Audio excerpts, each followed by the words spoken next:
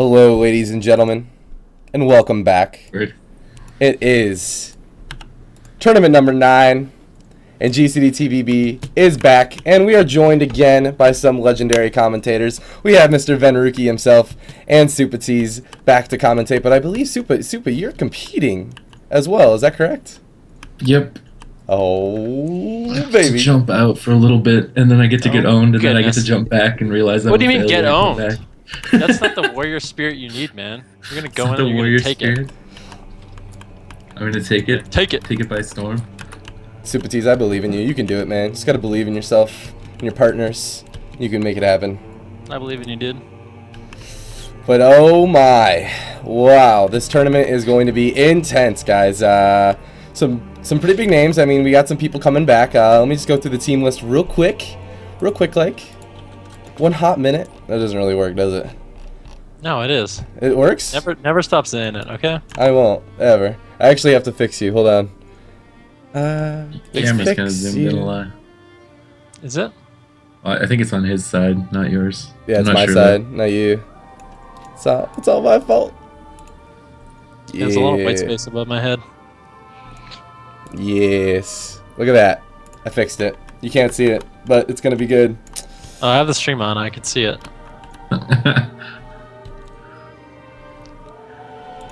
So what is this, week 9? This is week 9. Now, there's going to be some announcements for tournament number 10, but you guys are going to have to come back on Saturday to hear those announcements.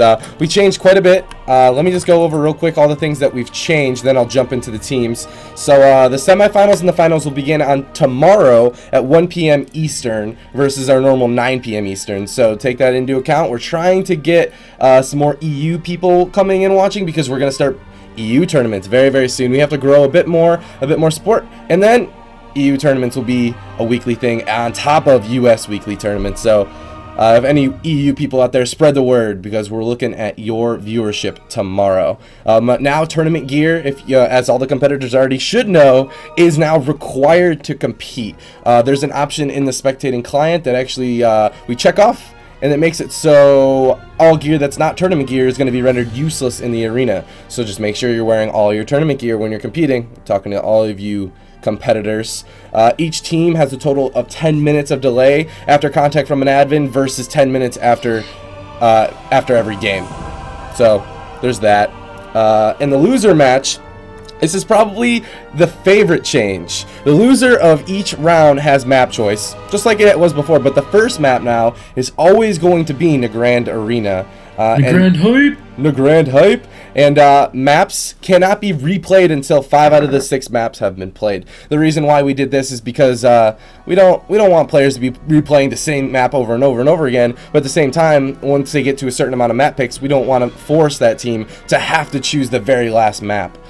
Say like in a best of 7. So that's mostly everything that's changed, but yeah, both teams aren't ready quite yet, so we do have a couple more minutes of wait time. But how are you boys feeling? How you feeling, Ven? Good. I really like the map change rules. I think it's gonna add a lot more map variety, because kind of last week what we saw is like one team would win on one map and one team would win on another, and there's only like 2 maps in the whole series, you know, and it's never. I don't think it's as good to see that. I like when all the maps are played out. It makes it more fun. So good change. I'm hyped up. I'm hyped up. So just to clarify, there was a couple of issues. Now apparently the versatility equivalent trinket, is not available in specifically in the tournament gear. So all players aren't going to be able to use that trinket. Also, there is an issue between these 2 neck pieces. There's 2 neck pieces that specifically, I think, for healers that actually share the same stats when one is supposed to be different. I think it's missing like mastery or something. So that being said, we did get in contact and send the tweets out to Blizz and all that good stuff. So I'm sure it'll be changed. But this week, all teams have to use what the tournament gear has to offer, unfortunately. What's the trinket that you can't use? The unused trinket? Or it's the versatility trinket. Like 366 verse trinket. Moving and pairing effects trinket. Oh, okay. There is a moving and pairing effects trinket with versatility on top of it. But we're getting all the subs, man. The sub train is already starting. Thank you so much for all the support, guys. We're going to jump into these games. Yeah, I think it'll be okay, since like 90% of people are human anyways. Anyone that can be human is human. I wish I could be human. Yeah, everyone does. So, I mean, they'll suck for classes that can't go human, like Druid, but... Human Boomkin, please, Blizzard. So, yeah. Please. Oh, baby. So there was a little bit of rumors going around there saying that there's a certain Druid that is going to be competing in tonight's tournament. There's 2 Magic Druids. There's 2 Magic Druids. Actually, your dreams are crushed. Dude, I would want to fight. By the way, Am I fighting him? You are not fighting him, but Melby has dropped out, by the way. Melby did? Who's dropped out? Melby. And replacing him is actually probably Soda Poppin'. Melby, what team is Melby on? Melby was... Oh, I'm sorry, no. Melby's team was with Naj. And Naj's team actually lost their healer. They couldn't get their healer replaced, so there was a team that stepped in actually 2 days ago. And that team that stepped in came with a Boomkin / Feral Druid. But now their Boomkin has left, apparently. And so their replacement for their Boomkin is actually going to be Soda Poppin'. Okay. So that's a thing. Okay. Is that the team with Barry? I think so. That's Dawdlers on that team. Oh, okay. Ah, man. I don't think their team is even on that team list, actually. So the next teams that are up, though, the very first round of round 2, I guess the very first match of round 1, is going to be Monk Sucks 2.0 versus Barrage Boys. So we're going to be jumping into these games very, very shortly here, guys. And the very first map, of course, is going to be in the Grand Arena, but it's still just a best of 3. So it is so hard to not get eliminated right away. Let's see who does it, and I'm going to ask the teams if they're ready, and we're going to jump right in. You boys ready? Barrage Boys against the Barry Boys, maybe in the near future. Whose boys are stronger? There's a lot of boys in this tournament. There are.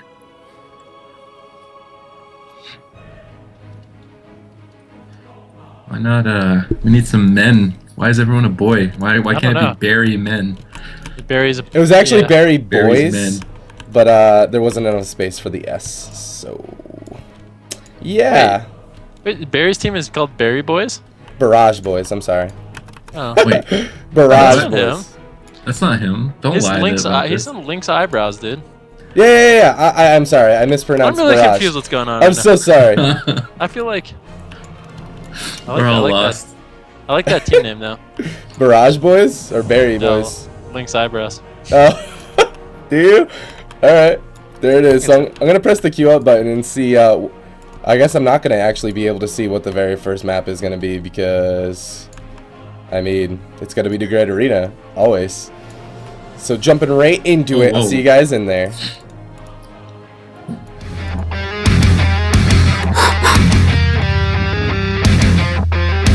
Whoa, what?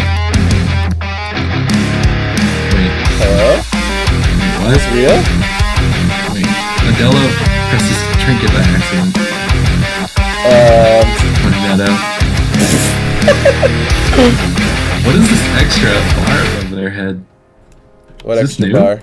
I'm pretty sure it was because you YOLO downloaded the new add-on, Super.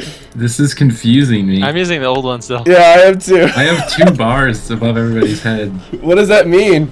Dude, go back to the old one. Everyone's bar is pink above their health bar. No, there's just 2 paladins. No. Every single person has a pink bar. Okay, so this is weird. Is this the comp they normally play? Double Paladin Hunter? Is that what they're signed up as, or are they? No, they have like multiple. Here? They have multiple healers in their team, so they are throwing the curveball of destiny right now. Oh, they're gonna have Paladins. Good choice. Yeah, the red Holy Paladin is gonna offer them a lot of blessings of protection. So they're gonna have a lot of ways to break stuns and kind of keep themselves safe. Hashtag 30-second forbearance, man. Yeah, that used to not work because of the long forbearance cooldown, but now it's actually not too bad. Yeah, Gloria getting pressured here, already popping his Avenging Wrath onto Valido. He's going to AMS immediately. 2 Fists of Justice come out. Omnivore has to trinket late now out of that. 68 onto the Law. They're trying to pressure Gloria back here as he pushes into the Shockwave. He's going to have to trinket out of that, and they're actually getting a lot of damage onto Adela, already dipping him to 50%. He's going to portal back onto the other side of the pillar and constantly kite between them. Recklessness out from Omnivore, Pillar of Frost out from Valido. They're trying to pressure Gloria, but Law is just answering it with his own Avenging Wrath. Now he's into the end cap, chunking Gloria even lower, 30% HP. It might even be a bubble saved by the light procs. Law's going to get bopped there out of the CC. The Blitz stun coming in, the Fist of Justice onto Adela, possibly another Fist of Justice there onto Valido. Both of them kind of getting low here. This Ret Paladin Hunter damage is pretty substantial in the opener. Yeah, and they haven't actually forced too much on Law. I mean, this Ret Holy Hunter team is still sitting kind of pretty. Valido forced into that AMS, taking a little bit of damage here, but for now it looks like both teams are pretty safe. I mean, Adela still has his Cocoon, Life Cocoon, and Trinket available. Adela does just get full trap there. It looks like they are going to be hitting Valido, who doesn't have that AMS, but he's really not taking too much damage at all. And it looks like no team is really under that much pressure right now. Adela getting hodged and forcing the Life Cocoon on him. He's just going to preemptively Life Cocoon that damage and safely roll behind the pillar. Yeah, end cap on the Law. That's going to force Gloria's bubble at 30%. He doesn't want to go into that execute range. Omnivore finally canceling the Blade Storm. Going to be pressuring Law now. He has to use the Aura Mastery to get some heals to top his team off. He's still getting pressured hard with this Pillar of Frost. The shield wall has to come out as a result. He's trying to go for some denounces now as they switch back onto Gloria. It's going to be effective, and I believe Omnivore ate a trap there for Adela. Maybe not. It's going to be a good cross CC with the full fist onto Adela. No Nimble Brew. He's choosing not to trinket this. 40% HP as a result. Pops the on use trinket. Chi torpedoes across to try and run away. He's still pretty low here. He has his portal available, but if he gets locked out, no, he'll still be able to portal, I believe, even if he's locked out now. 80% HP. He's going to just kite behind the pillar. Gloria's having a hard time catching up. Law pops his Avenging Wrath. He heals some of the damage of Valido and Omnivore. The AMS being popped here to try and mitigate the wings here from Gloria. He wants to connect onto Adela, I believe, but Adela's just hiding in the back line. He's got the Aura Mastery going to heal up Valido. Now the full trap onto Adela, though. Valido completely alone, uses the Death Pact to top himself, though. Now the Asphyxiate into Law. He's going to trinket that immediately to keep Gloria topped, and they're going over to Adela with the full fist. He's going to Life Cocoon immediately. A Fear onto Inviolable. Gloria getting chunked. The double Shockwave landing, 30% HP, but wow, that was a big execution sentence to top him off. He's kind of getting shredded through it, though. Recklessness out from Omnivore. Adela's managed to kite away, but his mana is starting to hurt. Yeah, he's going for those Manatees right now. I'm not sure how many stacks he has, but it looks like he's almost done. I mean, he doesn't have that many Manatee left. The damage his team is going to be taking is going to drastically go down now that Gloria doesn't have his wings. Valido taking a little bit of damage, just going to AMS to sort of prevent a little bit of damage, though. Adela going into the Hodge, and it looks like they are going to swap onto him. He's just going to Nimble Brew and use 2 Chi Torpedoes to get safely away from their team. Gloria taking a little bit of damage. The bop coming out onto Law. And Gloria still has 1 bop available, but he's in a little bit of trouble here. I mean, Law pops his wings, and Gloria's going to have to bop himself. He's going to get topped with Law's wings, but that was some good cooldown forces by this TSG. Yeah, Avenging Wrath is up on Law right now. He's trying to play catch-up on Gloria at 50% HP. He's going to be able to for now, but now into the Asphyxiate, he freedoms that to try and reduce the amount of CC. Fist of Justice onto Adela. He's going to get topped off immediately from the execution sentence. Valido still has that Pillar of Frost running, though. He's trying to get offensive with the AMS, so he can't be CC'd. Adela getting kind of chunked here. Chi Torpedoes away. Leg sweep onto Gloria. He should be all right, though, with Law and not in any CC. Adela doing a good job kiting so far. 22% mana. It seems like we're going to be going into dampening in this matchup. Gloria still being pressured. Doesn't have that bubble available. No wall for 6 seconds if they can get some CC on the Law. Into the charge stone. The full fear landing. Does Gloria have a bop? It doesn't seem like he does. Law's going to have to bubble to get out of that fear to keep Gloria going, as he doesn't have his own bubble. 2 sacrifices still available, but they're not going to do a lot from Gloria's perspective. The Soul Reaper is up. Mortal Strike's going to connect, 50% HP. Not dipping into that execute range just yet. Still hovering at around 50% loss. Mana is finally being taxed, though, healing through this damage that Valido and Omnivore have been outputting. Still just not able to get him above 50%. The Hodge coming out onto Adela, the wings out from Gloria, immediately going to be answered with that Monk Bubble, but they're just going to break through it immediately. He's going to have to kite away from his port and port away. The Rallying Cry does come up. He does manage to port behind the pillar. He will be okay for now. He might be able to top himself, but he's not out of the woods. Gloria still has his wings for a couple more seconds. Law popping his wings, trying to keep his team topped and offensive. And this Monk TSG is just rotting, and Adela's mana is going to be a serious issue here soon. Yeah, Omnivore threw out his regen there to try and help Adela heal because his mana is so tapped. But he gets fisted in the center between the pillars. Omnivore trying to counter pressure with Recklessness, and Adela's pushing in for the in cap on the Law. Still no bubble for 1 minute on Gloria if they can pressure him. He does get Death Grip off of Adela as well. He should be able to portal away the Recklessness Blaze Storm now connecting, but Law still had his Avenging Wrath to heal through the remaining amount of damage. Both healers starting to run low on mana at 20 and 10%, and somehow Adela has managed to pass Law on mana, and they're going to swap to him. He trinkets the Asphyxiate into a DR Shockwave at 40% HP. No bubble, 1 bop coming up in 2 seconds, saved by the last It's going to proc. Adela also being pressured behind the pillar here into the full fist of justice. No life cocoon. He's going to trinket immediately. Try and cheat torpedo to LOS some of this damage, but Gloria and Inviolable are on his tail. Into the DR stun. Life cocoon comes out, but it's going to be it. 7% kill shot just needs to connect. He's in the leg sweep at 2% health, but he's going to come out. And that's the game, boys and girls. That was such a close leg sweep, though. Law actually still being pressured. No bubble. 30%. Soul Reaper's up. 38%, 20%. If he gets in the execute range, might be a cross kill here. The shockwave lands. Execute's going to come in. Cross kill onto Law there, but Omnivore into the full fist with no trinket. Valido without any CDs is surely going to go down. 18% HP. All Inviolable has to do is hit the kill shot. There's one. There's two. That's it. Gloria has his bubble in 5 seconds. I don't think he's going to be going down to the solo Omnivore anytime soon. Yeah, Gloria still has his bubble available, so there's almost no chance of them losing this game. But that was crazy. I mean, he got the trap off onto Adela at the same time he got leg swept, and they were both kind of just sitting there. I mean, Adela was just sitting there waiting to die. It's kind of an interesting game. Yeah, that was weird. I'm not sure if I nabbed that on the replay. Let's take a quick look. There's the first kill onto the Monk as he was sitting there at 2% health. But watch Law. Law is in a lot of trouble. There's the full asphyxiate. He has Hand of Sacrifice on him, but it's just not enough for him to just stay alive with these two just melee just going at it. He gets into execute range. The Heroic Leap comes out, and they did get the cross kill, but it wasn't enough to secure the kill as the DK was already at a low health. But yeah. That's the very first game of this best of 3, and so now it is Barrage Boys' turn to choose the map. I wonder what map they're going to choose. I mean, looks like the Monk was the main target, so they might be choosing a Z-axis map like Blade's Edge, so he can use his teleport and his Transcendence to go from the floor to the bridge, which will make him really safe, and it might actually force them onto hitting one of the DPS. Instead of just training down Adela. Yeah. I'm just trying to fix this problem with my connection if it sounds bad. Try this. Oh, I'm sorry. No, Barrage Boys does not get the map. Monk Sucks 2.0 gets the map. My bad. And the map that they actually chose was Dalaran Sewers. So let me know when you're ready, Supatease. We'll just queue right up. We can try this again. If it does something, then I'll have to unplug some things. But we can try like this. I don't know what my voice sounds like to everybody else. Is the only problem. It cuts in and out every now and then. But other than that, is it really, really noticeable or not? It's not that big of a deal. Yeah. Let's just queue up. You ready? I wouldn't worry about it. Yeah. Alright. Pressing the go button. Get into this next map. This is a best of 3, so if Barrage Boys win another game, they will advance to round 2. Let's see, can I take a look at the bracket real quick? Yeah. So Monk Sucks 2.0 is going up against Barrage Boys in Group A right here to determine who goes to round 2.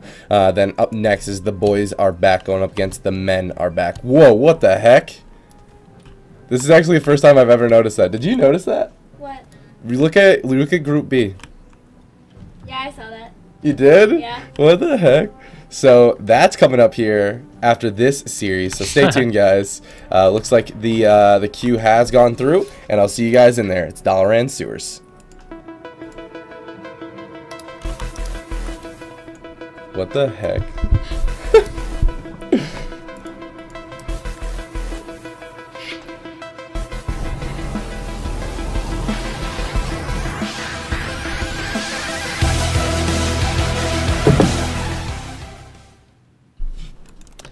Alright, boys.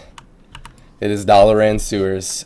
This was chosen by Monk Sucks 2.0. It's a smaller map, so I guess it's going to let them connect to whomever they want to connect to easier. Who do you think they're going to go on? I'm not sure. This map is an interesting choice. I think what Adela is going to be doing during this game is having his port actually in the middle of the map. And he's going to choose a side to roll onto, and if they end up jumping down, he can just easily port to the middle and get to the other side of the entire map really, really quick with one chi torpedo. So if he does the proper kiting, it's going to be really hard for them to kill Adela on this map, I think. Yeah, but even so, Gloria, I think, as a rep pilot, he can take a talent that he sprints every time he judgments. So I'm assuming that he's going to be running with that talent. It looks like he is. So it's not going to be too hard for him to catch up, even if Adela does kite, but there's a stuns going out into everyone right now. Law being pressured a lot. Sacrifice comes out to try and reduce the damage. Gets purged instantly. They're killing him through the wall. He has to pop the Avenging Wrath. Saved by the Light was proc, but now the Fist of Justice onto Adela. He's going to Nimble Brew out of that immediately. Cheap Torpedo down below and Portal back up afterwards here in a second, I would believe. And Law still being pressured. Has to pop the Aura Mastery to try and play catch up into the charge stun now. Adela getting trapped at low HP though. Omnivore being pressured now at 50%. Has to pop the regen. Adela's still trapped up on the bottom. He's not going to be able to play catch up. Die by the Sword is up though from Omnivore with the full Asphyxia onto Law, which is going to get bopped immediately. He wants to save that bubble for later, but the double fear lands on Gloria, an inviable Gloria with no trinket. He's going to actually bop himself out of it, maybe, I believe there. Law getting charged done now, still being pressured by Omnivore and Adela. Adela now into the full fist though in the center of the map, has to Electrocune the damage here, unfortunately, before Avenging Wrath comes up. Yeah, and because of the low cooldown of Avenging Wrath, and actually Law taking a lot of damage, down to 11%, 10%, he's just dead. What just happened? Law, I'm pretty sure he had every cooldown up, and he just didn't use it. I really didn't suspect him dying there. I'm not sure if like he lagged out or there's a down goes Venruki moment or what, but down goes Venruki moment. I like that. Yeah, I'm actually going to take a look in the replay what it is that's going on there. Let's take a look at Law. Law at the moment is at full health, though. So look at his cooldowns. He does have Pop. He does have Trinket. He does even have his Bubble. And it might be a down goes Venruki moment. If there's the double shockwave onto his DPS. He's getting swapped to. Lots of damage, unpeelable Blade Storm, and he ends up just going down. It might be a lag spike or something to do with that. But yes, you're right. He had every button available to him. Yeah. So I think that's like not... I don't know. I guess they have really high damage. I guess you can sometimes catch players off guard with that. Yeah. Did he actually... Philippe was saying he had Forbearance. Oh, maybe he had Forbearance from his bop. Yeah. I thought he had both his bops actually, up. Hunter just whispered me that he got kicked. He might have been both. But either way, this is a best of 3. The next map is going to determine, or the next win, I should say, is going to determine who goes to the next round and advances. D-Machine, can you read Skype for a second? I just want to know if it's possible to do this. Let's see. I just want to like relog and turn off some things, and because take it's your lagging time, the game is lagging really bad too. I think it's because of that. I'm just gonna do this really quickly. Yeah, go ahead. You're good. Should be back in less than 3 minutes. All right, buddy. Sounds good. Let's see here. So that is going to be 1-1 Monk Sucks 2.0 versus Barrage Boys. So that means that it is Barrage Boys' turn to choose the map. And the map that has been chosen by Barrage Boys is Tolvaron Arena. But we're not going to be jumping into it just yet. We're going to fix some technical difficulties. So stay tuned, guys. We're going to be jumping right back into the game shortly. But Tolvaron Arena, what do you think about that map, Ben? I think... I'm not sure. I feel like it doesn't really provide that big of an advantage to either team, to be honest with you. I mean, the Monk's going to still have really good porting. If he's playing in the middle of the map, he can cross the map, and I feel like Adele is really the only target they're going to kill. It's really hard to kill a Death Knight and a Warrior, especially with a Monk healing, and they're really... I don't know. I think the Ret Paladin is just going to be trained down the entire game by this TSG. So I think we're going to see sort of a similar game. And I don't know how much this map is actually going to play into it. Yeah. Hello. Yeah, what's up, man? I feel like Tolvaron will allow this... do you think the TSG has an advantage in late game? I mean, with the Monk's mana problems that he's been having, do they even have that advantage still, or what do you think? Well, I think maybe the first game he might have been healing a little bit inefficient and doesn't realize that his mana was going to be a problem, you know? So maybe he plays a little bit more conservatively. It won't actually be that big of an issue. And the first game, the Holy Pally, what's his name? Law?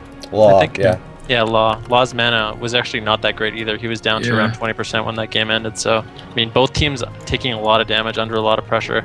Very healer intensive, or very mana intensive for these healers. If the Red Hunter is going to be tunneling Adela, they can also put like trap on his port. So if he kites to the center of the map and then intends to port back, then he gets trapped, they catch up, and then he dies, kind of thing. If they choose to go that way, it seems so weird to see Red Hunter going after the Monk so hard, but it might end up being the best way when they have a Paladin on their team. But I would like to see them try and play more standard, though. I don't know if rushing down the Monk is necessarily the only way they can win, but they did get died by the sword and regen from Omnivore last game. Unfortunately, Law, as we were pointed out, got kicked and couldn't bubble, so... Alright, well, the next game is going to determine who advances to round 2. It's going to be on Tolvaron Arena. I don't think they got... Oh, one team got the cube but did not accept it, so that's what we're waiting on. Okay. There it is, and I'm going to press the go button again. Go, gadget, Q pop. There it is. I think this is the right thing. Yep, there it is. Okay. So the next map, guys, is on Tolvaron Arena. I'll see you guys in there.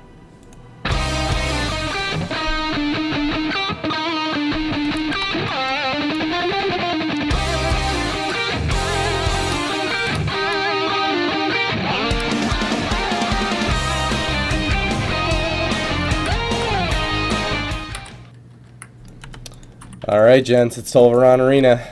It's 1-1. The next game is going to determine who goes to round 2 and advances. It's going to be intense. I really like the Holy Paladin choice from Barrage Boys, though. I think that being being capable of changing your comp like that is definitely something needed to win such a unforgiving bracket like this. Well, I think it was at BlizzCon when Sharpstorm was fighting Uven, and he switched to Shaman. Yeah. And ran double Shaman just to try and get some... I mean... No, it wasn't against us. It was against the European God comp. Yeah. I think it's actually good to do that. Like, if you can play the other spec as well as you play your main spec, you should at least try, because Holy Paladin is definitely probably the strongest healer against TSG, outside of maybe Mistweaver Monk. But early shockwaves landed, and the X68 onto Law. Gloria popping the Avenging Wrath. Law being pressured with that recklessness, though. They are chunking Omnivore. Adela does manage to get the Life Cocoon before he's trapped. And binding shot onto Valido. He's going to actually Icebound Fortitude out of that. They could swap to him here, as it is up at 60% HP, activates the Blood Presence. Both Omnivore and Valido being pressured pretty hard, but Adela still escapes that opening burst with his Trinket intact, and he will have the Life Cocoon up for the next Murder of Crows round in a minute here. Law still being pressured into the charge stun. Death Grip to the center of the map. He's trying to kite back over and get away from both of these melee DPS. Now the Fist of Justice onto Adela. Omnivore being pressured really hard. Activates the regen, throws the Shockwave out. Inviolable trinkets the Shockwave into a full fear. Maybe got bopped out of there. I'm not sure how that broke so instantly. Maybe the disease broke it, but Law still being pressured. He gets sacked by Gloria. He actually sacked the Incapacitate from Adela, so it's going to break immediately. Now into the half leg sweep. Fists of Justice onto Omnivore, but Law still getting pressured so hard at 30% HP. Saved by the Light Procs into the Shockwave. Trinkets immediately. Freedoms tries to kite across the map. If he gets locked out, it could be the game. 20% in execute range, and you're not bubbling. You have balls of steel, and you're running like a madman! 13% HP. Omnivore just got connect 1%! And I swear to God. I actually can't believe that just happened. Yeah, that was a little bit greedy out of Law. I mean, he managed to get away with it. But Omnivore taking so much damage here. Adela into the trap. Rallying Cry does come out. Down around 50%. The Monk Bubble does come out onto Omnivore. Hopefully Adela can get some healing on him. He looks like he is going to get top, but that was a lot of pressure on the Omnivore there, and Adela had to use that Monk Bubble. And Gloria's actually, that was without wings. So Gloria's going to have wings in around 22 seconds, and that's going to be their kill opportunity when Adela doesn't have that bubble available. Yeah, and he does have Nimble for the Fist. They're trying to bait it here with a swap, but he's not Nimble it, and he's actually getting chunked to 42%, 60%. Portal's immediate. Gloria actually bubbling here. A little bit unsure as to why. Now the Fist of Justice onto Omnivore, as well as the Binding Shot. Law's going to bubble as well. Full trap onto Adela. No Trinket, as we were saying. Omnivore activates both of his main defensives. He's going for a Shatter on the bubble of Law. He's going to pop that Shield Wall on Freedom, try and kite away, but Omnivore can't afford to chase him back there. He has to stay in the center, in line of sight of Adela, or he surely will go down with almost no cooldowns other than his Trinket left. Now the Fist of Justice onto Adela. He's going to Nimble Brew immediately, spamming up the Soothing Mist, activates the Aura Mastery. Doesn't manage to fake any interrupts with it, though. Omnivore finally heroically being onto Law, but he gets Explosive trapped away. The full stun comes out onto Law. No Trinket. He bops it immediately. Recklessness Bladestorm getting negated here. Valido trying to purge it off here shortly, but not going to be able to purge off the bop, which means Omnivore's Recklessness was almost wasted. Yeah, and Law actually doesn't have any bops or bubbles left. Gloria has one bop available for him, so these swaps, if they're able to just train him down, I mean, if this team of Barrage Boys can't counterpressure Monk Sucks enough, they're just going to be able to train Law, and he's just taking so much damage, down to around 30%, save all the light procs, down to 20%. They just have one bop available. Forbearance. Almost up. He might just die before Forbearance, and he does die. I actually think the Forbearance came off, and he might have been able to get bopped at the last second, but they just didn't have enough counter pressure to force them off their Holy Paladin, and well, there's not much they can do. Yeah. I mean, Omnivore was getting pressured a lot. He had to stay in the center of the map, but then the full stun comes up, and Omnivore's like, I don't care, I'm going in now, and Law just gets pressured so hard every time X68's up. I want to take a quick look at that replay. I wanted to see what it is that Law had to work with at the very end there. It got so close. He got the double shockwave off, and he's just sitting so low. That is saved by the light procking right there. That did save him in that stun. He gets the Hodge up, but he gets the spell. No, it's actually trinketed instantly, and the heroic leap execute falls onto Law. Yeah, I'm not sure. That was such a close game, and shout out to both of those players, both of those teams. Definitely gave us some awesome games to watch, so thank you to both teams. I hope to see you guys competing again soon, but we will be moving on to the next map. Or the next matchup. Let's see. Up next, we got the boys are back. Jamili, Rind, and WizK going up again. The men are back. Goodness gracious. Science Bitch, Kitty Meow, and Versus. I'm pronouncing this terribly. I apologize, but that's coming up next, so stay tuned for that, guys. I'm gonna go and get the teams ready. Maybe you guys want to talk about them before I get these teams ready. Boys are back and the men are back. Yeah. His name's Versace. Versace. Yeah. Oh, dude, didn't we learn this last time by my Yeah. Oh, goodness gracious. We're all flubbing up now. You guys just butcher his name, the poor guy. Thank God that I'm gonna remember it forever. Versace right now, okay? Yeah. Never forget Versace. His name, he has a character named Versace, I think. Versace's. Is that a type of cheese, Versace? Oh, Yes. VL just whispered me, Versace. It's my favorite type of cheese, actually. So what is this? I mean, Jamili's team has 4 players on it. Are they going to utilize all 4 players? Or do you think they're just going to be running with the God comp only? Pieces tweeted that he was excited to play, so I'm assuming he's going to be playing. Yeah, so Jamili's team... Yeah, they once again have both the good mage comps. They can play God comp and they can play RMD, Jamili, Rind, WizK, and Pieces. So that'll be interesting. I'm not sure what they're going to run. Versace will be playing... Is it going to be... I guess it's going to be Mage. They were the God comp that played the Paladin, right? Mage, Shadow Priest, Paladin? Yes. Is that right? Mm-hmm. And they do have that Kitty Meows on their team, so it looks like they are going to be playing Paladin God Comp and Wrestler Druid God Comp. So we might have a God Comp mirror here, which would be very cool. I always love it's going to be RMD into God Comp, and the God Comp's going to be hopeless is what I think is going to happen. I mean, yeah, I feel like Jamili's team, when it comes to like using their compositions I think that they will. I feel like they're confident on all of the compositions that they have listed, and that is an incredible tool to have when you're in a tournament scenario. Yeah, absolutely. And they've communicated with me that they use whatever it takes, you know. So I'm really excited to see this team compete. Jamili's team is looking super strong, but both teams aren't necessarily ready. We're gonna have to take a couple-minute break here. Not necessarily we're gonna be going on a break, but just waiting on the teams before we queue up. Okay. Maybe they play double mage. I mean, that's allowed. It's allowed. There was some miscommunication. Double classing is allowed. We want to encourage players to have multiple compositions available to them to prevent hard counters. And as you just saw right there, allowed? No, double healer or double tanks are not allowed. But double. What about triple tank? But I didn't. Supa. I don't have a rule on that, but I don't want that either. I mean, if they make triple... Can't stop it. I can't stop it, man. But, like, with that Holy Paladin, Rep Paladin, that was awesome. That's exactly what I was thinking when I saw...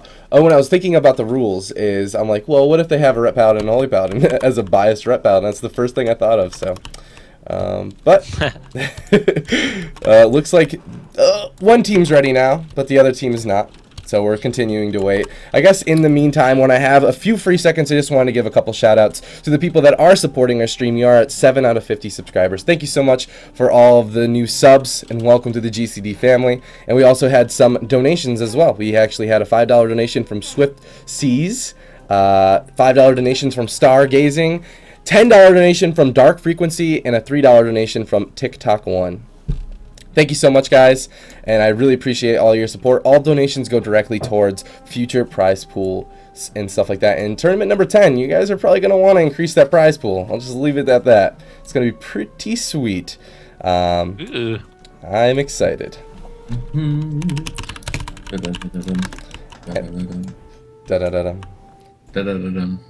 Oh, man. So Jamili did compete last week in the tournament. He got to round 2, I believe, but I know for a fact he's been practicing. I know that he's been playing a lot, so I'm excited to see. Jamili not playing a lot. How about? I know he was streaming a lot. How about that? So I'm excited. Yeah. I think Jamili is he? I think he has the most arena games played of any player. Actually, that's statistically, saying a lot too. If you look at his statistics of recorded arena matches, I think he has the most arenas played of any player in the game. I can't remember what the exact number is. I'm gonna go look.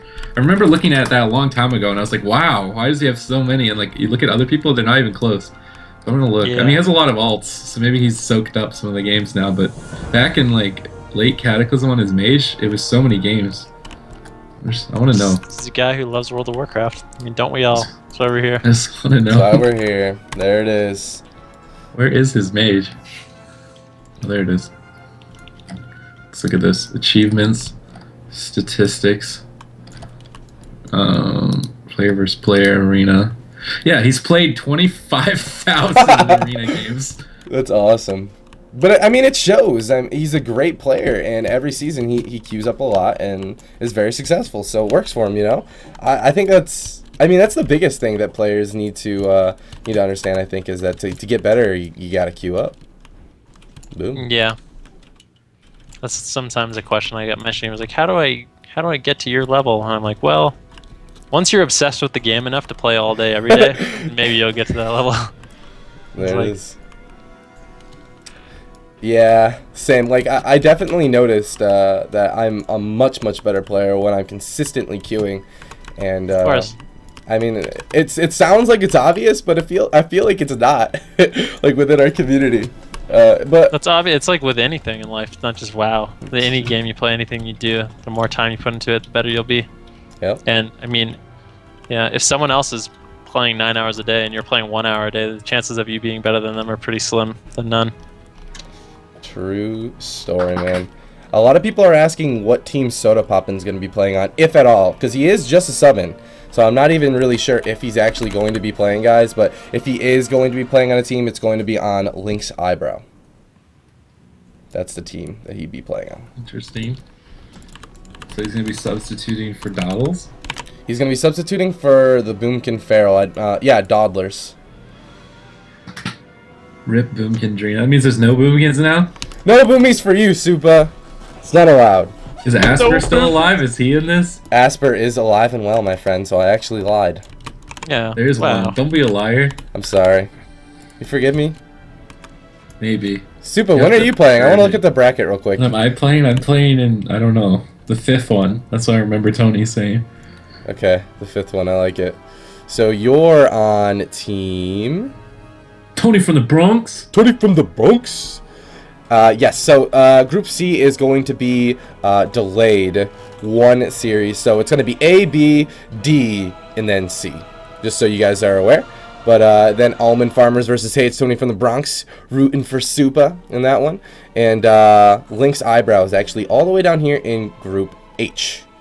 So all you Soda Poppin fans got a little bit of time to wait, but he's coming up hot. He's coming up soon. Oh, baby. So I want to queue up, man. Where are these teams? Yeah, me too. Apparently the mage is downloading an add-on, or his add-on has been corrupted, or something along those lines. And no, we still have 2 more minutes of 10 minutes, but I'm gonna let him know. Okay.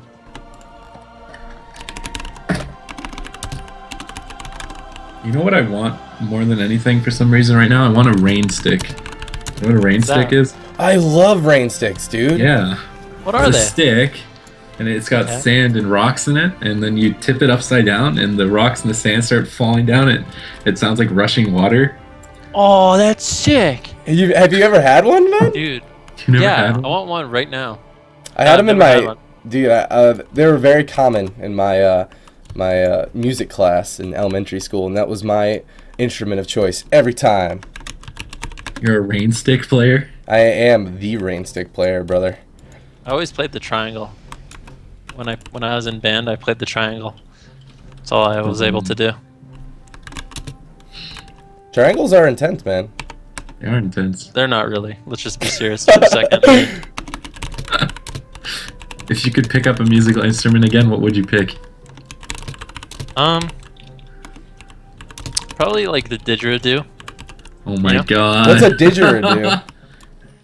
What is that? Would you have the really Hello? big mountain style one or just an average sized one? Is this like a Canadian thing? I think a didgeridoo is not Canadian. It's What is wrong with you? Australian. What? What Okay. is wrong with you, dude? I've never heard of a didgeridoo, man. You never heard of a didgeridoo? No.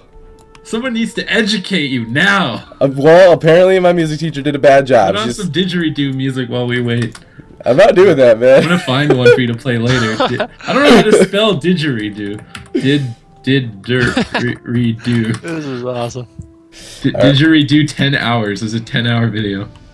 Oh, it's epic. You should put this on right now. It's only sending out a war game to one team, but There you go, both there you teams go. are ready. You should just, dude. This is your intro music for this game. 100%. Listen to this. Oh my god. Listen to this. I can't go to that, Supa. It's gonna ruin my cameras. Aww. Look at this guy. That's so solid, dude.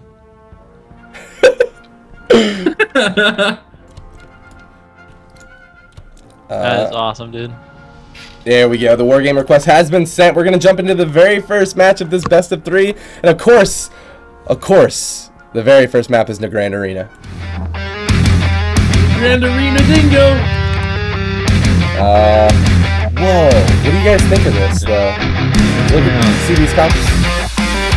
I see 2 players on each side. I don't see 3. It's like I left.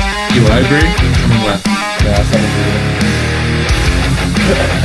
Again. Oh, the technical difficulties.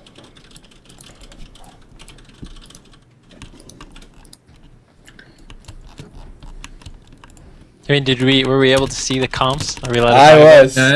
Are we allowed to say what they are? it?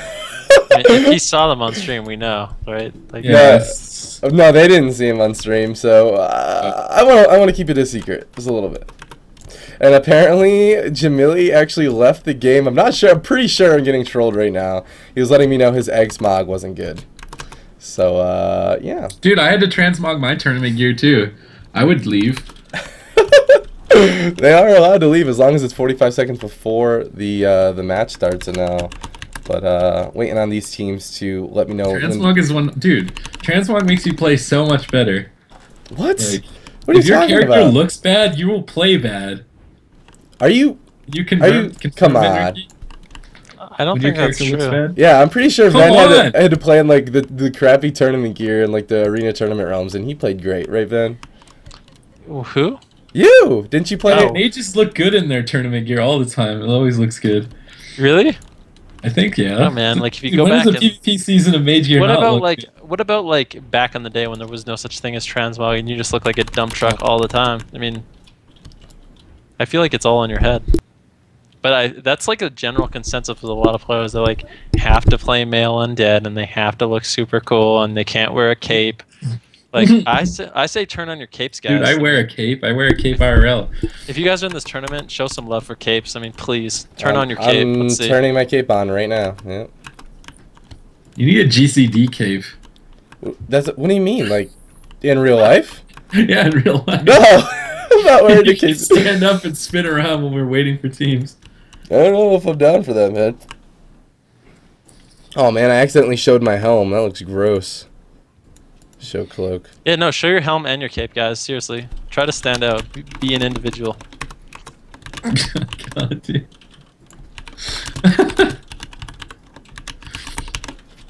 So, I'm queuing back up, man. I'm trying to get back into it. Both teams are ready. I pressed the go button. Oh! Go gadget Q pop. Hello?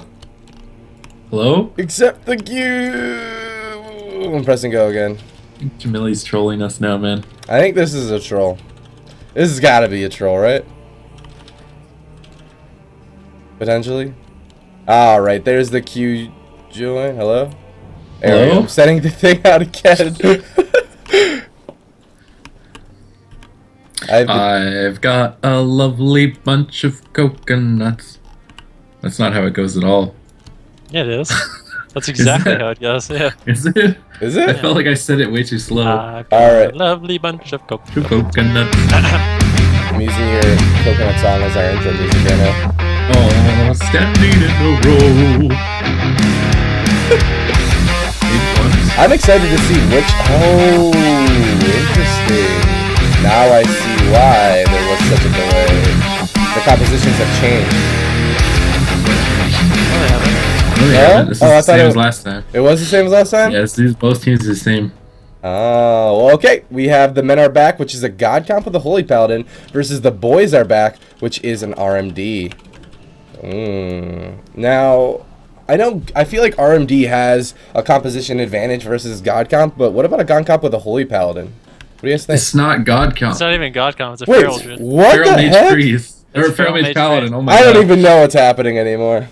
All right, God count whatsoever. Alright, so D Machine is now cut. I'm under my own They played this a evaluation, lot. I man. fought them like the past 2 days playing Feral Mage Pally. They're not, it's not even like a throwaway comp. They know how to play it. Blizzard coming out, almost pulling pieces out.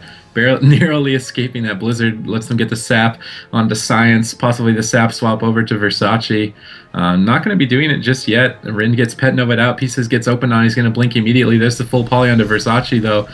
Meow makes going for a clone, but he gets locked out on it. Lands the full bash onto Jamili though. Now the full poly follow up into a clone as well. I believe he actually trinketed out of that. His cooldown's the first time showing up for me. Now they're going to swap to him on his trinket into the restun. Maybe somebody lagging here. Jamili forgot to put his poisons on, taking a second to put his poisons on here. Give him a minute. He had to fix his transmog and then forgot his poisons.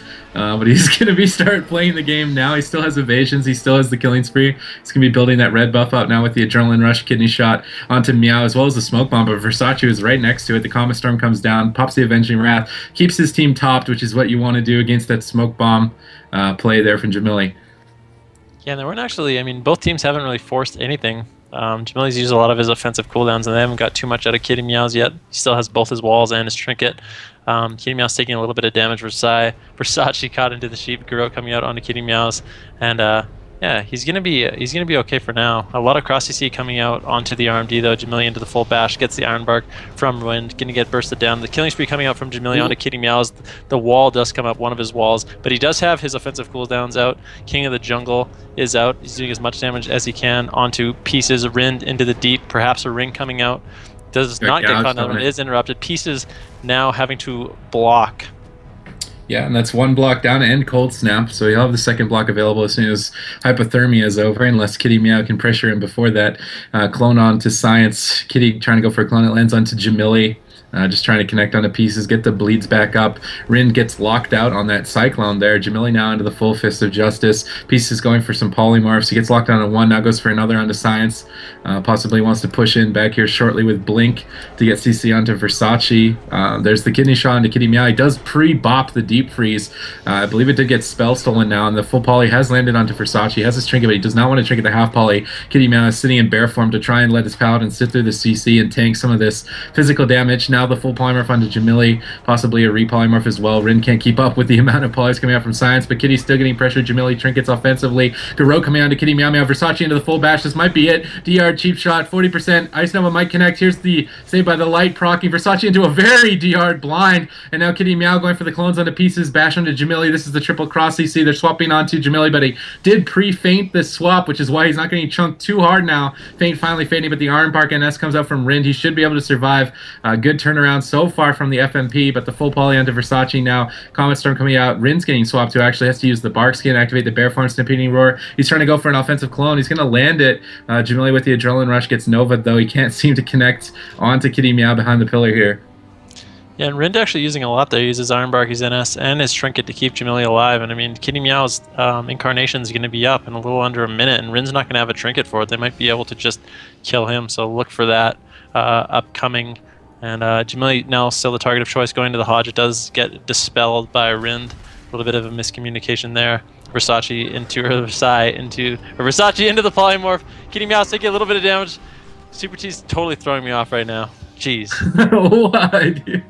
Kitty Meow into the full kidney. Now the Comet Storm comes crashing in on him. Versace trying to get the flash of lights going. The Word of Glory not getting locked out or CC'd is why he's able to heal through the Frozen Orb there. Rind activating Bear Form in case he gets swapped to on that lockout on the clone. Poly onto Science. Bash onto Versace, but no follow-up out of that. Kitty Meow still being pressured. Deep Freeze onto Rind. Polymorph is going to land full onto Rind. Comet Storm down onto Pieces. It might be the second block here if they can continue the CC. Fist of Justice onto Jamili. Pieces gets locked out, and that was almost a no block. Jones from Pieces, 8% HP. Now turning the pressure around onto Kitty Meow. The kidney shot comes out. Versace into the deep, but no Polymorph follow-up. He's going for the Frost Jaw. It lands with a clone onto Science. Kitty Meow completely alone with the survival instincts up in bear form. He's going to get cloned at 50% HP. Negating any of these Avenging Wrath heals from Versace would instantly top him as soon as he comes out here.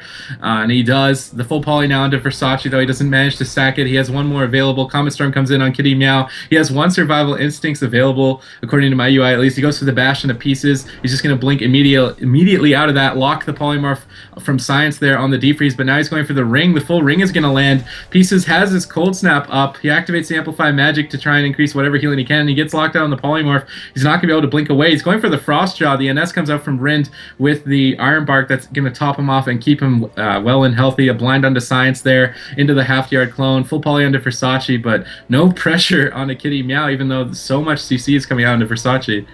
Yeah, they wanted to force that last block onto Pieces with the Incarnation, but they weren't able to. And Kitty Meow's actually into the full kidney shot right now, taking so much damage. Saved by the light procs, and it might just kill him through it. The bubble comes out from Versace. Is he able to... Oh, he got stunned out of form! He wasn't in a form. He got kidneyed out of form. That was incredible. I'm not sure if I caught that on the replay, but we're about to take a look right now. I'd like to see what exactly just happened right there. So, yeah. I don't know, but take a look at Kitty Meow as he was the kill target. You're absolutely right, Supa. He switched to form real quick, and he gets into that full kidney on his orb as well, and a cheap shot out of it. Now, Versailles, he actually bubbled to try to save him, but it was a little bit too late, and the very first match of this best of 3 is going to go to the Boys Are Back. Wow. Yeah, usually Feral Druids, when they're in the new cat form that they made, they don't have to shapeshift out to cast Clone, but he was in Bear, and he casted Clone, so it canceled the Bear, and he didn't, I don't think he might have realized that, and Jamili just instantly snap stuns him and kills him. So, I guess it was a good read. He doesn't even need his poisons, man. Put him on halfway through the game. Jeez. Totally throwing me off of that Versailles, man. Did I say Versailles once? No, you didn't, but it just... Last week, man. It's just. I'm throwing you off from last week. Yeah, I've seeped into your brain. I'm affecting your. Yeah, you are, dude. You've changed mine, and I've changed yours. Yeah. Fudgicles. Okay, I'm gonna ask this team what map they want next. What do you guys think they're gonna choose? Instant R&D. I don't know. It's one of those situations where I don't think any of the map is going to be particularly favorable for either team. You know. Feel it. Yeah. Maybe Tolveron? Maybe. Yeah, just like a nice neutral map. Yeah, try and get Jamili to overextend, and he's really far away from Rind. It's definitely the most neutral map. So I would expect Tolveron, but they can pick anything, really. Maybe they go Runes of Lordaeron, maybe they train Rind to the ground. Seemed like they were pressuring him a bit, and he had like Barks. He had used Barkskin in bear form like very early, just getting swapped to and kind of. He was getting poked. I don't think they were even committing to him. He's just kind of getting poked in the back, and he's just skinned bear form instantly to try and avoid any bursts. So maybe they go for that. Runes of Lordaeron, they're going on Rind though. If they go Tolveron, then I don't think they're going to tunnel Rind. That's as far as map choice reads that I would go with. Do you think if it's a smaller map, they're just going to be targeting down Rind? Yeah. Trying to force a lot from him? Yeah. I could see that. They need to last longer than that. Obviously, he got caught out of form and was the reason why he died so fast, but they definitely need to last longer. Yeah. I think they had a good amount of pressure, though, which is cool. I think, yeah.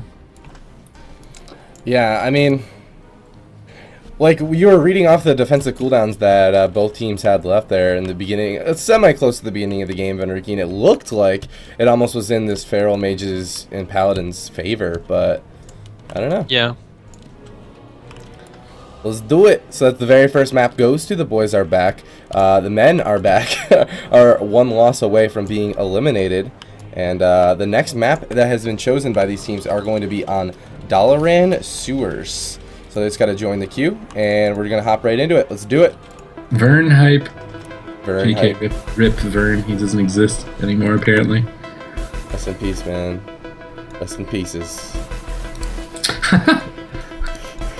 You caught that? You got Yeah, I caught that. All right. The cheese is real. Wait, why are my frames not working? Is someone not in here? It's because you YOLO'd, man. Yeah, no, someone wasn't in there. I just wanted to, I don't have frames for them.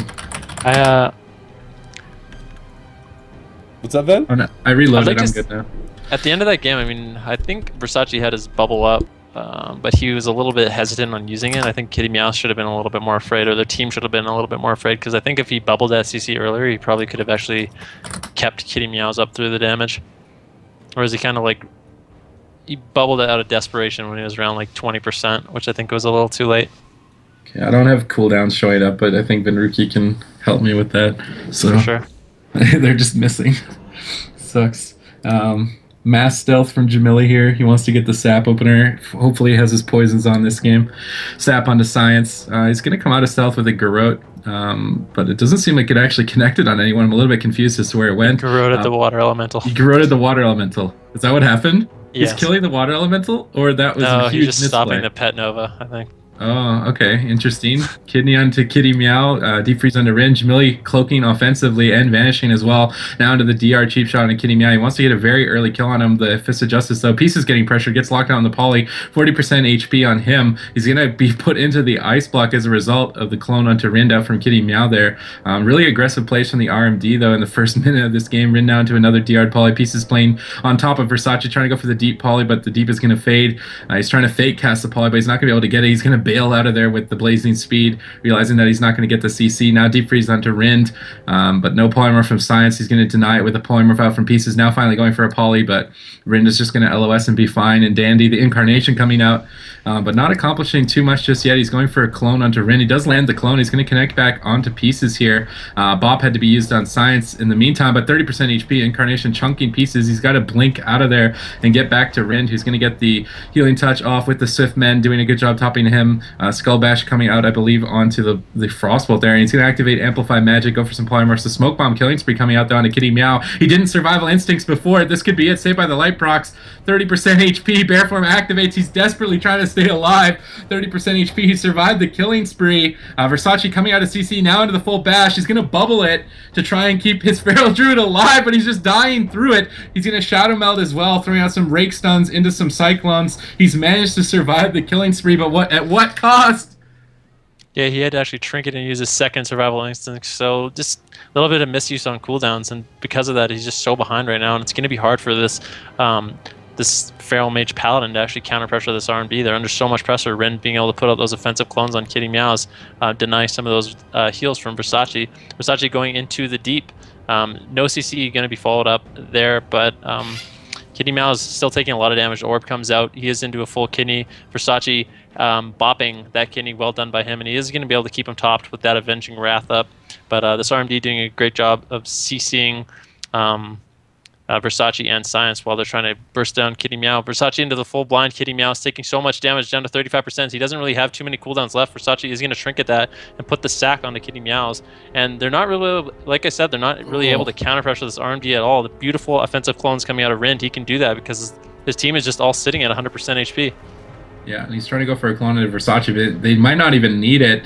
30% HP on Kitty Meow. He's getting eviscerated. Huge chunk damage here. 18% full poly. That's got to be it. He Typhoons. He goes Bear Form. He's trying to run to freedom right now. 11% HP Bear Form. Desperation time. 12%. Versace coming out of CC. Lands the Flash of Light. Lands another 20%. 60%. He gets cloned again at 13%, but that was the Killing Spree on Jamili that he cloned. But the full clone of Versace, there's no way! 7% into the Garrote. 3%. Comet Storm secures it. Versace just getting CC'd into the ground. And Kitty Meow feeling the power of the RMD.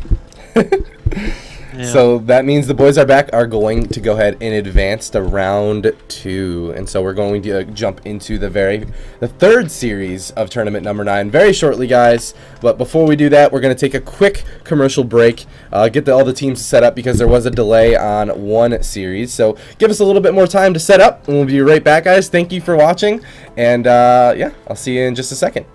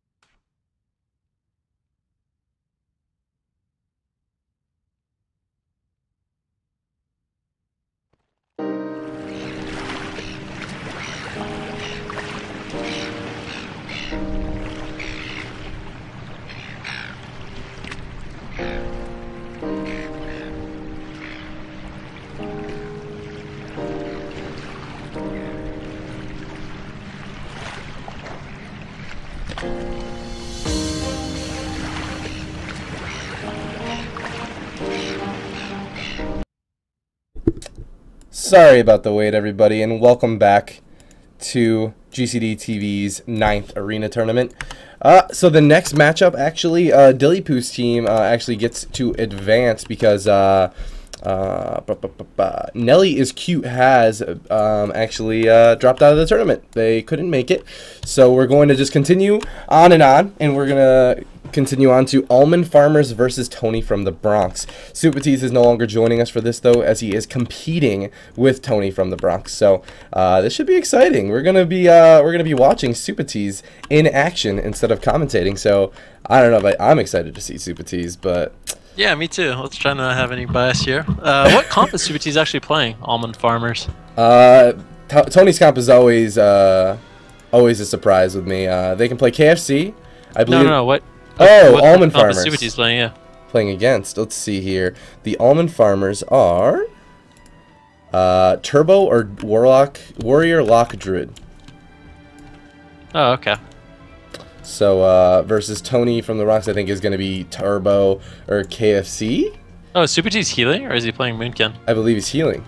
Oh, okay. He's playing Arresto Druid. So that's coming in very, very soon, guys. Stay tuned. As soon as both teams are ready, we'll press the queue up button.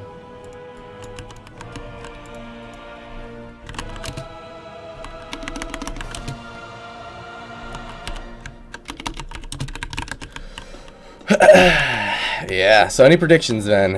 I don't, it's kind of hard to determine what's going to happen when there's like a million comps. I don't even know what comps they're going to run. I have no idea. I mean, yeah, I don't know. I don't even want to try. It would just be 100% guess. Yeah, I'm in the same boat as you. I'm interested. I like comps like that, though. I like teams that have the ability to be that versatile, you know? I'm going to take a quick look at the bracket. So this is so far what's going on. We're going to come back to Group C shortly. So we're going to move on to Group E, but already in round 2, we have Monk Sucks 2.0 going up against The Boys Are Back.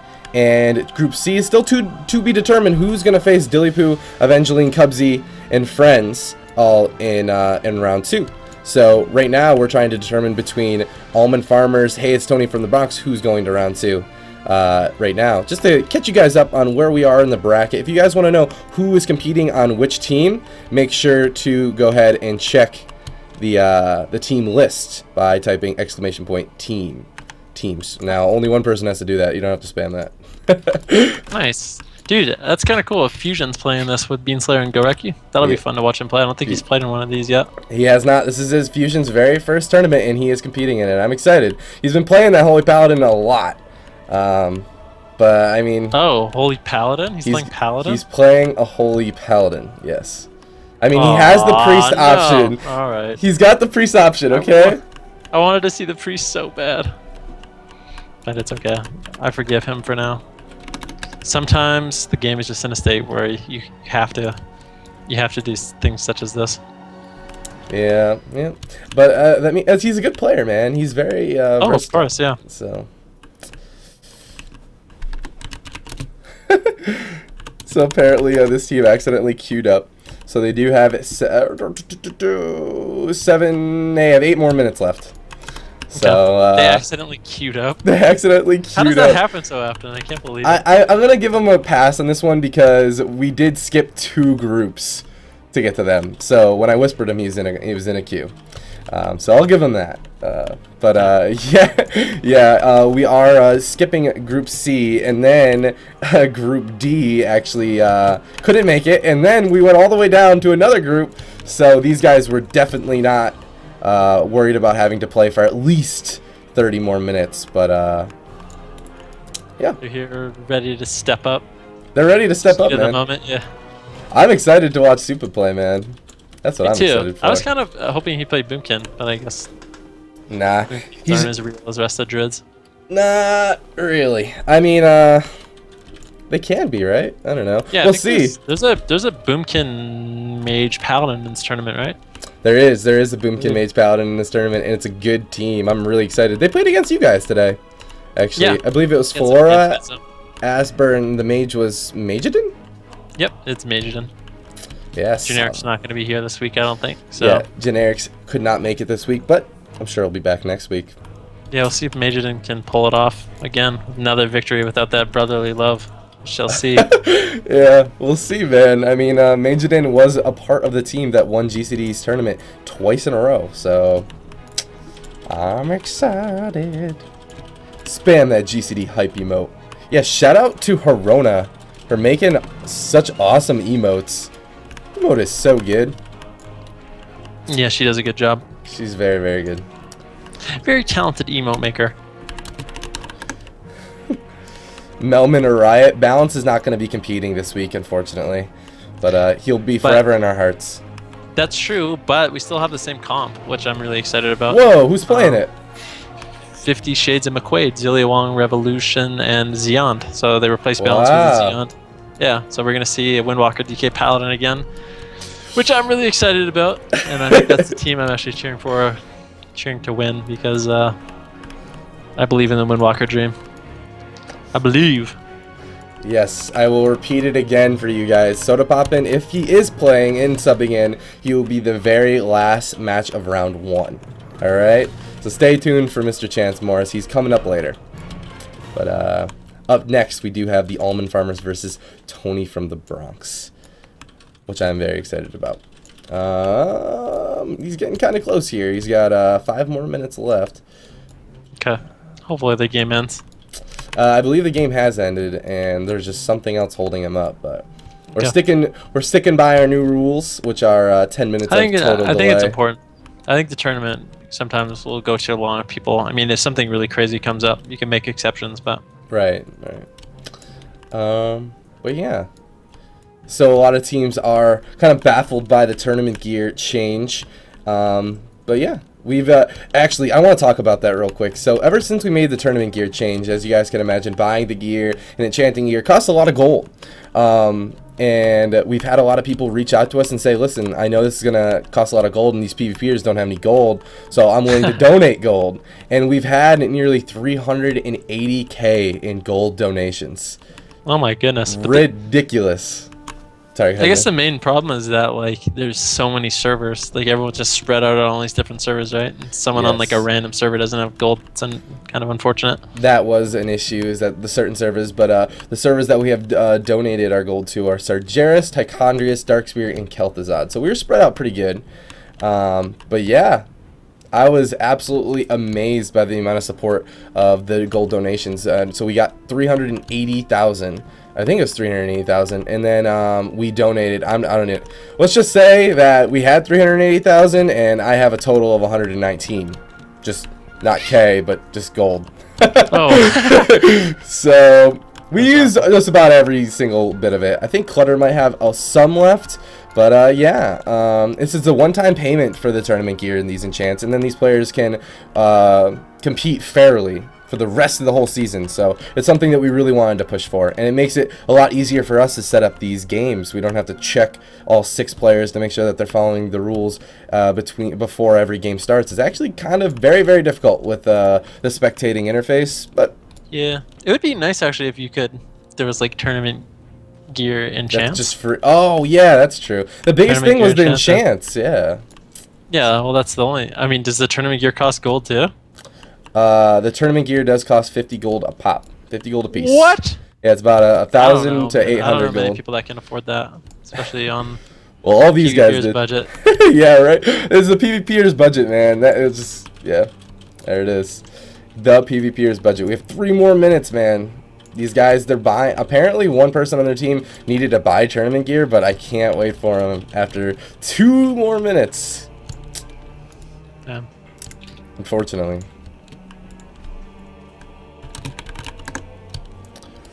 So, but the very first map of the best 3 is going to be in the Grand Arena once again. We did release these new rules on Sunday. But we're getting a lot more subscribers and a lot more donations just flooding in. Thank you guys so much for all the new support. I appreciate it, man. And Are you ready? I think so. So I'm going to go ahead and press the go button. And they're not joining. Let's see here. He's buying.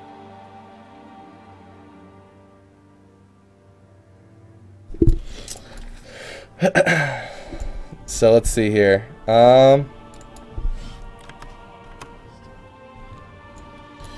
Alright.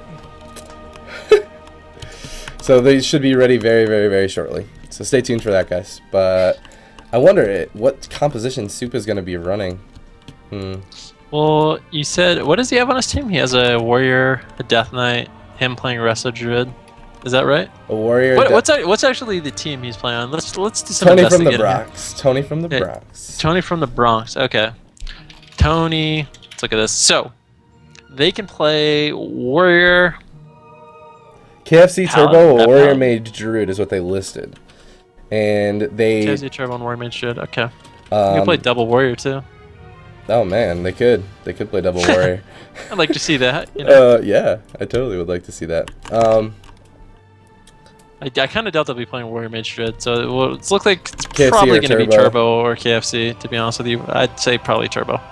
But let's see if I'm right. Alright, so the very first map of this best of 3, of course, is in the Grand Arena. I'll see you guys in there.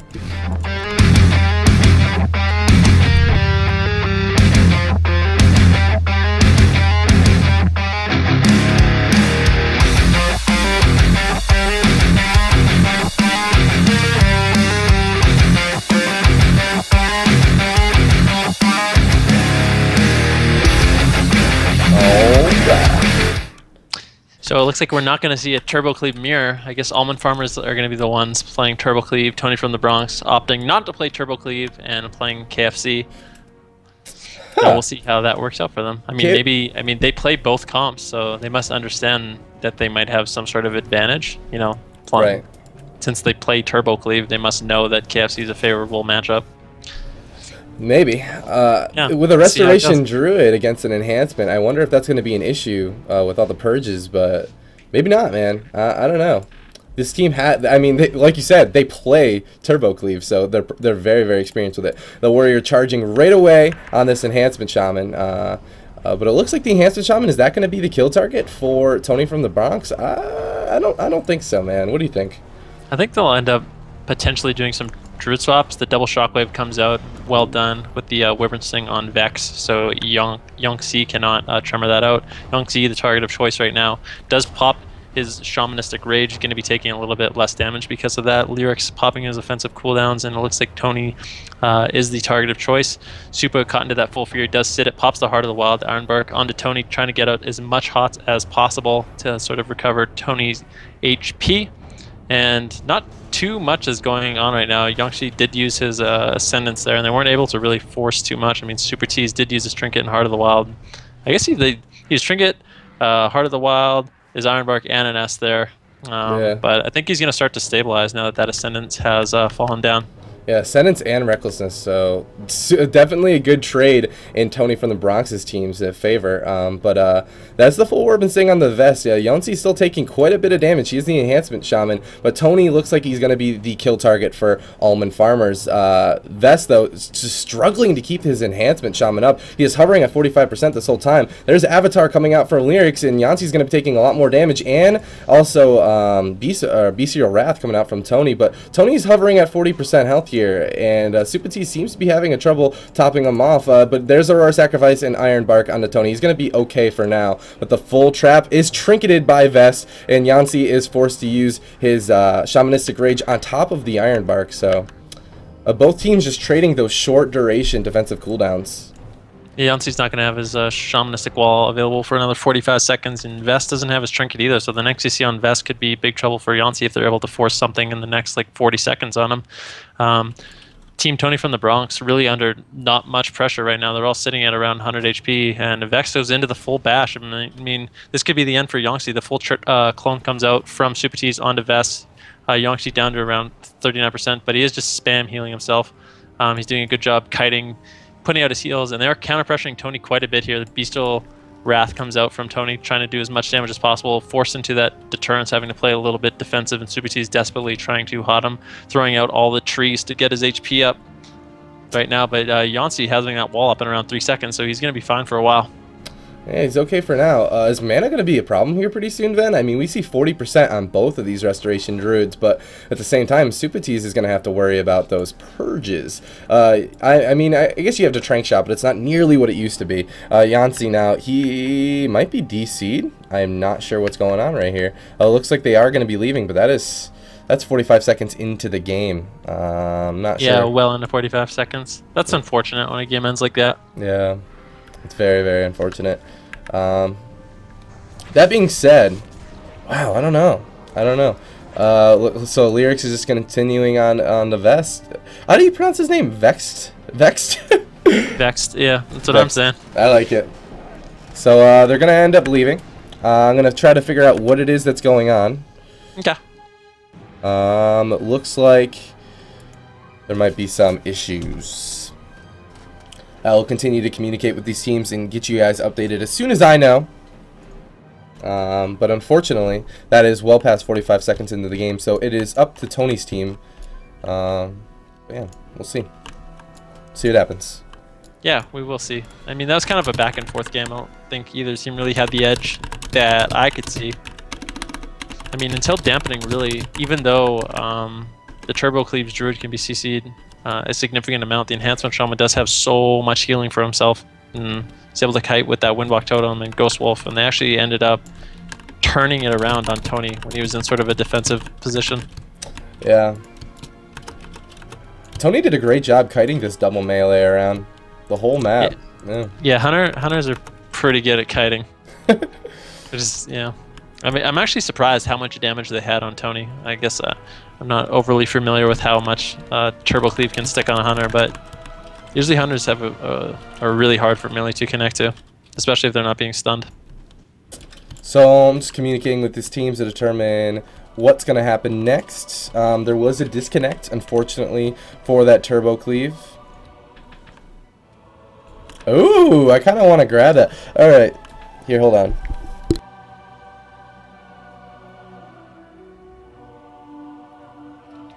Sure. Looks like we're going to have... Oh. Second, let me change this. We're going to have a guest commentator come onto the show. I think. Actually, I don't even think I have him added, love. I'll add him to the call. Okay. I like that. That's good. So apparently Tony from the Bronx's team has agreed to a replay. So we're just going to go ahead and jump into the very first... Oh.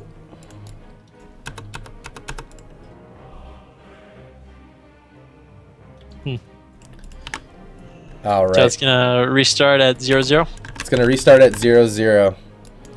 And the very first map is going to be on the Grand Arena.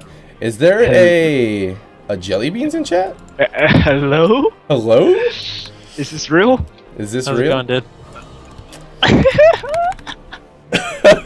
We have the one and only Jelly Beans in our Skype call right now. He has. I don't know. I don't know if you want this, man. I don't know if I want it either, but you know, I'm gonna take a risk.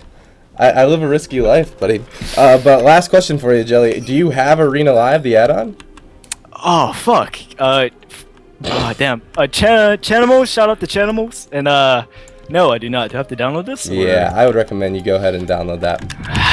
All right. It's gonna be difficult if you don't. I promise you that. Yeah. All right. Let's see.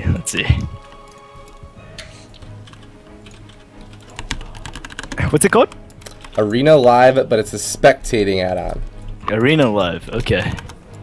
Shout out to Vadrick, the person who created this add-on, giving us an interface to watch in these arena tournaments. Oh, baby. Huh. Arena Live Spectator. There we go. Yeah.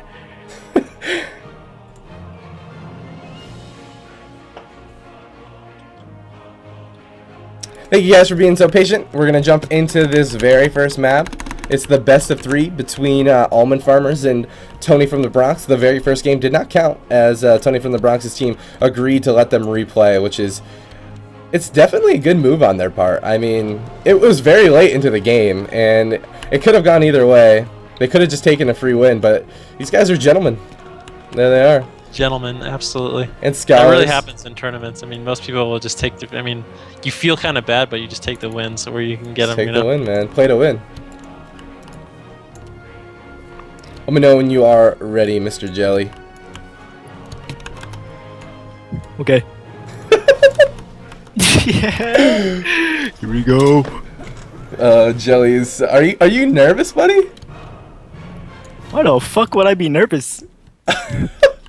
Come on, man. I was born for this. Yeah. He was born for this, man. There it is. I like the confidence. I'll tell you what, I'm still nervous about commentating, even on my 9th tournament. So.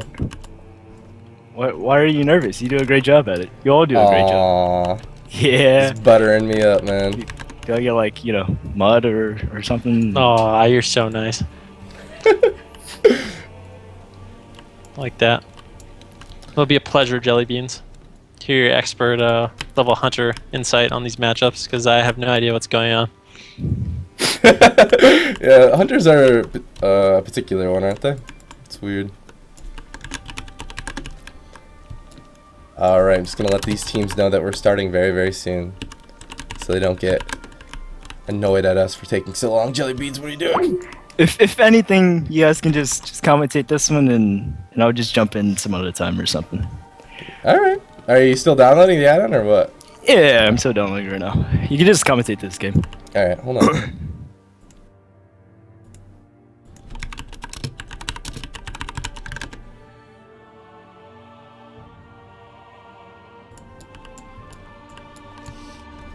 Sorry about the technical difficulties, guys. It looks like, actually, Ven just got...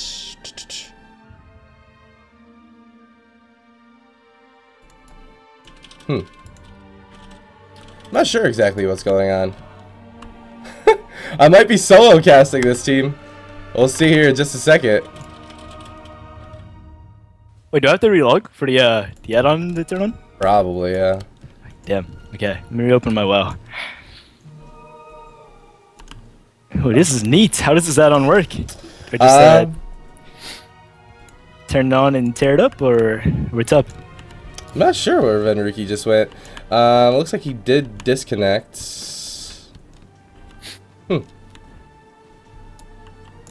Peculiar. Peculiar.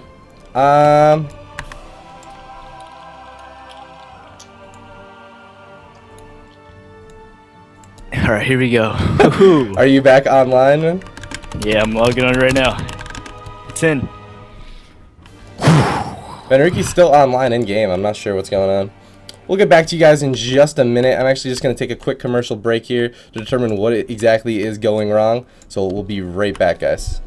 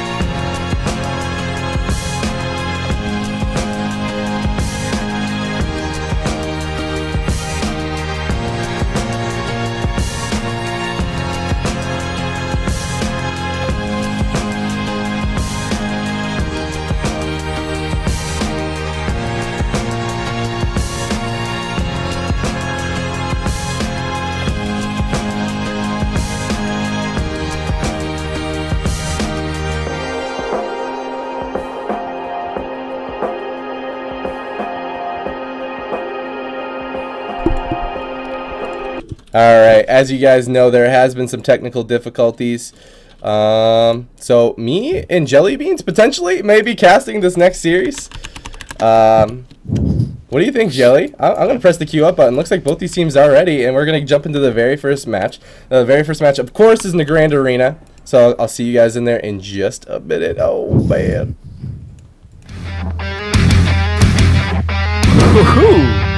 Did you enter it?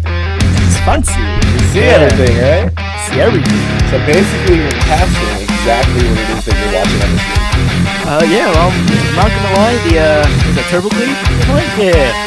I'm not liking their transmogs right now, but Why? What's wrong with it? it's just not, it's not there, you know? It's not pizzazz enough. But this guy, Lyrics, look at this guy. This guy is really big axis. I'm actually feeling the KFC because of his transmog. Yeah. Alright, feeling that KFC because of the transmog. There it is. That analysis, I love it. I'm particularly into this this Druid's transmog, Supatease specifically. That red and blue just pops. But if I were to judge it from the last game, man, I feel like the KFC might have a pretty big advantage against this this Turbo Cleave, and I feel like they feel the same way too, as they are running KFC when they have the Turbo Cleave available to them. So right away, the Enhancement Shaman is going to be the kill target once again from Tony from the Bronx. Lyrics and Tony just going ham on him right away. There's the Spirit Wolves coming out, and the full Werven goes out on the Vest. It actually gets dispelled, I think, or actually tremored. It gets tremored by the Enhancement Shaman. Great move by Yancy. Tony is going to be the kill target once again for Almond Farmers. There's the Stormbolt on the Supatease into the full Fear, and Lyrics is caught in a root. He can't peel for him. Ragers now is using his recklessness, but it is actually countered with Tony's Roar of Sacrifice. Alright, seems like Lyrics' wreck is gonna end here. He's just tunneling into the Shaman. Yonti does have a sentence pop, but it's falling pretty soon. Tony seems to be Stormbolt. He check-its right away, and he's going for a trap, but he gets rooted on his disengage, I believe. And let's see. Ragers doesn't really seem to be doing much. No damage is going out right now. Ironbark's already used. Supatease not really doing much, just healing back, setting. And not much is going on right now. Yeah, we're in that standpoint in between these two teams. They're trying to get the setup. There's the Werven Sting, though. That is DR'd on the Vest. Yancey's just taking so much damage. The Stormbolt goes out into Supatease. Is there anything to follow it up? The Bash onto Lyrics. Tony still is the kill target, but he looks completely fine right now. The Enhancement Shaman, though, is just taking so much damage this whole game. But he also is purging Tony quite consistently, so it makes it hard for Supatease to keep him up. There's a Nature Swiftness going out onto Tony. He's gonna be completely fine right now. Both teams just sitting at kind of like a standstill, waiting for the setup. But Tony, he's doing a great job kiting this double melee. There's the BM though. Yancey's taking a lot of damage. Avatar coming out from Lyrics. He's just taking so much damage. But do they have any CC for this? Oh, did he DC?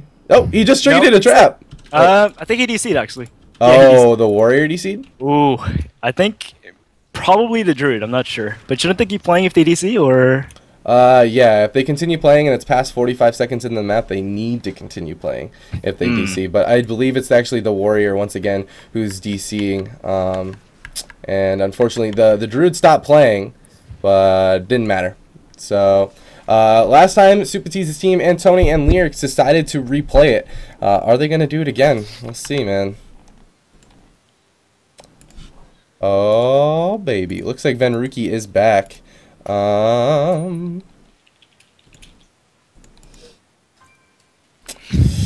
It has not been a confirmed DDoS or anything like that, guys.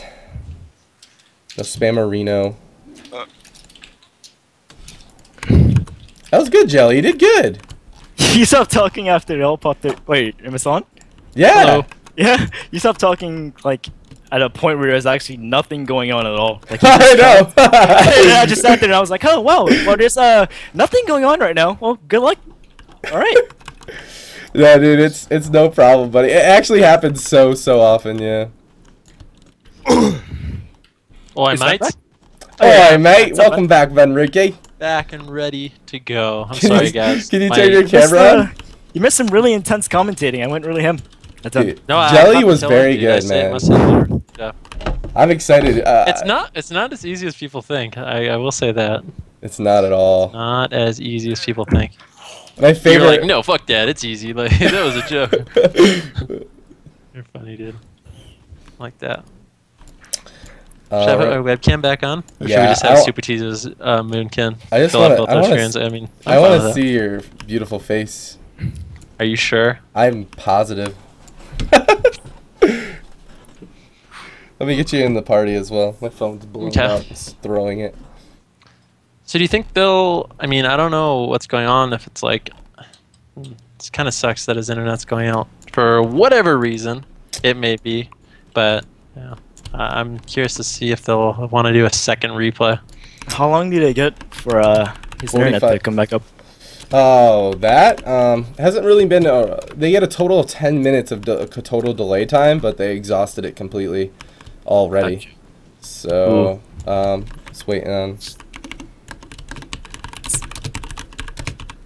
Unfortunately, it might have to be just a pass-through. I'm gonna ask them to see what's going on.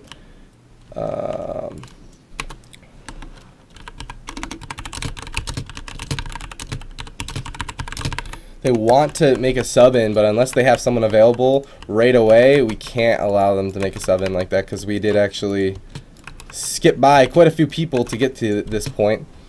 Oh, your camera's still not on, Mr. Ven. Oh, it's not? No, not for me anyway. I don't know.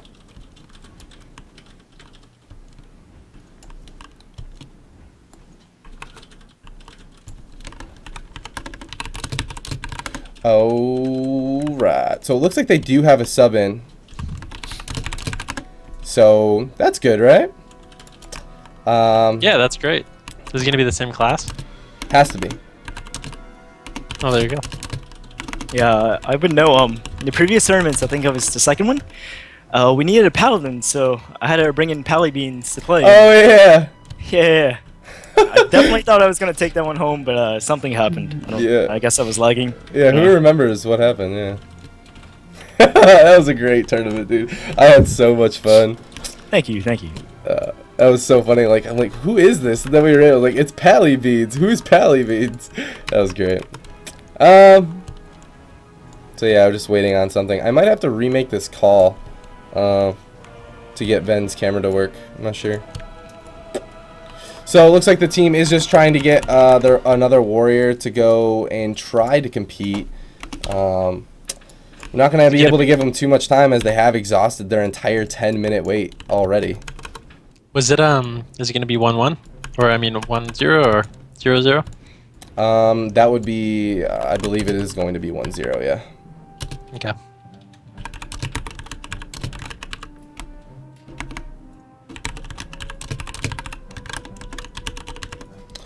So it's probably gonna, it's definitely going to be KFC versus Turbo again. Do you feel like either one of these compositions have an advantage?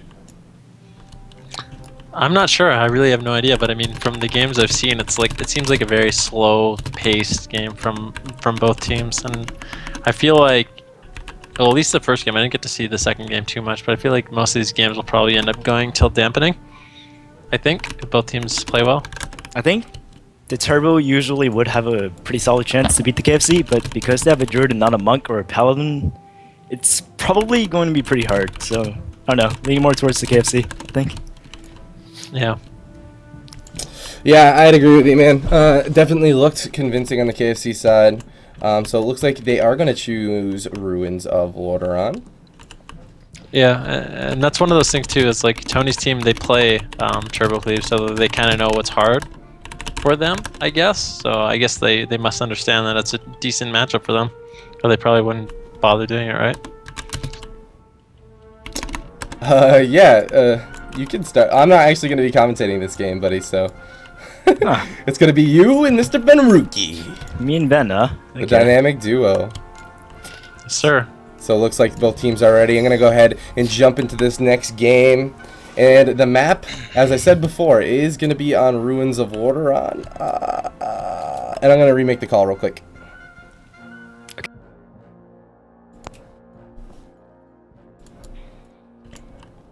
Hello. Oh, hello there. Oh, hello, bonjour. Comment ça va? Oh, man, you're just way too cultured for me, man. I don't even know. Yeah. It's okay. I'm pretty impressive, I know. Every time, man. For whatever reason, Jelly did not join. I'm gonna call him back. Try using your webcam again, man. Okay. I'll do it. Despite the hate, I'll do it. Wait, who's hating on you? What? It's okay, man. Sometimes my feelings just get hurt, you know? It's not a big deal, though. What? Your feelings are totally a big deal. I care about your feelings a lot. Oh, Actually. thanks, Jellybeans. No problem. That's why I love this tournament. This group of guys, you guys are just so friendly. Alright, we're not waiting for that camera, man. We're jumping right into it. The next game is going to be on Ruins of Orderon. Alright, as I said from the start of last game, you know, the transmog has to be giving him more damage. Oh, by the way, Jelly. Which transmog? The Warriors. Everyone does not have a transmog besides the Warrior and the KFC team. So, I mean, Yeah. 100%. Wait, that's not true. Yeah, it's true. They all are wearing the new gear. Oh my god, I can't believe this is such an oversight. None of them even have their cloak showing. It's a simple thing I asked, and Yeah, see? none of them are doing it. Yeah. That's what I'm saying. Oh my god, you guys. Just coming out of the gates, I mean, lyrics just miles ahead. And if I had to make any sort of prediction, it's going to be a swift win from Tony Lyrics and Supatease. It's a solid prediction. This is Ruins of Orderon, though, so I feel like they have a little bit more room to work with as the double melee, but I don't know. This KFC looks pretty strong. So, charges come out by Lyrics. And Rages does seem to be popping wreck already. Triple Shockwave coming up by Lyrics, but then Triple Shockwave coming out by Rages right after. Tony Sao does get Iron Bark. Wyvern is coming out by Tony Sao. He does get the Wyvern, but it gets tremored, it seems like. Actually, he's in cat form. He probably dodged it. He got feared into a trap instantly over to fear. I don't know about that fear, actually. And Shamrage just come out by Yonsei, but he has no grounding totem to stop any other clones coming out. So Supatease can follow up with a clone, but he's just staying back healing. Cobra Shots do come out. Tony has seemed to be out of focus, so he won't be pumping out too much damage. And I think someone DC'd yet again. I think goodness. I think that gentleman just got hit so hard by Lyrics swag. He just got disconnect, knocked him out. What is happening, man? I thought I overlooked him dying. Whoops. I actually thought he died. No, he didn't.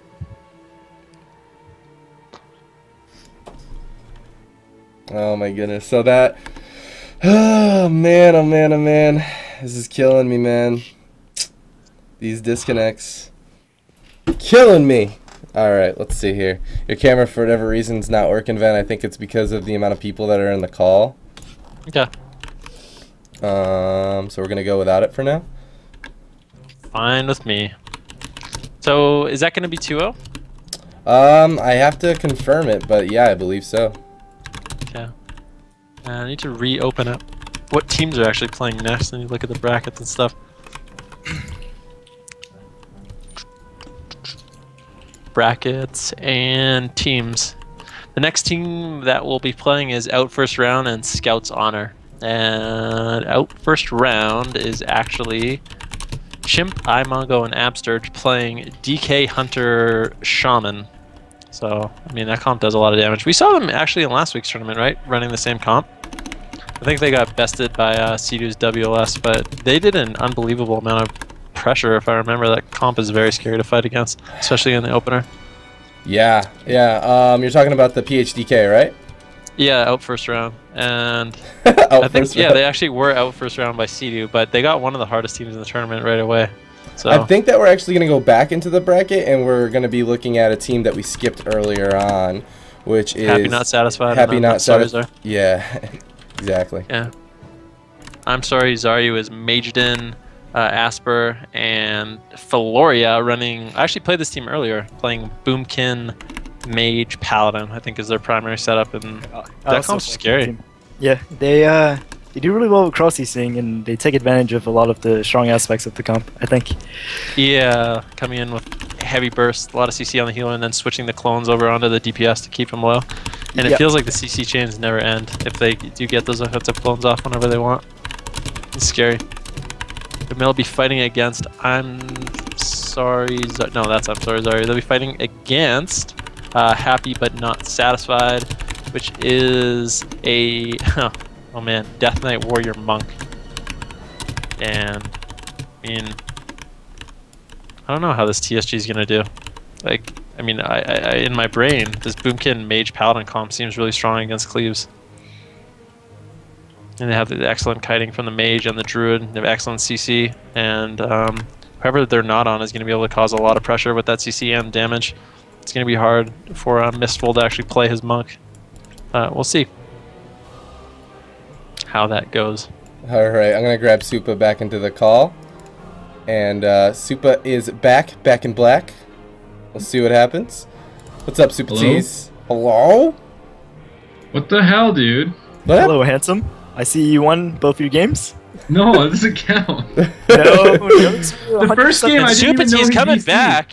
Supatease coming in strong. 100% win. About 2 minutes Yeah. into I didn't even know that he DC'd the first game. I saw him running around. I think he was like running away to charge back in, and he stood there, and I was like, wait, Don't he be DC'd. modest. Yeah, Don't be just And be then honest. Lyrics You was played like, that- let's you just played kill the that game, Druid yeah. and play. And then I was like, okay. And then after, we're like, okay, we'll play again. We play again, and then he DC'd again, and Tony was like, we only wait once. Yeah. Well, you can't wait all day. I mean, that would have been So 3 lot or whatever. Yeah. now I feel like the Froggen of WoW. Everyone's saying I'm DDoSing him. I don't even know how, or want to know how. No one's saying you're DDoSing that has any merit. There you go. So, welcome back, everybody. We are going to be jumping into the next round pretty shortly here. As you guys already know what the teams are. There's another delay coming from Happy But Not Satisfied. So we gave him the 10-minute mark.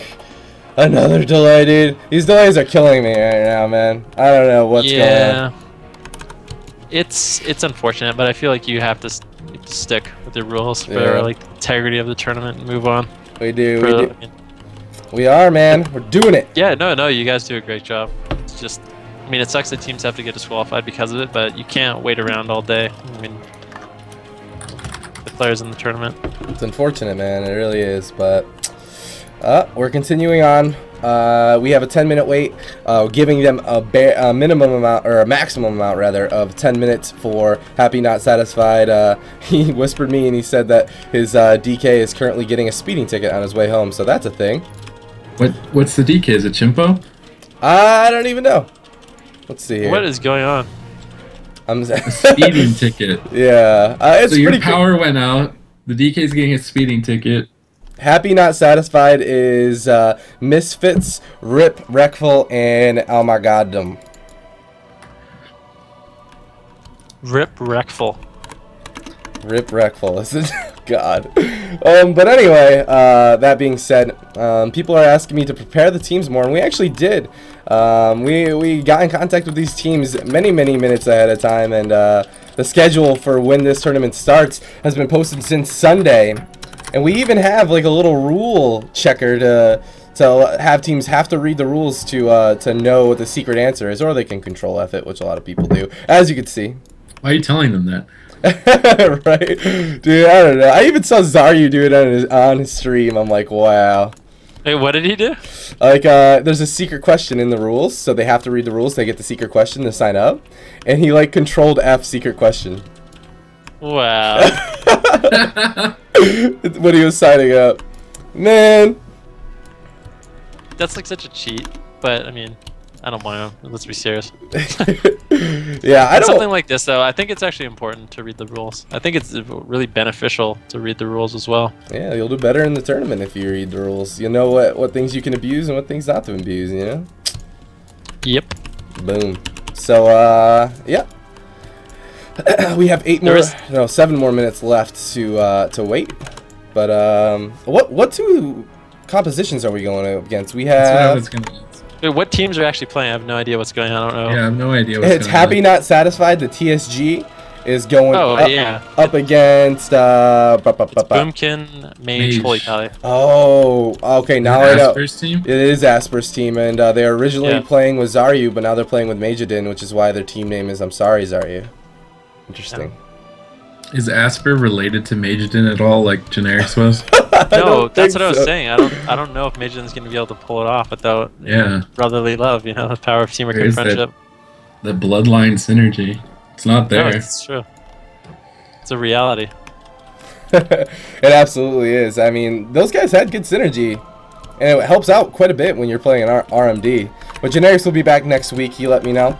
But in the meantime, can his brother take another tournament as he's won it twice in a row? We'll see shortly. Oh, I think they have a chance. That comp's good. They were really high rated when I was playing against them earlier on the ladder. They played it well. Yeah. So who they play with? Danny Carey now, right? I think it's Danny Carey. Wait, what? That Generics majored in. Oh, their main team. I was gonna say. Like, wait, Danny Carey. Yeah, their main team. The RMD's main team is with Danny Carey. It's a solid group, man. I just want to play the game. I want some games. Dude, I want some games too. Now you're in it. I think I might actually register for the next GCD. Are you 10 for real? Yeah, I think me and Mez are thinking about if we can find a paladin. Oh my gosh. Dude, we can do this flippy floppy in and out of. Yeah, that's a mess that I should do, but I'm not sure. I think I might take it a little too serious. Not too serious, but I'll take it serious. I don't know if I'll be able to. That'd be so sweet to watch Venruki in a GCD TV tournament. Dude, they fixed Shadow Meld. Can I just point that out right now, really quickly? It's finally fixed. I melded a Stormbolt, and I felt like the most satisfying thing in the world. I thought you did. I melded the first Stormbolt he threw, and I was like, yes! Yes! That's amazing. Yeah, I saw Min Poike posting that. He's like, Shadow Meld's been fixed in US, but not EU. Please. Please respond. It's fixed on both now. It's finally back. Wyvern Sting, go screw yourself. I can meld you again. Then can I remake the call again and try to get your cam? I'm all alone. I think the people just want to see your beautiful face, man. No, don't say that. My antlers are invading your camera space. Well, you could always put my Skype picture on the cam. No. No, I don't know. Wait, what's wrong with it? So, oh my gosh, another DQ. Oh, okay. So unfortunately, we are going to have to. I'm sorry, Zaryu advanced to round 2, and we will continue on. Do you know who's next, Anna? I think. Almond Farmers. This is the first week it's ever been this clunky. That was you. No, I think it's okay. I mean, it sucks that teams are dropping out, but I mean, I think it's just. It happens sometimes, which is unfortunate in like an online tournament like this. But I think because they had to drop out effect. So, despite some of these games getting messed up, I think that this tournament is still going to be really, really good. There's a lot of good teams, and I think we're in for some exciting matchups coming up here shortly. As soon as we can weed out all the people that didn't show up. So up next we have out first round, which is Absurge and Greki, and I believe Chimpo. Going up against Scout's Honor. I'm excited. Is that a Teemo quote, dude? It's a Teemo quote. Scout's Honor? Oh, yeah! Scout's Honor! Yep, it totally is, dude. I don't necessarily play that game all that much. I want to get into League more, but I'm just bad at it. No, you're not. League of Legends? I remember learning League with you. You played a very good Jace, and I'm like, that's like really sad. That's like the only thing I played good at. So? Most people only play a couple champions. You gotta believe in yourself, D-Machine. I would play with you on my team any day. Oh, we got man. Legendary people, though. We got Fusion and Beanslayer. We got the legendary duo.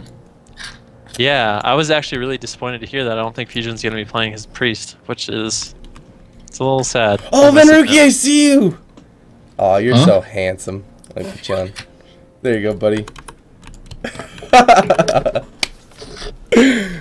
I feel less alone in the interwebs right now. So it looks like there is just a quick bathroom break. I'm cool with bathroom breaks. I'm not into speed ticket breaks. Those breaks aren't cool, man. So pretty soon we're gonna jump. Speed ticket breaks.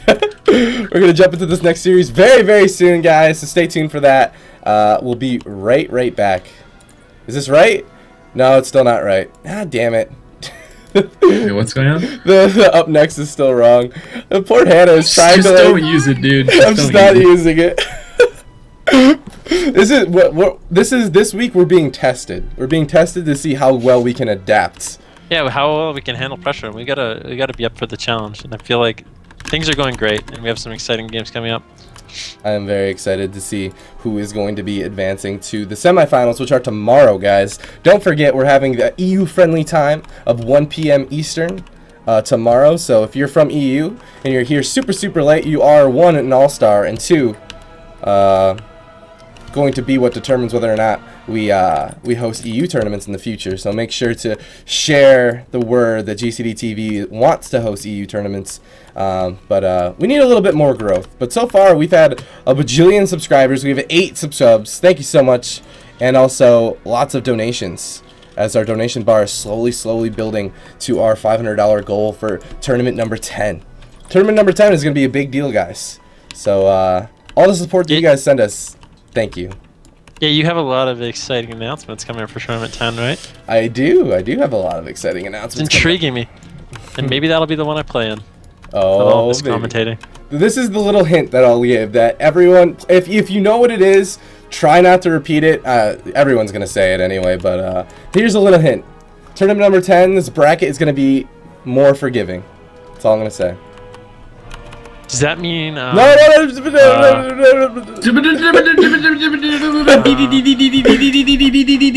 feel like anyone who has played in a tournament or wants to play in a tournament knows exactly what that means. But I will be announcing it. Was it who? I don't know. What does that mean, man? Maybe it'll be like a... I mean, it could be like a best of 13 or something, which would be cool. Oh my god. Yeah. 1st to 7. The winning team has to beat the opposing team in tic-tac-toe afterwards to actually get the point. Yeah. Okay, so...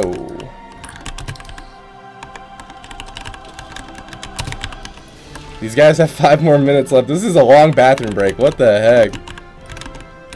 Well, everyone's probably just like, are we playing? Are we playing? What's going on? Are we playing? Because all this stuff going on. Yeah, for real. I did communicate with them. 55. Okay, so they actually have a little bit more time, but a little bit because I'm using the times from the last match to determine.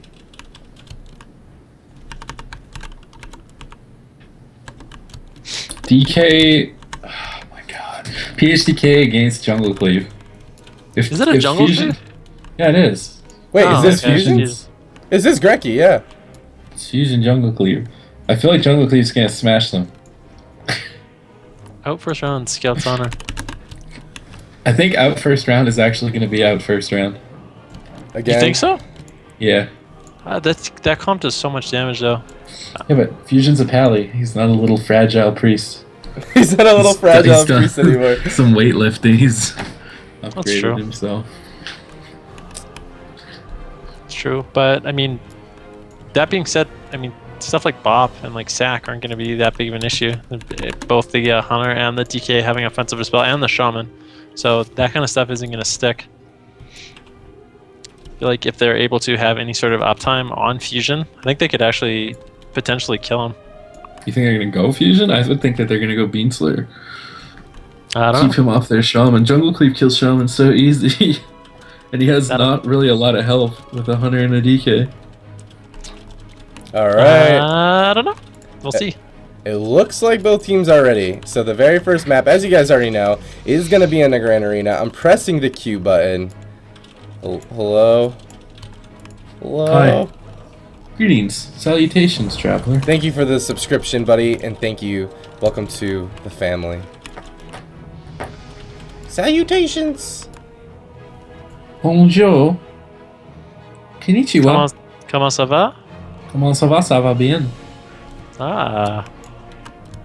Wow. You don't know what to say now. Yeah. I never know what to say after that either. No. We know, okay? We took French. 5th to 9th grade, alright? We're basically bilingual. Alright, boys. I got grade 11, man. That's when I stopped. And I don't remember any of it. Is the machine white or pink? I'm more than red. Pink? I'm just really Irish. Whatever you do, don't download this new version of the add-on. Yeah, I don't know. It's broken. I don't have any frames. Is there any way we can remake this? Maybe? I really don't want to delay this again, but I literally have no frames. You need to get the old add-on, dude. That's what you need to do.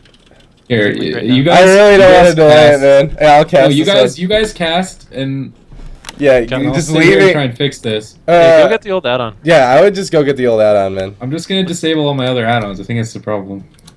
Oh, okay. Yeah, you keep telling yourself that. Well, I won't talk at all this game. I'm muting Okay. my mic. All right. Oh man. Alright. This is going to be a very high-pressure game. We're not going to be seeing dampening in this game. Both teams are capable of an incredible amount of pressure. And Supatease seems to think that Absturge is going to be the target of choice for this jungle cleave.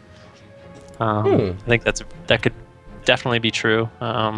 Shamans have a hard time getting away from ferals. And out first round really doesn't have too many peels for them. I mean, the DK has grip, but yeah. This PHDK is so scary. After watching him go against Sea-Doo, so much damage. And Absurge does an amazing job just keeping his team up. The full Hodge goes out onto Chimpo, and actually he gets right out of it right away. Huge sack. Fusion actually bops himself out of that asphyxiate, but the Hunter is taking so much damage. He has Roar Sacrifice, and Deterrence is being forced to use, and another Deterrence already coming out for Imango, Absurge's Hunter. There's a Spirit Link. He can't get in He it! actually links, yeah. There's a He actually second links. He had to link! use 2 Spirit Links there, and Mongo's just going to die through it, I'm pretty sure, unless Absurge can get some sort of healing out. Mongo trying his best to just kite. Absurge's getting a little bit of healing out, but he's just hovering around 20% in that kill shot range. Feral's cooldowns are going to expire there, and it looks like Absurge will be able to stabilize for a little bit, but he literally used everything. He used double deter, double link, trinket, huge sack, now has wings up, down to around 20%. He's in a lot of trouble. He's going to have to bubble down at 10%, but it looks like Mongo is the one in trouble. Full Hodge coming out onto Absurge, and Mongo at around 30% HP, hovering within death range. Absurge caught into the DR bash, and Mongo just holding on for dear life right now, down to 4%, but this is probably going to be the end of him. Absurge somehow able to keep him alive. Beanslayer caught into the full trap. Mongo just doing anything he can to keep this team off him. Absurge caught into the full trap, and Mongo having to play defensive again, but meanwhile, huge sack taking a lot of damage. Fusion having to use that Aura Mastery to try to get some heals out, and my Mongo's just going to go down. Yeah, But, Mongo. I mean, despite how much damage Imongo was taking, they were able to force a lot from Fusion on his Paladin, and they had a lot of pressure there. Yeah. And I think that if they didn't fumble so much on their defensive cooldowns and coordinate a little bit better, they might have had a good shot of winning that game, because they literally had to use everything in the opener, and I don't think they should have to do that. Yeah, that was incredible, dude. Like, I thought Fusion was going to go down there a couple times. I didn't know, like, I know he bopped earlier out of that Asphyxiate, but the Forbearance short cooldown really saved him again, because he needed that bubble shortly after that, and he got the bubble off. But that was a lot of defensive cooldowns forced. But like you said, yeah, if they were able to be better, more efficient with those links and deterrences, they probably would have a better shot of killing that Holy Pound. Exactly what you said. But are you ready? Link wasted, and then the second link didn't even get Chimpo, so it didn't even really do exactly. anything. Yeah. I'm ready now. I think it didn't fix it that game, but I think it's gonna fix it now. Okay. Sounds good. Let's see what the next map is going to be. Yeah, like I said, I mean, Fusion was under a lot of pressure that game, and I could see him dying in this matchup if this PHDK is able to somehow figure out a way to not overlap all their cooldowns, which I think they definitely can.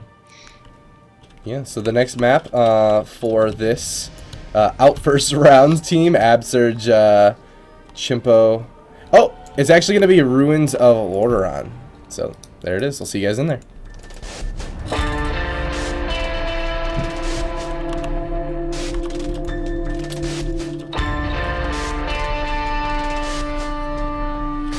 That's a little better. Uh-oh, what happened now? Half the cooldowns. Weird. The cooldown thing actually has been changed a while ago. Did you slash reload? I'm afraid to do it. Please.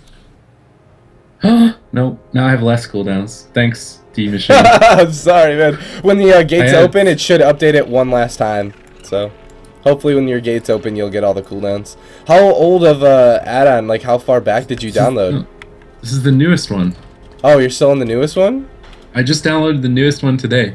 Oh, another problem I think that you might have, since me and Venruki are on the older one, is that it takes the cooldowns from all the different players as we see them. So you're not getting synced with ours. You and your YOLO download, man.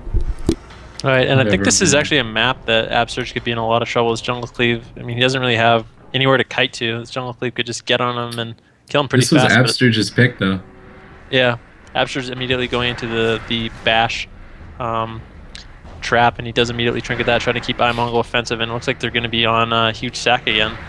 The speed roar coming out of Beanslayer onto huge sack. He's going to try to kite a little bit of that, but he's already used his Ore Mastery and one of his bops, and this game's looking a little different. I mean, Abster's using his cooldowns to try to keep iMongo offensive, but the full Hodge does come out, and this could be where iMongo is in trouble. Clone comes out on a Chimpo. He's going to break that with his Desiccator again, try to keep up the pressure on Fusion, but Mongo forced into that deter.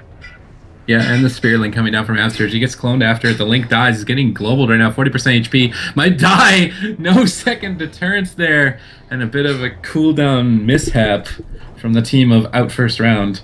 Holding true to their name, however. Yeah. Yeah. So, looks like Fusion's team with Beanslayer and Greki are going to advance to round 2. Let's see. Let's see who's up next, boys. Who is up next? So... What is this speed roar called again? Stampeding Roar? Yeah, stampeding roar. There you go. Speed Instead Roar. of just like, I like speed roar. Instead of just sitting there with like a brain fart for like a good 30 Injects seconds, I just himself decide with to some steroids. make Stim something pack. up. Ooh. Speed roar. Oh god, man. You're still clicking on thing. Oh, okay. No, stop. Don't look at Oh, I'm sorry. I'm not looking at it. Hannah's still doing the up next thing, but up next we do have the RLD Dream Team versus WAD. WAD will fix it. So yeah, RLD coming back. Nesper's team, solid team, going up against. They're TSG and a Turbo Cleave, so they can run both TSG and Turbo. What do you think that is better against an RLD? RLD? Ooh. I think TSG. I think TSG, yeah. I think this it's going to be one of those matchups where Nesper gets on the healer and never gets off him once the entire game. Enhance is too slow. I think it's too slow. They can't run that. They have to run TSG. Yeah, I'd agree with you. I think TSG is probably their best bet. Yeah. So we'll jump right into the game as soon as both these teams are ready, guys. Oh no. And TSG can beat RLD. Like, Pink Ranger's gonna have to be careful. No, they can It's- for sure. This is a scary matchup for them. I mean, especially if Nesper is alone with the monk and he's not helping out peeling too much. I mean, it's going to be up to... Oh, it's a monk TSG? I think it's weaker. If it was Really? Druid, I would say they stand a better chance. Interesting. I think, yeah, monk I usually... is... I mean, I don't know how much has changed, but when I played monk against this, it feels pretty stable if you're able to rotate your cooldowns properly and get like a little bit of help from your team with like fears and storm bolts and stuff. You can actually be pretty stable. A big thing to look out for in this match is going to be making sure he lines up his monk bubble with the killing spree, otherwise he's just going to be dead on the ground. So the next map, guys, the Grand Arena. Oh baby, it is with the monk.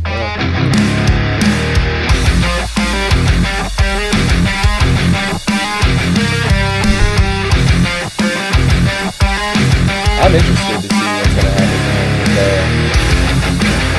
Do you think the monk is going to let this team be more offensive?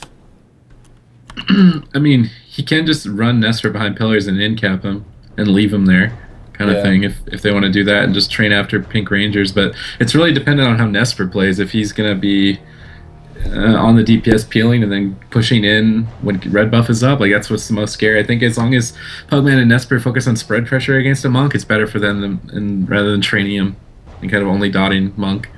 So I think Nesper's team needs to play a bit more conservative and not just run at Adrian, but they could prove me wrong very easily. Nesper pushing in, going to get the sap on Balerion, early cheap shot onto Adrian, Adrenaline Rush coming out as well, going to be doing a lot of damage into the half kidney shot. The Haunt connects, full dots are up, 50% HP, Chi Torpedo comes out, he's trying to get some surging mists off, 40% HP, trying to just kite away, he's going to portal to the other side, should be able to recover his HP for now. Clone going out onto Magnus, Nesper is choosing to just tunnel after Adrian, the in cap comes out, he's going to trinket it, and he didn't get the evasion up quick enough, he got leg swept right before the evasion, unfortunately, so Nesper's not going to have that cooldown available for later to try and avoid CC. Stormball onto Pink Rangers. The Hex follow-up onto Nesper, actually. Interesting that he didn't decide to go to it on Pink Rangers. And Adrian in a lot of trouble in this kidney, 40% HP. Chi Torpedo again, trying to kite as much as he can. Nesper not quite able to do enough damage, but as I say, at 30% HP, a DR'd in cap comes out. He does manage to fake the counterspell, I believe, but the Life Cocoon comes out nonetheless, and he should be able to top himself. Yeah, he's going to top himself, but like I said, Nesper still has his Killing Spree available, so it's going to be big trouble once that Monk Bubble expires, which is dud. Here comes the Killing Spree. Adrian down to around 40%, trying desperately to kite into that Garrote. He does have to pop his Fortifying Brew as well. He does have that port available whenever he needs it. Uses his Aura Mastery, so he's used a lot of cooldowns to survive. Good Life Sweep on a Nesper, trying to just get away while he can, and he still has that port available for whenever Nesper reconnects, but he had to use a lot there. I mean, all he really has left is his trinket for now, and he's caught into that full kidney. With the Halaterra on his DPS, he's completely alone. He portals away, chooses to use the Revival, but it does eat a UA Dispel, and now he's got to throw Nesper into the in cap. He doesn't have Legacy for 20 seconds. He needs to run away from Nesper, the Lord of Healer training so far, and a Counterspell going out. Unfortunately, doesn't connect. The Haunt does, however, but no UA and no Corruption, so he should be able to tank him back here. Now the full kidney, though. 80s fan is pushing out. There's a Fear on the Pink Rangers, but this is probably it for Adrian Krull. 40% HP, 30%. Double Halaterra comes out. The Trinket from Balerion comes out as well. He's going to portal to the other side, but Nesper's right on his tail into the gouge to stop that heal. 18%, 15%, no bubble. The in cap coming out into the leg sweep, kind of had to overlap it. I did manage to fake the counterspell. Haunt gets locked out. He somehow recovered through that desperate situation. Chi Torpedo back to the pillar to line of sight. This Turbo Cleave is still in it for now, but there's full dots on the entire team. Kidney Shot again with Killing Spree. This, oh my god, the Life Cocoon comes out, but they're shredding through it. The Garrote, a clone onto Magnus. He's not going to be able to help. Mark for Death is up. The Double Abyss, but a Capacitor Totem comes in at the nick of time. Adrian Krull desperately trying to crawl back his HP bar right now. The Surging Mist come in. UA gets locked by 80s fan, but his entire team is just rotting. How do you come back from this? You really don't, and I think we'll see him die. Yeah. Just like, yeah. And I mean, you see out throughout that entire team, the RLD was under really no pressure at all. It was just a matter of time until Adrian ran out of cooldowns and they were able to kill him. I don't think they were able to force too much against his RLD. Yeah, not much at all. TSG. TSG. TSG. I'm going to go ahead and whisper them and see what map they want next. Are they changing? I hope they change. I don't want to see Turbo again. I don't think it stands a chance. So... Is there a problem with my mic right now? Yeah, you're lagging a little bit. Leaky. I'm gonna rejoin the call. Okay. Alright. Good to go. Let's see, I'm whispering, Is that better at all? Oh, way better. Okay. Perfect.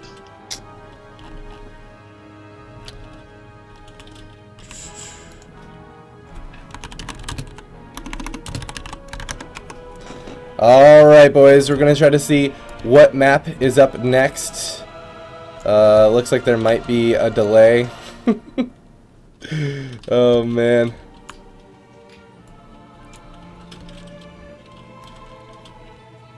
Goodness gracious. Yeah.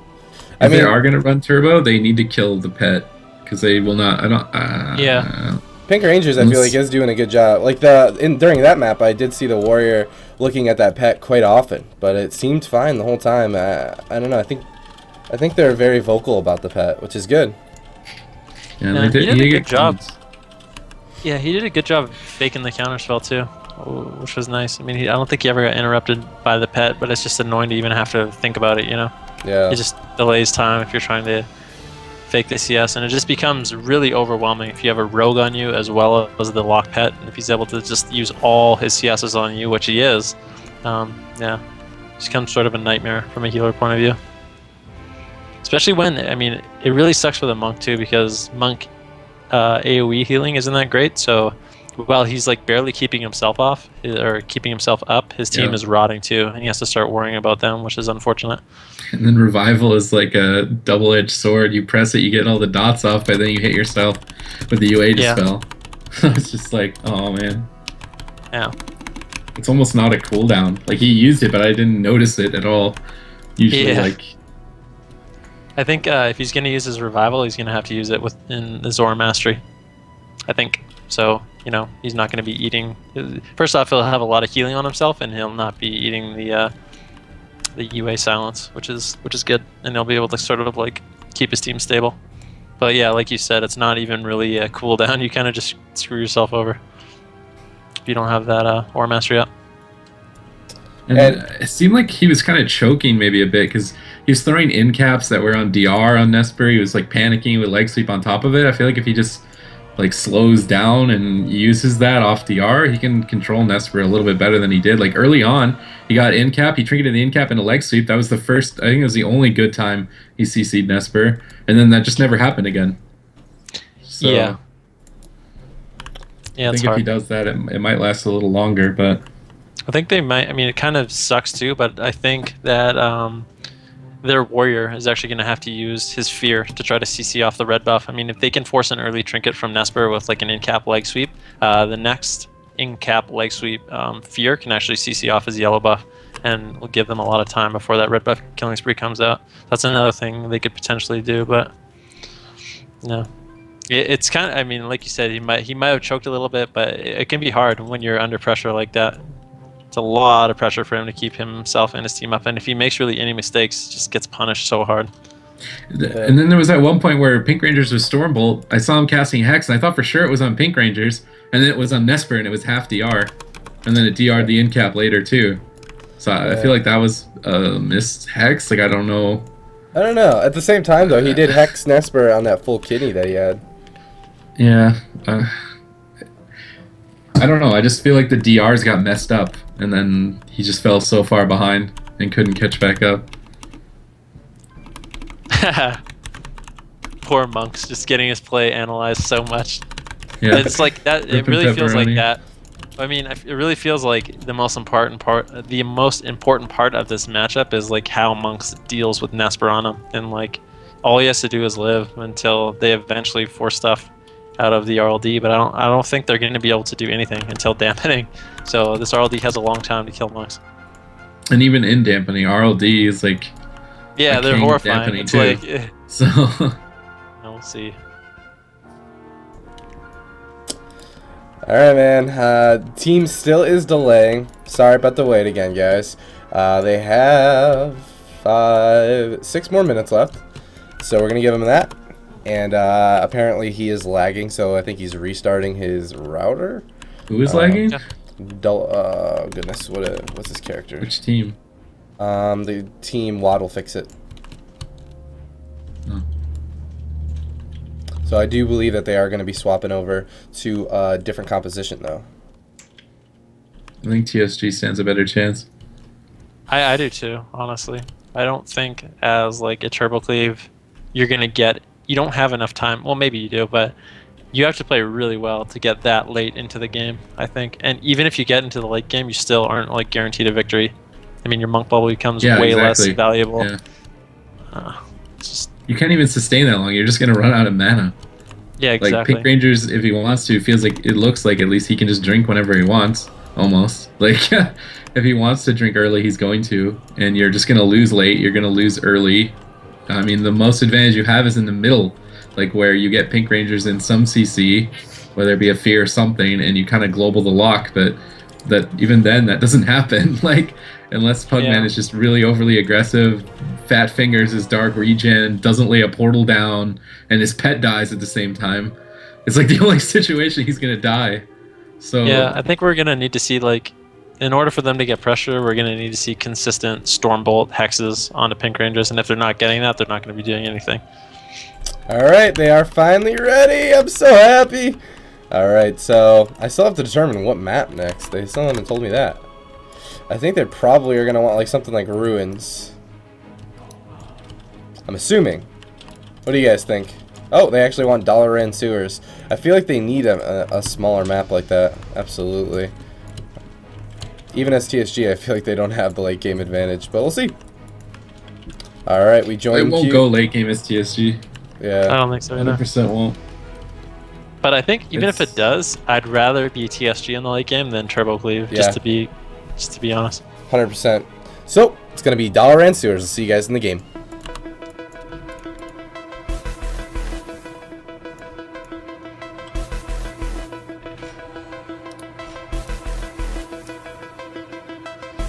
Wait, what are you humming?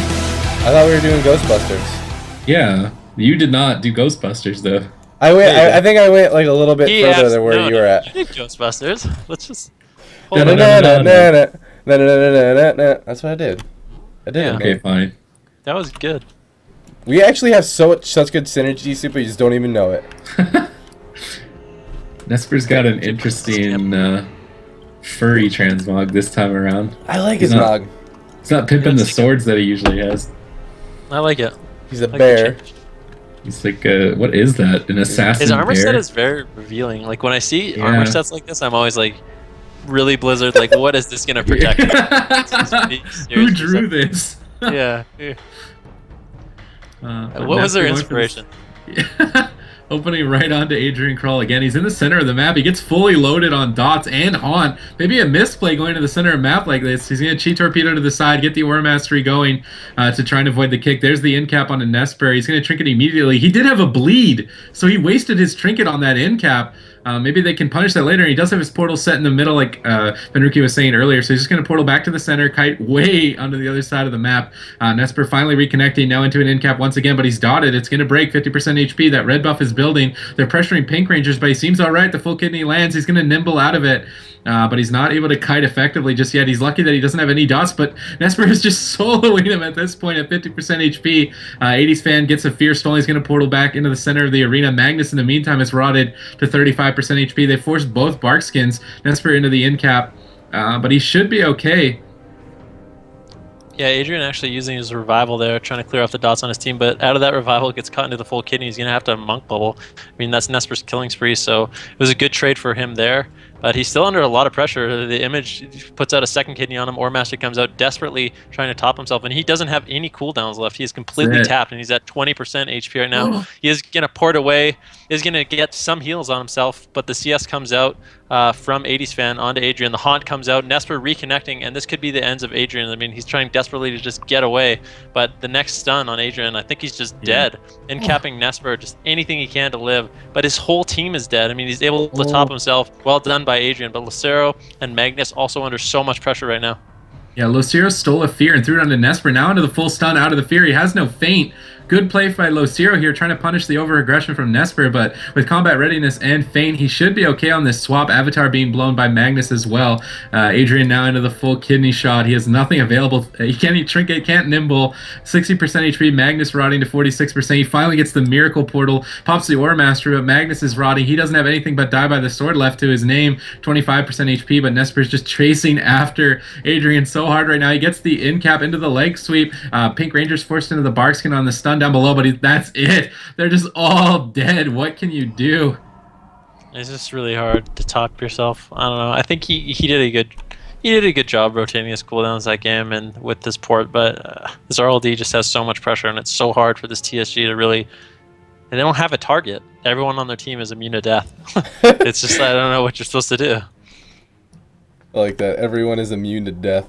So that's it, guys. So Nesper's RLD, the RLD Dream Team, is going to advance to round 2. Let's see if I can take a quick look at the bracket. I gotta update it.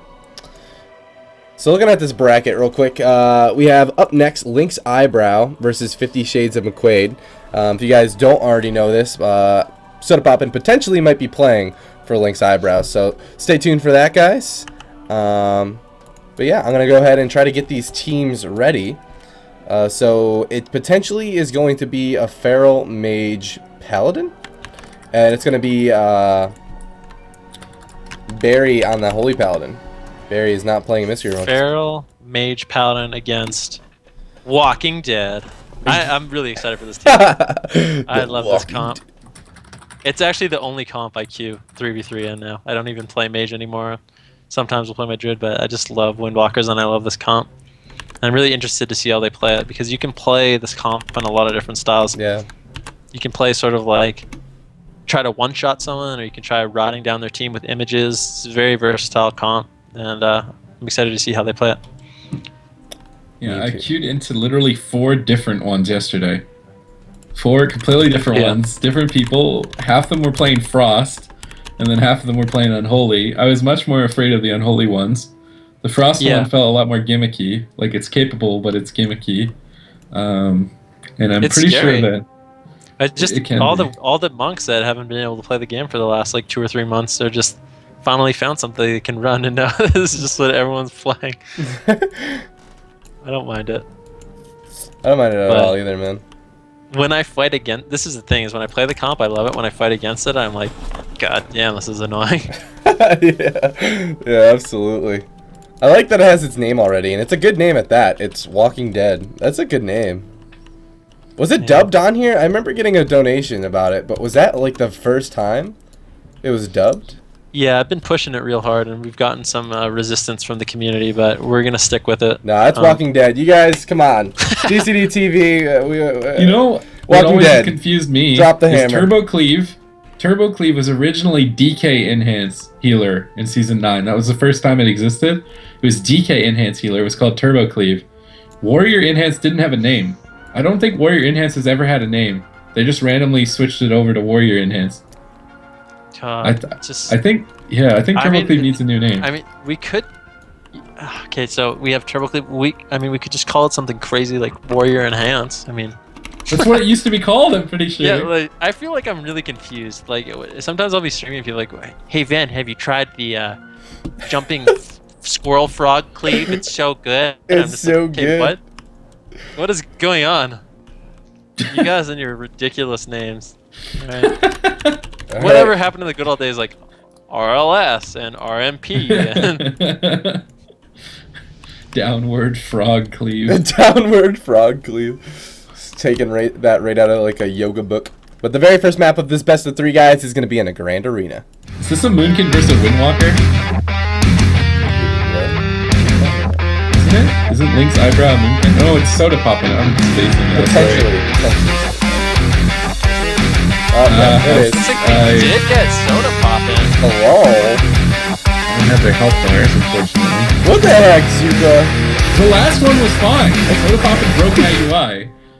Blame Soda Poppin'. I don't blame him, man. It's all his fault. I'm gonna try reload. Alright, ladies and gentlemen, we got 50 Shades of McQuaid, Zilly Wong, Revolutiono, Xeon going up against Link's Eyebrow, Tymilia, Soda Poppin', and Barry. Alright. I have the health bars, but I only have cooldowns for Soda Poppin'. That's all I need, though. I just need his cooldowns. Okay. Nobody else matters. Alright, man. Oh, man, we got a lot of Soda fanboys in chat. Give Soda your energy, guys. Oh my god, Soda doesn't need more energy. Whoa, Tymelia not going for the invis, just mongoing across the map on his mount, going for a poly onto Revolutio. Gonna get dispelled, I believe, actually desecrated out of it for the Asphyxia onto Barry, the Gargoyle coming out. Zion throwing the image onto Barry now. They're gonna play the split pressure game. Soda Poppin' trying to put pressure onto Zion, though, as he's overextending. But he puts him into an incapacitate. Maybe a stun out of that. Maybe he's gonna try to go for the Chi Burst one-shot here on a Soda Poppin'. Not just yet. Chi Torpedo comes out, a little bit more burst. Barry Hummel getting pressured a little bit at 50% HP from this Gargoyle damage, still at 50%.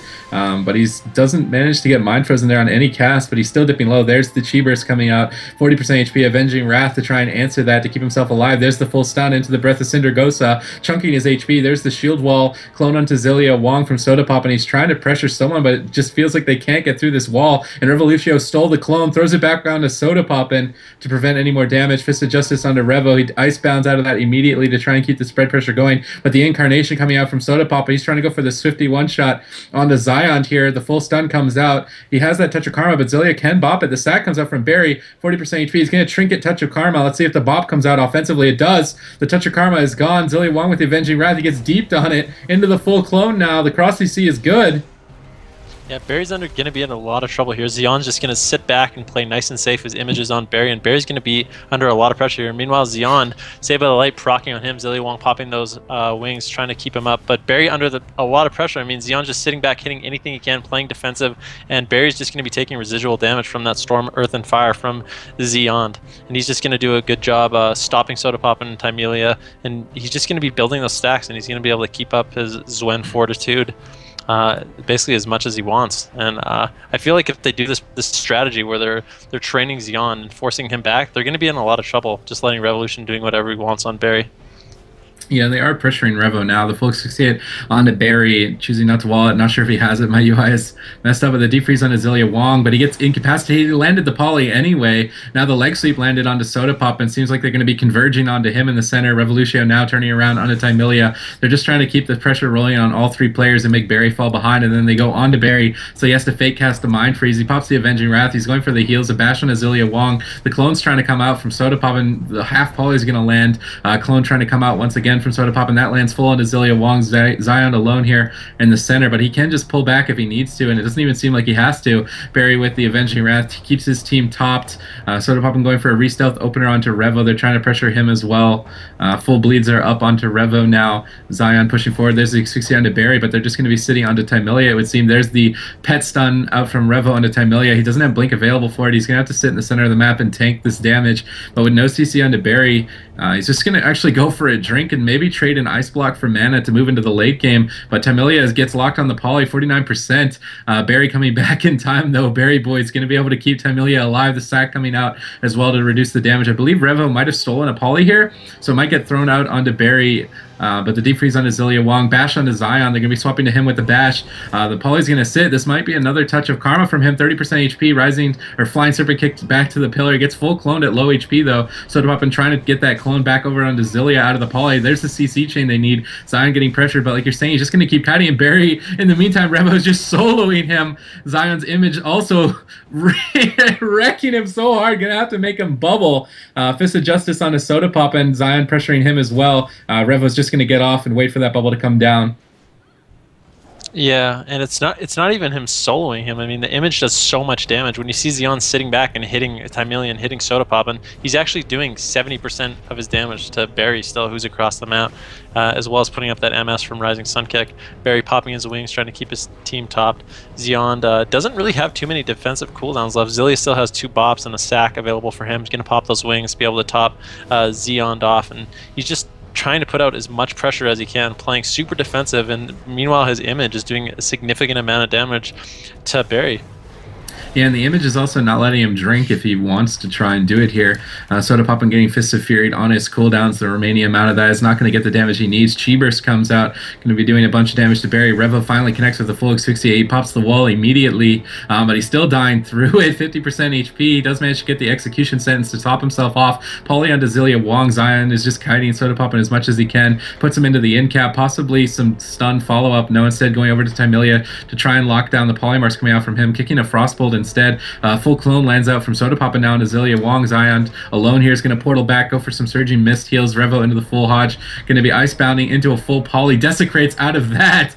So he's used a lot of trinkets there just to keep the pressure onto Barry at 30% HP. Soda Pop in a fist. He can't help. The Save by the Light's going to proc into the half X60. Amplify Magic coming out to try and give Barry some more healing. He's trying to kite. There's the root coming out from Soda Pop, and just in the nick of time, giving Barry the casting moments that he needs right here. He's going to be able to top himself, but his mana's starting to hurt. Azealia Wong still sitting comfortably at 93%. Soda Pop just spamming clones right now, trying to get any peeling that he can for Barry. Tymilia also going for polymorphs, but they just can't get them off in the face of Zion and Revo.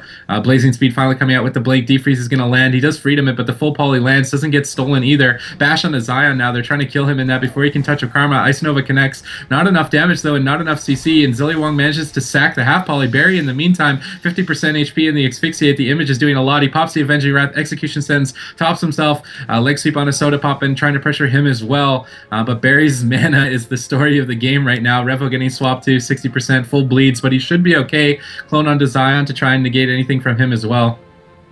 That's one of the frustrating things about this matchup is Link's Eyebrow is forced to sort of attack Zion. I mean, they're trying to switch it over to Revolution, but I don't feel like they'll actually kill him. He pops his Lichborn, tossing out the Death Goal, heals onto himself, Zilia into the full clone, but he still has his Trinket, Bubble, both bops available, and I mean, hopefully they can get something going on Revolution, because they haven't really been able to force really anything on Zion besides his own cooldowns. Meanwhile, it looks like they're going to converge on Barry for now. I think, yeah, Barry having to bop himself. Whoa. The breath coming out from Revolution. Save by the Light procs the DR stun. That bop does get dispelled. He's around 24%. He could just get Touch of Death, and he does go down. They finally converge. First conversions of the game, and Barry just instantly flops to that. And this team of Link's Eyebrow wasn't really able to do much against the 50 Shades of McQuaid. Wow. So do you guys think it was a mistake for this team to go on that Windwalker Monk? I don't think. I think they have to. Yeah, that's the hard part. You're forced to do it. Man, this looks very, It's a very similar hard. situation as last game where the team just has an immortal target to hit for their comp. Like, it's just like, what do you hit? Do we YOLO and go after Zilia? Like, I don't think that's going to work. I mean, it might. They do have Polymorph and Clone, so they could spam that on Zion and spam it on Revo and try and go after Zilia, but it felt kind of hopeless. They always had a CD, always had an answer. Barry even offensively bopped, but Zion just going to kite and avoid any damage further, so maybe they do need to go for the YOLO. Well, that's the thing about Xeon sitting back too, is he's constantly being able to get that 10-stack Tiger Eye Brew.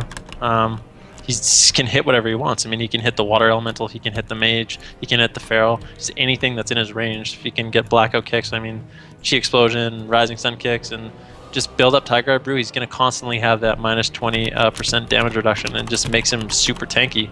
And meanwhile, Barry's going to fall behind, taking a lot of damage from DK, as well as Xeon's image. Yeah. Alright, so I'm interested to see in what the next map choice is going to be. Soda poppin', soda poppin'. So they actually are going to choose Ruins of Lordaeron. Oh man, Zilia's got to pepper himself, man. He's got to get his Angus peppered. I think they're going to go after him. What? He's going to get his... He's got to pepper his Angus. His egg. Okay, there it is. Looks like there is a player going in taking a pee. So we're going to take a couple more minutes. They'll be right back, though. It's exciting stuff when you're going up against Soda Pop, and you got to go tinkle, you know? Scared so much he had to pee. Xeon will be right back, though. I'm excited. That was a good matchup. I really am excited to watch Windwalker Monk DK's playing as well. Like, that composition, I feel like is fun to watch, even though it does take a while. Like, just like the mechanic of that what is it called? The Earth, Wind, and Fire, right? Storm, Earth, and Fire. Yeah, you're thinking of like. You're thinking of like the that band. Yeah. Yeah, it's okay. Classic mistake. Classic. But yeah, it's a cool ability.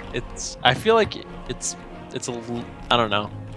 Maybe we don't need to speak balance in this. It was in Warcraft 3. It was the ultimate for the Panda Monk. That's why I love Monk so much.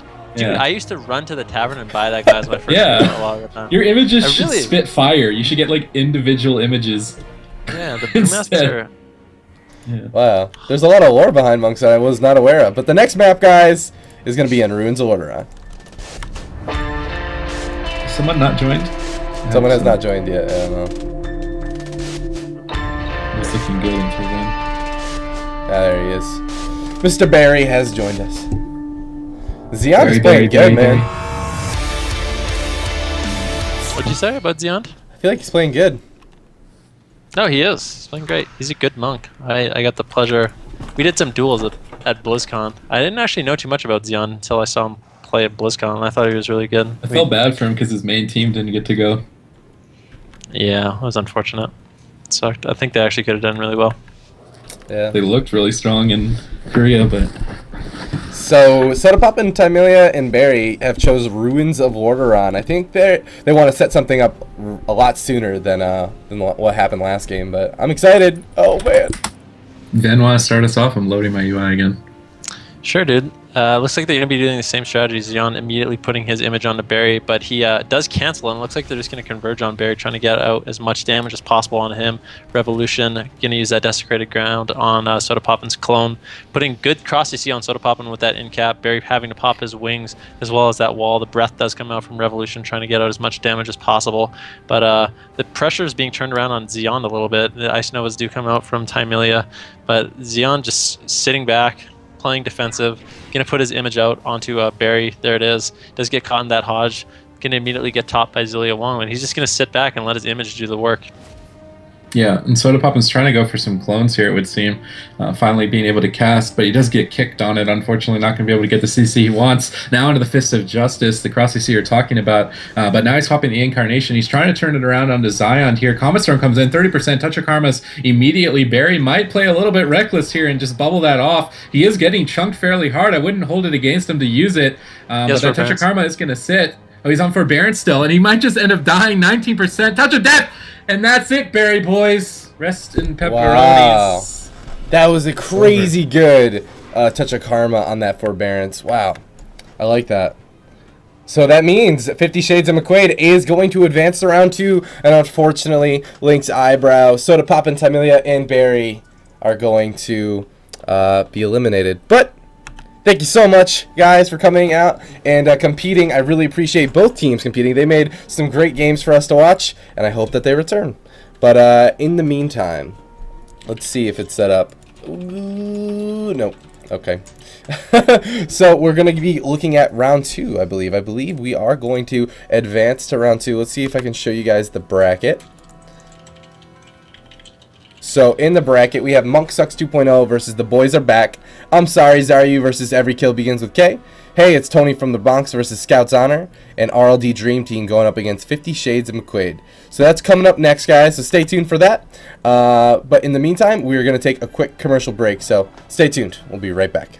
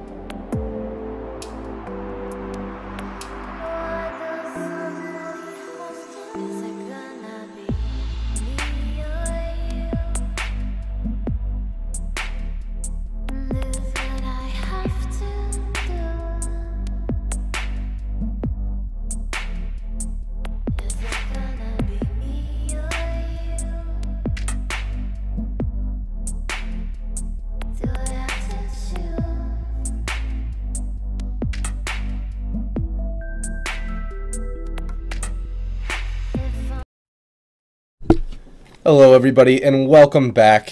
I am D-Machine. They did not hear what you just said, but it's okay. I'm curious. Wait, why are we laughing? Hello?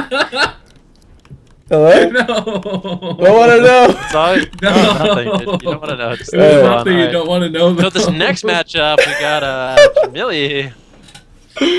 Oh, man, yeah, we do. We got Boys Are Back versus Monk Sucks 2.0. This is round 2. This is going to determine who's coming back to the semifinals tomorrow at 1 p.m. Eastern, guys, right here at GCD TV. But both teams are ready. I'm ready to hit that Q button. You guys ready? I'm ready. Well, I pressed it anyway, so I did it. Did it. So the very first map of this best of 3, of course, is going to be in the Grand Arena, as that is a new rule change. Every first map of... Every first map is going to be in the Grand Arena, and then after that, it is always loser's pick. So I'll see you guys in there. Let's get into it. Also, just so you guys are aware, I just sent out a tweet about who's going to the semifinals, so make sure to go and check that out. I appreciate all the support and retweets. We got subbins. Do we? Oh, goody drops. Oh my god, no. Well, that's Ben's thing. That's Tony's thing. You really? You say that? This is the first time I think in GCD that we've seen Jamili on his mage. This is the first time we've seen Jamili on his mage going. He's running that god comp, man. I'm just gonna repeat everything you say. Say something else. This K has the little fire one. Oh my god, it's the name. The name of it. Fan Millie. Oh wait. Oh FK. yeah, wait, yeah. Rephrase that. It's not. You made me click on that, Supa.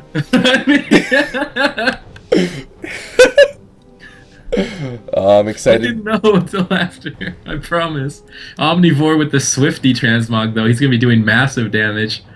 Jamili throwing out some blizzards, try and slow down these melee, going for some polymorphs, trying to fake the interrupts early on so he can blink in and get that guaranteed deep sheep. He's going to even get paralyzed, kind of a waste by Adela there. He's going to portal back though to try and avoid the CC. Rind into the asphyxiate, they're pressuring Jamili. The bubble comes out on the deep. The reflect was used as well, and Jamili didn't throw the polymorph into that. Bladestorm coming towards the end of the Iron Bark, storm bolting Jamili. He's just going to blink in. He gets gripped back. Valido in the meantime gets the Devouring Plague. They're swapping over to him. He activates the Blood Presence, immediately realizing the swap. Jamili just building up his icicles with the frost bolts, but he's tanking a lot of damage. Rind already having used 25% of his mana, going for a cyclone, but it was stolen, instantly thrown back onto Rind. Jamili getting pressured. He blazing speeds back. He gets charged. He's gonna blink. Amplify Magic is up. There's the asphyxiate out. He has no blink for the Stormbolt. He trinkets, gets life gripped, and gets gripped back immediately. Incapacitate onto Rind. Unfortunately, it's gonna break. That might have forced the block, but he's still getting pressured at 30%. Rind is trying to get the Genesis heals going for a cyclone now, but it's DR'd. Disarm onto Omnivore, but no CC just yet. There's the Deep Freeze Polymorph onto Adela. That's going to land full. He's choosing to sit through it. Omnivore activates the regen and the Die by the Sword to try and mitigate this burst with the Shadow Fiend. Yeah, and no team's really forced too much from either side. Jamili taking a little bit of damage here. Rind actually gets his clone stolen again into another clone. Jamili does have the Iron Bark. I'm not sure that they can actually kill him, but Omnivore taking so much damage, Adela having to use his Life Cocoon on him. He still has a trinket available, but Rin's still in the CC chain. Beautiful cross CC coming out by Jamili, though, putting the sheep onto Videlo. The Deep Freeze coming out onto Adela, and Omnivore could just die. The Rallying Cry does come out. Does disarm down to 10% HP. Adela getting some heals out, though. The War Master does come out, and he is going to get topped off, I think, here. So well done by him.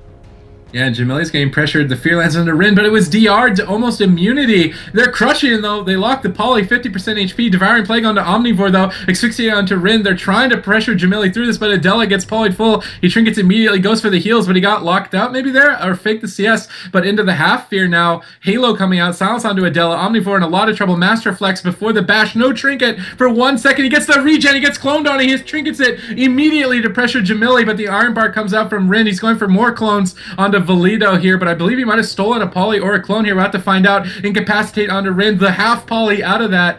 They need a stun out of that to pressure Jamili here. They still don't have an ice block. Polymorph onto Adela. Omnivore heroic leaps to safety. Whiskey taking a massive amount of damage there out of nowhere, but the Fear onto Adela. Disarm onto Omnivore. Jamili still being pressured. Goes for the Frost Draw. Whiskey at 30% HP. Almost into execute range. Rind going for a clone! And Whiskey at 18% HP. Omnivore almost capitalizing on that recklessness coming out. Blade Brainstorm as well. Onto Jamili, 30% HP. Might be a block here. Incapacitate onto Rind. And Valido stole the ice block there. He can use it for CC or damage later on. But this TSG is managing to pull through. Almost into execute range, 30%. He's going to trinket, 27%. Rind can't recover into the leg sweep now. Charge onto Jamili. Polymorph's coming out desperately. The double Nova saving his life for now. The deep freeze onto Adela. He gets locked on the Polymorph though, going for the Frost Jaw. That's going to land. Disarm onto Omnivore. They're trying to turn it around. 40%. The Iron Bar comes out. He's going to be able to sustain Jamili. He's still getting pressured. Comet Storm coming down. Bash onto Omnivore, but he has his defensive cooldowns. He's going to use them out of this. Jamili goes for the CS, but he misses it. Onto Adela, I believe. He's going to come back and be able to heal, but into the DR Silence. Omnivore still has the die by the sword. Going to use the Life Cocoon instead. Jamili getting pressured at 40%, but nothing too substantial just yet. What? Yeah, Rin still has his trinket available. That was an immense amount of pressure, but this Godcom sort of recovered. Rin immediately trinkets that Asphyxiate on himself. And it looks like they're still just on Jamila. They're trying to shut down his CC, so he can't get anything going on Adela. The Life Sweep coming out by Adela onto Rin. Polymorph gets stolen by Velido onto Rin. Well done by him. Jamili still just taking so much damage, though. Rin trying to get those Cyclones out as much as he can, trying to fake the Dark Sim by Bedelo. But WizK is going to be the target of choice for this TSG. Meanwhile, Omnivore taking a lot of damage, having to put out that parry. Adela caught into a full sheep. He does have Trinket available for him, though, and I think he does have his bubble up, too. Jamili taking so much damage, forced into his second block. He's not going to have another one available for another 2 minutes. The damage being switched off over onto WizK, and it's going to be hard for Rin to recover out of this. And this TSG is just doing a great job rotating their cooldowns, and they have so much pressure against this Godcom. And they force the Iron Bark onto WizK, and they're just going to swap immediately to Jamili with no blocks. They grip the Blazing Speed. The Blade Storm comes out. He blinks out of it. He's going to get topped by Rins and Nets. Now going for a Cyclone. Luckily, Vidello's not going to be able to steal that one. The Disarm onto Omnivore. He trinkets immediately. Stormbolts Jamili, so he can't get the Polymorph off of the Deep Freeze. And now Jamili getting pressured. That's going to be it! 1%! Jamili gets taken down, and the boys are not back in this first game against Monk Sucks 2.0. Wow, I did not expect that outcome going against a TSG versus a Godcom. Not even a little bit. What do you guys think about that? What happened? How did they do it?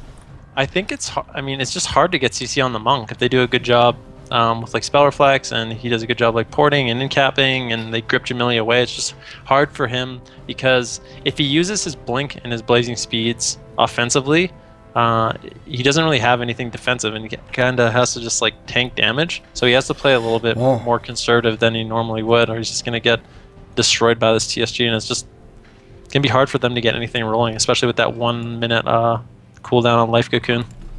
Alright, so the next map chosen by this Godcomp is going to be on Tolvaron Arena.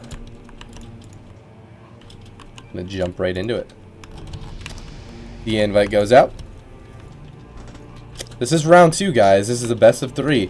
Whoever wins this series is going to the semifinals tomorrow. Currently, Monk Sucks 2.0 is up 1 against The Boys Are Back. Let me go ahead and queue again. And you think we'll see a comp switch out of Jamili? Do you think they might play RMD? No. I don't think so. No. Number one, that Q was too fast. Yeah, that's why I said that. That's my first assessment. Maybe, that's my analysis. Maybe I have fast computers. I think that Rind is going to maybe slow down a little bit, not go for as many Cyclones. Because he went for a Cyclone with WizK at like 20% HP, tried to go for a Cyclone again, got stolen on it, tried to go for a Cyclone again, like just got shut down so much, so I don't think he's going to be too eager to try and do that. Maybe bait some of the CC with Roots instead. They need to be very careful for Galido's Dark Sim. You know, he can't be getting his clone stolen, or Jamili can't getting his Polymorph stolen, because it makes a big difference in the amount of team that CC has. That's like a big part of their CC. Outside of like Incap, Leg Sweep, and Asphyxiate, and Fear. I mean, if they can steal Clone or steal Polymorph, they can force huge cooldowns against this Godcomp, so they need to be careful for that.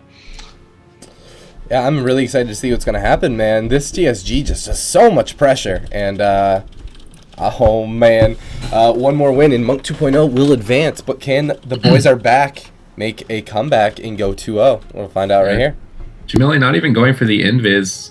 Would have maybe liked to see that to get an early polymorph. He does fake the dark sim though early on, so good on him to get that out of the way for Rind here. But the Iron Bark comes out nonetheless. He's been standing still too long. This is a deep freeze polymorph. It's going to land. Master Reflect comes in way too late. Has to activate the Die by the Sword and the regen to answer all this pressure. Rind gets stunned on his NS. He's trying to purge it off. He's not able to get it off though. The NS is going to come up here shortly. Imagine actually, okay, he does get the NS off just in time onto Jamili, but it doesn't seem to do too much. And in the meantime, Omnivore at 15% gets Life Cocooned, Rallying Cry as well, but that's going to fade.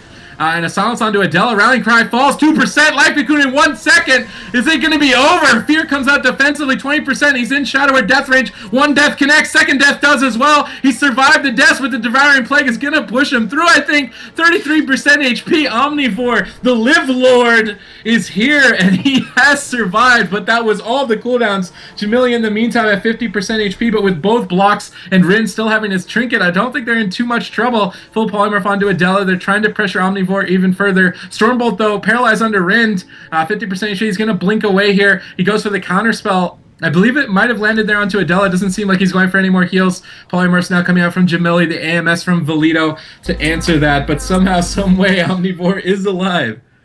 Yeah, this TSG is going to have to play a little bit conservative, make sure Adela's not going to be putting too much CC, otherwise, I mean, they don't really have anything left, so they have to play a little safe. Luckily, their cooldowns are very, very short.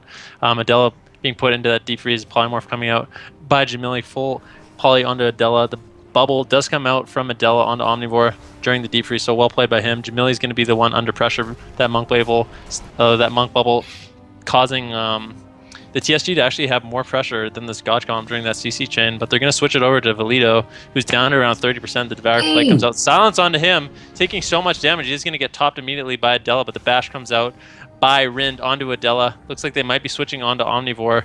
Rind into that Incapacitate. WizK down to around 30%. The Asphyxiate comes out by Rind. This is going to be dispersed by WizK, and this TSG has somehow managed to turn around the pressure onto WizK. Yeah, Rin went for CC, and he went for CC and got punished. He got incapped on his Cyclone, now going for another Cyclone. He's going to land it onto Valido, who desecrated grounds immediately now into a D-Yard Polymorph.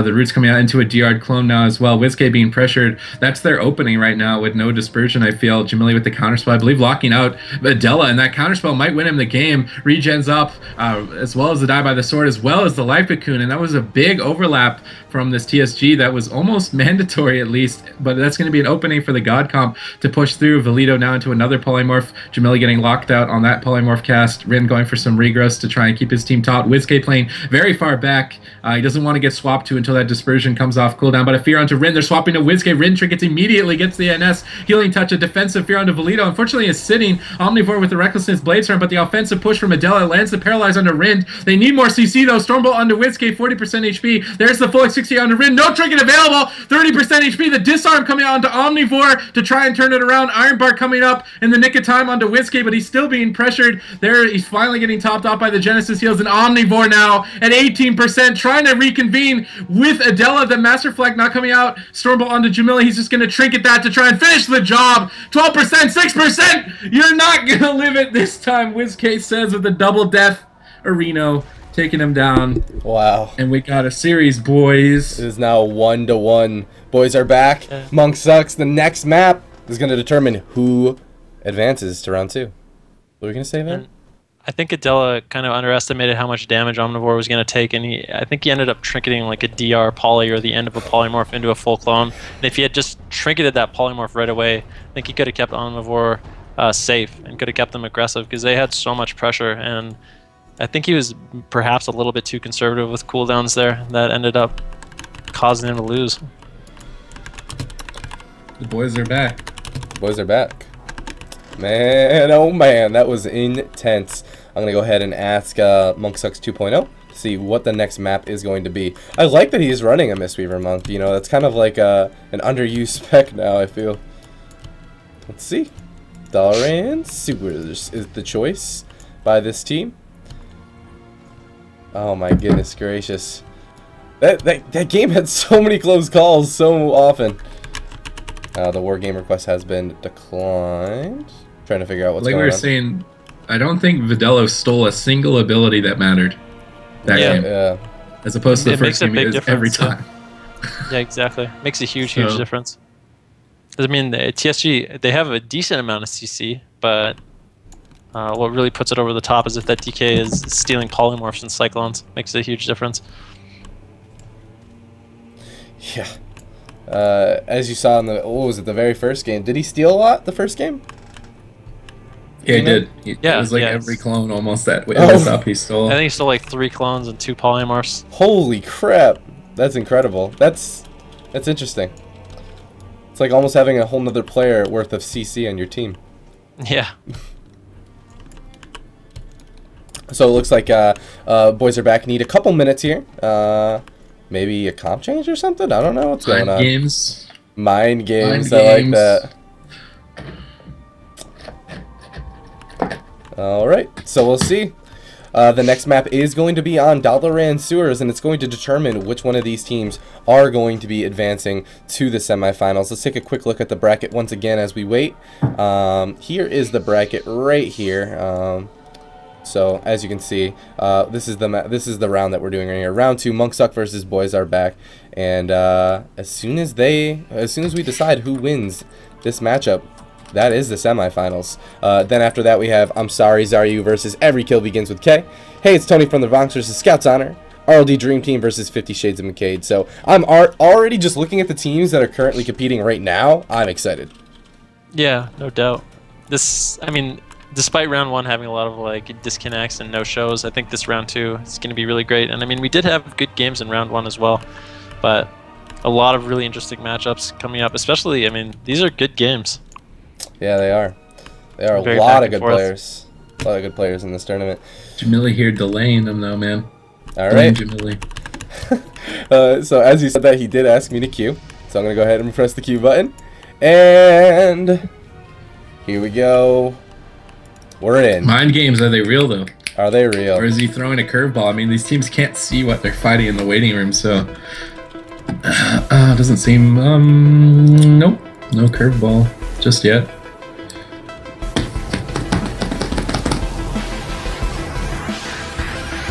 Oh man! Oh man! Oh boy! Oh buddy! Are the boys back, or will Monk Sucks 2.0 take it back? This game decides it, ladies and gentlemen. Whichever way it goes, this series has been a great one, and I'm really glad we got to watch it. For reals. Can Omnivore the Live Lord survive? Round 3. Yeah, I can't believe he's so low, man. That Cyclone on the rallying cry and the cocoon, I'm like, that's unbelievable. Oh my gosh. That was a really nice Cyclone coming out from Rind. But Dalaran Sewers, this is a much smaller map. Oh man, this is Monk Sucks 2.0's map choice. What's gonna happen?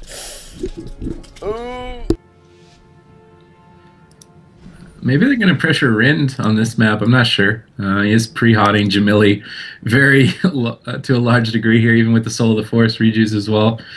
Just keeping Jamili fully hotted. And they're going to swap to WizK. Not a lot of hots on him right now. Getting the dots up, though. There's the deep freeze onto Adela. He's going to life cocoon before the CC lands, but the polymorph doesn't even go out. The life cocoon's going to buy his time here. He's popping the Recklessness now, trying to turn it around onto Jamili, and Rind's going to Iron Bark that immediately, spamming out the Regrowth. But he's dying through it. He gets locked on the polymorph, 50% HP. He's going to have to reconsider pushing in right now. 40%, 30%. Rind goes for the Tranquility, but that's not going to do a lot through the single target pressure. He's going to cancel it immediately, and he gets stunned down below. It might be his Trinket. If he trinkets before Fear, that's going to be detrimental, and there's the first block much earlier this game, and Jamili's just going to cancel it. Cold Snap, go offensive onto Omnivore at 50%. The Fear lands onto Adela. He's going to Nimble Brew immediately to top off Omnivore, who heroic leaps in. The Paralyze into Rind. Unfortunately, he's dotted. He's got the Heart of the Wild into the DR leg sweep, but Jamili should be okay with these Heart of the Wild hots. He's going to get Storm Bolted on that Polymorph, blinks out of it immediately, but he's going to get gripped away. Adela is just positioned really well right now to avoid the Polymorphs and avoid the CC. If he can keep this up, it's definitely in his favor to do so, but there's the bash on Omnivore. Deep freeze onto Adela. He's going to life cocoon once again before the Polymorph comes out, so good on him to get that out, but they overlapped it with the regen, unfortunately. He still has Die by the Sword and Rally. The full fear onto Adela. He doesn't want to have to trinket this. Jamili getting pressured really hard. He's trying to kite both of these melee DPS down below and away from Adela's Fear Path. He's trying to cover the ground to get back to Omnivore and Valido right now, but Omnivore getting crushed, 40% HP, silence, died by the sword comes out, Adela revivals, but he's going to dispel a VT, fears him up for 3 seconds, 30% on Omnivore, 29%, deep freeze onto Adela, the polymorph lands, it could be the end here, he fake casts the mind freeze, but he gets reflected on the poly, and he clones Omnivore low HP, but he stole the poly, Rind into a full poly, Jamili getting pressured, 50% HP, he's going to get gripped back, the polymorph unfortunately breaking to the dots of the Death Knight, the asphyxiate comes out, but Jamili has managed to survive for now.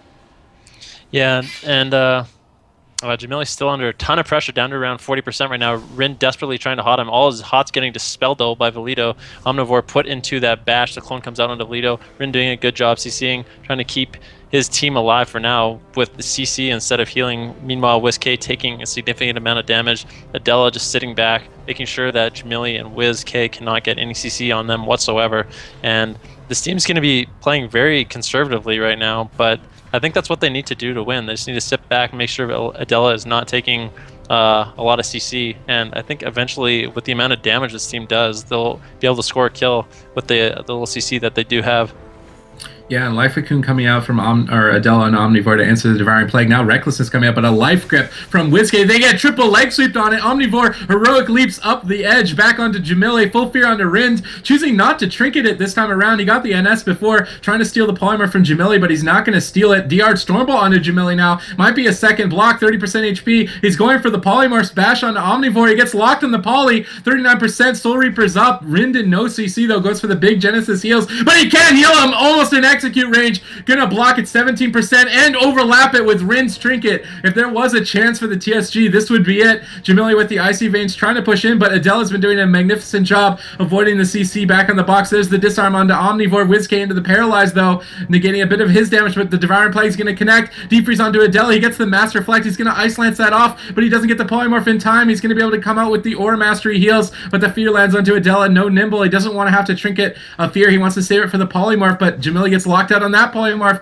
still getting pressured. His Cold Snap coming out, going to use that with the Amplify Magic to top himself off. His Rind is in the Asphyxiate, but Omnivore getting pressured. Devouring Plague, 20%, almost in death range, pops the heals, keeping himself almost out of range. The rally overlapped with the bubble, though, from Adela here, might come back to haunt them. Rind with no trinket, though. If Valido here can get a good steal, he might be able to turn it around, and he does steal the clone, throws it back onto Rind. I believe actually it was Master Reflected, but Omnivore dying in the meantime, 25%. Full fear onto Adela, no way out. Comet Stern coming down. Omnivore, you live, Lord. You magnificent live, Lord. 1%! That's it. That's all she wrote, though. He can only live for so long at 1%. Yeah, and Rin doing an excellent job once again of getting out those offensive clones on the Omnivore, stopping any sort of healing, especially when that Monk bubble's up. The Monk bubble grants additional hot healing for the Monk on the Warrior, so if he's able to clone that, it makes it really hard for him to actually top him off, which is a big deal. So well played by Rind. Yeah, he keeps doing it consistently, and on Rallying Cry, on that Monk Orb, that was a big factor in them landing that kill. But GG's all around. Thank you so much, Monk Sucks 2.0, for coming and competing, but the boys are back. We'll be advancing to the semifinals. Catch them tomorrow at 1 p.m. Eastern right here at GCD TV. But who is up next? That is the question. Oh, man, that was a great series. I really enjoyed that. That was incredible. It's a good matchup, yeah. I think. Yeah, absolutely. It is a fun matchup. I mean, it's exciting both ways. There's a lot of pressure by both teams. And I think both teams played it well. Yeah. So up next we have I'm Sorry Zaryu. I believe that is with the Boomkin for you, Mr. Supatease. Going up against Every Kill Begins with K, the legendary Dilly Poo with his buddies. I believe it's Evangeline and Cubsy. Though I think he's got some friends. I believe that is who it is. I think he's got multiple compositions at his disposal. So that. Ooh, wait to see Lord Dillypoo playing. I saw these guys practicing earlier today. Oh, did you? Yeah, but when isn't Dillypoo practicing? Let's just be serious. Let's be real. Can't they play triple DPS too? For some reason, I remember you mentioning triple DPS. Triple DPS is allowed in this tournament. Let's see here, and then Major did. But will they take that risk? I feel like that's super risky. That's like, that really is an all-in SUV's cheese. That's exactly what that is. Yeah, it is. That's like a all-in SUVs and a cannon rush at the same time. And a cannon rush. Oh my god. Not sure that's possible. We're queuing it on ladder. The Ret Rogue Hunter. I fought them once. They tried to all in on me. They didn't kill me. I managed to live. But it could be scary. Like I felt like after we lost to them, like if they didn't try and YOLO kill me and actually like played more seriously and CC'd, that it could actually be really scary. Yeah. So these classes aren't easy to kill. They are on kind of a time limit. They have to have an immense amount of pressure to sort of force the opposite team defensively, but yeah. It can be hard to score a kill against a Hunter, a Ret, and a Rogue. I'm so excited to see these two teams play. And of course, the very first map of this best of 3 to determine who goes to the semifinals is in the Grand Arena.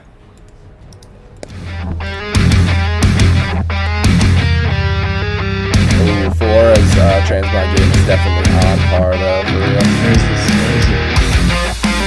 Ooh, that axe. It's like a Vanguard. That axe.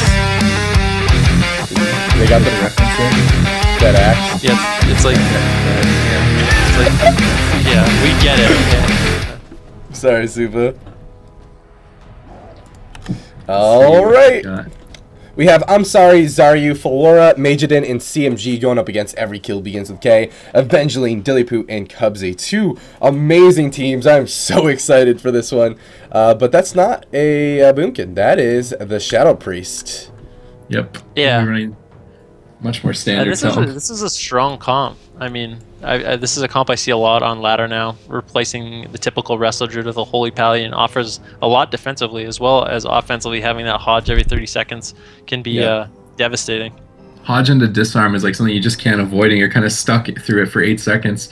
As well as the recent change to Trank Shot means Dillypoo won't be able to get these bops off, so they act as a second ice block almost for Majidin or CMG, whoever they decide to go on. I think Evangeline is trying to react to the composition decision back here and come up with a strategy behind the pillar.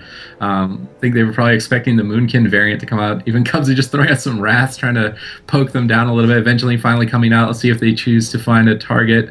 Evangeline pulling out immediately, though. He doesn't want to push into that death trap. Getting Hodge back there would be almost his bubble guaranteed, I would think. But at this point, CMG's probably built up 3 orbs. Majorden also trying to get some icicles with the frost bolts. Dillypoo getting dispelled there on the VT. Maybe a cleanse on his pet.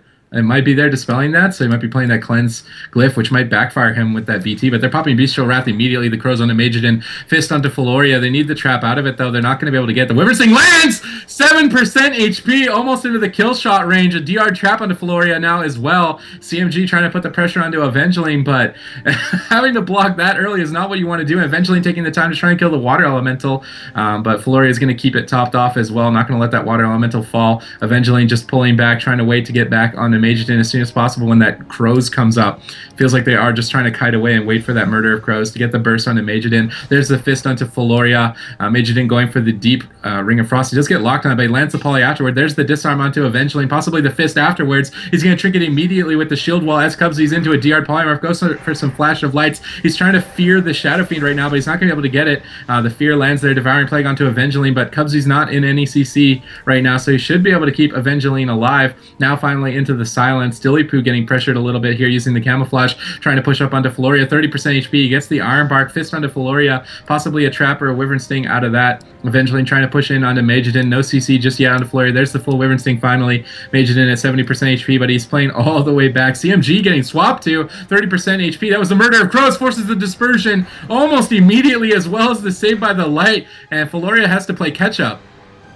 Yeah, this is going to be a scary position when wings are up again for Evangeline. CMG is not going to have his Disperse available. Evangeline caught into the Hodge by Feloria. It looks like they're trying to do some damage to him, but he's just playing so safe, so conservatively. When they don't have the CC, he's just sitting behind a pillar, making sure he's not taking really any damage, and it's hard for this God comp to really get anything going. But yeah, they're trying. I mean, they're chasing down Evangeline, and this Cupid Cleave is really, they're playing so passive. I mean, they're just waiting and playing it smart. You know, they're just waiting till they have Hodge. There it is. A Hodge onto Feloria. Hopefully Dillypoo can get the trap out of it. That's exactly what they want to do. The Wyvern, and now they're going to try to force some pressure, you know? Wings and really Murder get too much much. onto CMG with no dispersion. Floria answers with the Avenging Wrath. He's trying to keep him top, but he's kind of getting global through it. A fist onto Avengeling. He still has that Avenging Wrath to use afterwards, though. He's just going to use it right now, but CMG's pulled out. Cubsy blinks to the center. He gets sacked as well. He's keeping his Red Paladin Avengeling topped off. Floria into the trap. He's going to trinket that immediately. CMG trinketing as well. Now the fist onto Floria. Uses the freedom to try and reduce the CC. Majidin getting pressure to 50% with the remaining amount of... that was an insane heal from Floria to top Majidin off, though.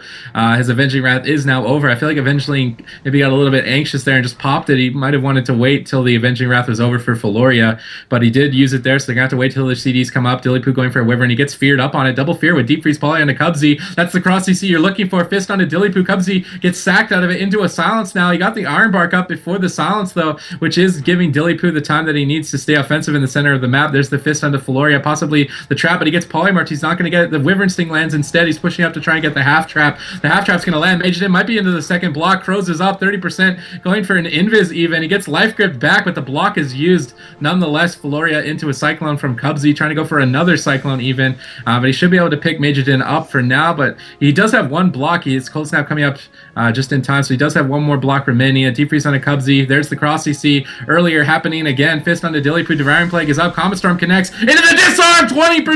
Shadowware Death Range. Cubsy with the clutch Heart of the Wild heals, though. Gonna top Dillypoo off in his moment of need right there. There you go, buddy. You're fine. You're fine.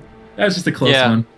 This is exactly what they need to do. I mean, Dillypoo is the one who is a lot more susceptible. He has to run in to actually get CC. So if they can get cross CC on Avengeling and Cubsy and get Dillypoo caught into that Hodge disarm, they can burst them down really fast, and really doesn't have that many defensives outside of his trinket. Last time that happened, Cubsy did have to use his trinket as well as Heart. So let's see if they can make it happen again. Cupid Cleave not able to get too much pressure out onto this God Camp, still playing a little bit conservative. Cubsy caught into the deep, into a full fear. He is able to freedom that, so it's going to be short on him. Silence does come out, but Dillypoo having to trinket that disarm. So now they're in a position where Cubsy and Dillypoo have no trinket, but the wings come out from Avengeline. Majidin taking a significant amount of damage. Floria going to pop those wings to try to top him off immediately, but Floria still has his trinket, his bubble, 2 bops, War Master. He still has almost all his defensive cooldowns left, so I don't think this God Comp is actually in too much trouble. When the next time Dillypoo and Cubsy get caught in that CC chain, could be really scary for Dillypoo.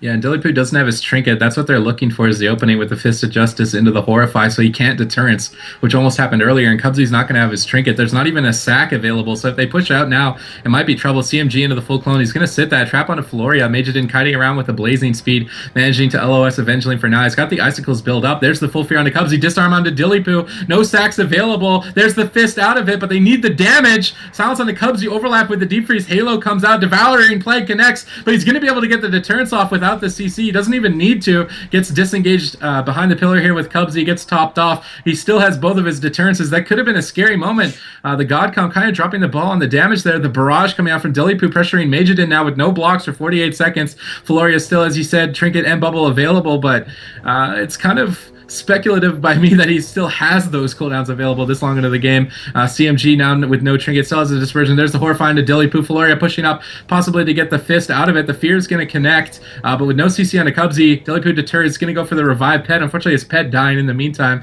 It's going to force one of his Deterrences to get that out. But they need to get the pressure rolling. There's the Bestial Wrath. There's the Murder of Crows. There's the Dilly Barrage. Fist onto Floria. Majidin at 60% HP. 40% HP. Steals the Sacrifice. Wyvern Sting onto Floria. Pops the Avenging Wrath. Trying to pick Majidin up desperately. They're turning it around onto Dillypoo, though. Ice Nova connects. Cubsy pushing in. There's a trap onto CMG. Defensively, Dillypoo pulling back. Once again, Devouring Plague is up, but his Trinket's going to be up. He has another Deterrence. Both these teams have stabilized with Cold Snap returning to Majidin. Yeah, Majidin, like you said, has that Cold Snap available. The wings coming out from Evangeline, trying to get out some pressure. Hodge onto Floria. Majidin taking a significant amount of damage there. He might be forced into that ice block. He's desperately holding onto it while Floria is non-CC. The clone comes up, but Floria was able to actually top Majidin there, and they're just spamming out the polymorphs onto Evangeline, trying to CC him on those wings, and they weren't able to really force any defensive cooldowns from this God Comp with those wings, which is unfortunate. Silence comes out onto Cubsy. Dillypoo getting Devouring Plague, getting Ice Nova, a lot of damage coming out onto him, but Cubsy not in any more CC, probably going to be able to top him off. Second Devouring Plague even coming in. Ice Nova connects. He's going for the Barrage and the Murder of Crows. It forces the bop, but he's only almost in Shadow or Death range. Eventually with the clutch Flash of Light, but now Eventually into the Polymorph. Dillypoo with the Knockback Trap. Disengaged, trying to kite away from CMG. Comes into the Poly. Instantly sacked by Eventually, but now into the Deep Freeze. No trinket available. Fist onto Dilly. No trinket available onto him as well. If they get the Horrify out and the damage connects, it could be it for Dillypoo. No Horrify though. He goes for the Feign Death. He's going to be fine. Cubsy comes out of the CC. Second Ice Nova comes in. Defensive Trap on his CMG. Dispelled by Floria before the fist landed. They were trying to go for a cross CC play. Dillypoo's pet dying once again, but he manages to get the revive off in front of the entire team. He's still trying to pressure Majorden, but he still has one block available and one bop. Silence on the Cubsy, disarm onto Dillypoo. Fist of Justice up in about 2 seconds should they get it. He got the Iron Bark off before the Deep Freeze though. Dillypoo is able to survive, but he does dispel a VT from using the Mend Pet Glyph, and now he's put into the full fist. Iron Bark is tidying him over though through the Common Storm. Devouring Plague connects, full fear onto Cubsy. No trinket, or sorry, he does have trinket, but he doesn't want to. He gets put into the half ring out of the fear. Good play from Majorden there, but the fist onto Floria. They're going to try and turn it around. He lands the trap, 360 no scope. Bestial Wrath, Murder of Crows comes out onto Majorden. Floria, without any CC, pops the Avenging Wrath, tops him off with the Word of Glory though, and has bought him a second life through this round of cooldowns. Evangeline's wings are coming up though. As long as he can save them, wait for Floria's Avenging Wrath to fade this time around. Deep Freeze though onto Cubsy, disarm onto Dillypoo. Fist of Justice is available. And there's the Fist of Justice onto Dillypoo. No trigger for 10 seconds. Devouring Plague connects, 50% HP, but he's going to be able to live eventually with some clutch heals, keeping him alive while Cubsy was CC'd. Now the turnaround, Majorden into the block, Floria into the Fist. He needs to get the CC out of that, though. The Wyvern Sling's going to connect. Majorden finally, without any blocks, maybe this Cupid Cleave can push through. Yeah, he has a block in another 30 seconds. This Cupid Cleave having to get through so many cooldowns, and if you look, Dampening's actually at 29% right now, so it's going to be really hard for Cubsy and Floria to keep their team up. Dillypoo taking a lot of damage right now, but no CC out onto Cubsy. The Iron Bark does come out from Cubsy, trying to avoid as much damage as possible onto Dillypoo. Bash onto CMG. Floria caught into the Hodge. Could be a trap out of that. He is able to freedom it, so any upcoming CC will be short on him. Meanwhile, CMG taking so much damage, down to 50%. It's going to be hard, like I said, for these healers to actually top their teammates now, with Dampening being so high. Yeah, the second and final bop coming out from Floria onto Majorden. Dillypoo into the full fist with no trinket. Deep Freeze onto Cubsy, though. Eventually, desperately spamming out the Flash of Lights, trying to buy his teammate the time to get the deterrence off. He's going to get it up at 46%. Cubsy finally out of CC. He has the Heart of the Wild available as well for the extra healing. The fist onto Floria, though. He's trying to go for the trap. He's going to knock Majorden away. Life Grip, though, onto Floria to try and negate the trap. A clone onto CMG. Trinkets immediately. The Wyvern Sting connects onto Floria, though. Evangeline with his Avenging Wrath up in 30 seconds could get the kill here, but Majorden has a block to answer it when that time comes. Majorden blinking in for the Deep Freeze onto Cubsy. There's the cross CC. Horrify onto Dillypoo. Ring of Frost lands and gets stacked immediately by Evangeline. Dillypoo gets the Iron Bark on the Devouring Plague, but he is fisted here with the Comet Storm connecting. Silence onto Cubsy. Heart of the Wild's up. Devouring Plague comes in. 30% HP. Evangeline with these clutch heals all the time. Keeping Dillypoo alive, but he's trying to retreat. Polymorph finally onto Evangeline. He trinkets. He's trying to keep Dillypoo going. 30%. Majorden in the meantime eats the trap onto Floria, and he's keeping his team offensive. There's the Murder of Crows, though. Dillypoo in the center of the map with the Dilly Barrage trying to pressure Majorden. Deep Freeze onto Cubsy. Eventually, with the wings, Majorden needs to be able to get the block. He's going to answer it immediately. Polymorph onto Cubsy. No sacks available. Disarm onto Dillypoo. Majorden might come out of this, get the half Polymorph out as well. Fist of Justice is available from Floria. He's going to sprint in, but he gets fisted before he can get it. He has to bubble to keep his team going, but Dillypoo at 18%. It's going to go down. CMG and Majorden staying alive, even in the face of 41% dampening. It's just so hard for this Cupid to really do anything against this God Comp. I mean, Floria has 2 bops. He has his wings to always top. Majorden, he basically has wings to counter wings, and Majorden having block as well as bop. It's so hard for them to get anything going. Yeah, absolutely. I want to take a quick look at that replay, though, at the very end there. I mean, Dillypoo, basically, this team was just exhausted of cooldowns. They forced Majorden's cooldowns, but like you said, Ven, it's just so hard for him. Yeah, the triple CC going here onto Cubsy as he goes into that full fear. Aurora sacrifices on Dillypoo, just wasn't enough. That's Devouring Plague into a Hodge, and that's going to do it. And this God comp with the Holy Paladin just made so many setups on the Dillypoo to the point where their whole team was just exhausted, and we were at nearly like 43% dampening or something incredible. It's nuts. Crazy. Yeah. It's weird too, because that game, it's not like that was a slow-paced game. Both teams were forcing cooldowns, but both teams have so many cooldowns they have to answer, rotate yeah. through, you know? It's like they were getting pressured, but they always had a response for it. Kind of just have to wait until dampening. So you have to like overlap responses, I guess, to a significant amount of damage. But yeah, it's hard.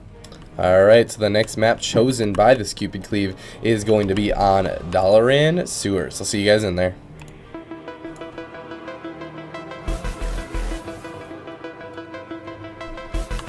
Any comp switch-ups? Nope. No comp switch-ups. Another thing to sort of note about this matchup is like the longer dampening goes, a big part of Cupid's defensive play is Evangeline's heals, and if his heals are being significantly reduced, I mean, this God comp, their big advantage is that they have an incredible amount of crowd control, and that's not really affected too much in dampening. Yeah. Yeah. That is a solid point to make, yeah. But Mageddon, even without his brother Generics, still pulling it off with some good synergy with Floria and CMG. Pull off a close game, though, from both sides. Definitely is a cooldown game. Like, the Avenging Wraths, every single cooldown being micromanaged is key to either team winning. And you see when they both manage it perfectly, it goes for so long. Even though you would think like both comps are very bursty, but it just goes for so long. Mageddon going for the invis this time around, possibly some early polymorphs on the Cubsy while he's pre-hotting. He's not in stealth right now. Mageddon opening in the center with the Frostbolts, generating the Icicles. CMG with the Vampiric Touches, building up the Shadow Orbs, going for a Mass Dispel onto the Hodge there, but he's not going to be able to get it. Mageddon getting pressured really hard from the early Avenging Wrath, but Floria answers it with his Execution Sense now into the Wyvern Sting, but he did sack the Wyvern Sting, so that's going to break immediately. Disarm onto Dillypoo into the Fists of Justice. He's going to trinket immediately. Got double Devouring Plague, though, 47%. Cubsy not in NECC. Gets the Swift Bend off now into the Silence, so he got the Iron Bark up before, but another Devouring Plague coming in onto Dillypoo. He disengages to the pillar, and S comes out from Cubsy, eventually now getting swapped to at 65% in the center.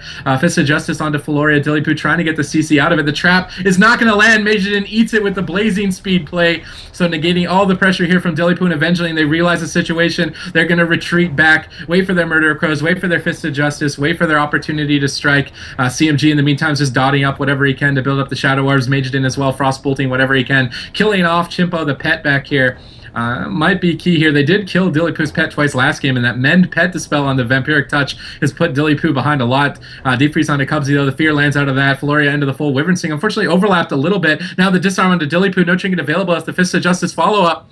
It might be the end for him. There's the Fist of Justice follow-up. They just need the damage. Ice Nova connects. Devouring Plague is up 50%. Denounce is even coming in, but Cubsy's not CC'd any longer. He's going to be able to heal just fine through it. Mageddon still has both of his blocks, though, and both buffs from Floria. Cubsy with his trinket still, eventually with his bubble. Dillypoo sitting comfortably with 2 deterrences, but no trinket, though. And he realizes that he's just going to stay as far away as he can until that comes up.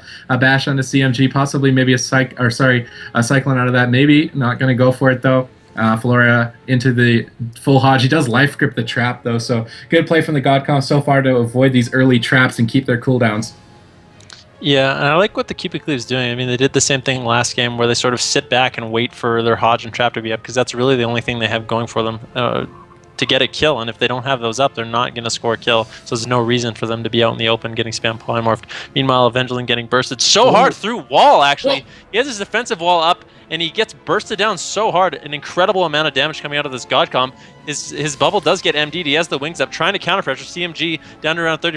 Floria blowing his wings to try to top him off, but that was an insane amount of damage by this God Comp coming onto Evangeline. Floria into the trap. CMG not out of the woods yet, still taking a significant amount of damage. Saber the Light comes out, or Mastery comes out by Floria, trying to get as many heals out as possible. Meanwhile, Dillypoo taking a lot of damage, caught into that Fist of Justice. Cubsy not in any CC, though, so he should be able to just top him and heal him off quite easily, but that was incredible. Yeah, and eventually realizes that he doesn't have many CDs left. He's pulling back. The Pet Nova is going to land on everyone. Nice stampeding roar from Cubsy to break that route, though. A bash on a CMG. No CC follow-up just yet. There's the Fist of Justice on a Floria. Dillypoo going for the Wyvern Sting. The Wyvern Sting, unfortunately, not coming out. He got polymorphed on the Wyvern Sting cast, which means Floria will have the time to sacrifice it. There's the disarm onto Eventually into the Silence! Might be at 30% HP! Ironbark's not enough! Gonna die before the NS. I actually think the NS went through and he died through it. But holy moly! I'm sorry, Zaryu is going to say, I'm sorry, Evangeline. You were dead. Yeah. That was a good silence too, preventing any sacks that could come out from Evangeline or Divine Protection. That was one of the big things that actually scored them the kill there. But I mean, dang it. What can you do? That was a great series though. That was a phenomenal series, and like the 2-0 does not give that series justice because it was intense. I want to give a shout out to Every Kill Begins with K. Thank you so much, Dilly, Evangeline, and Cubsy for coming out and competing, man. I really appreciate it, and I hope to see you guys again because you guys are so good. But I'm sorry, Exaryu is going to advance to the semifinals. And who is up next? Let's see. I think it's is it actually Supatease against Scout's Honor. Oh, I'm next. I have to dip. Later, buddy. Team Supatease against who's Scout's Honor? Greki, Beanslayer, and Fusion. I might be playing Boomkin. Wait, what? And I'm gonna leave with that. Oh, okay. Wait. I would like to see that. I'd like to see some Boomkin I would play. like to see some Boomkin play too. Wait, what? I don't know what they could run as Boomkin though. What are they gonna? Why can't I join their call? I don't know. Awkward. Alright guys, we're going to take a quick commercial break as we get these teams set up. So be right back, guys. Quick commercial break. Please consider turning off ad block as it does directly support us. Thank you guys. We'll be right back.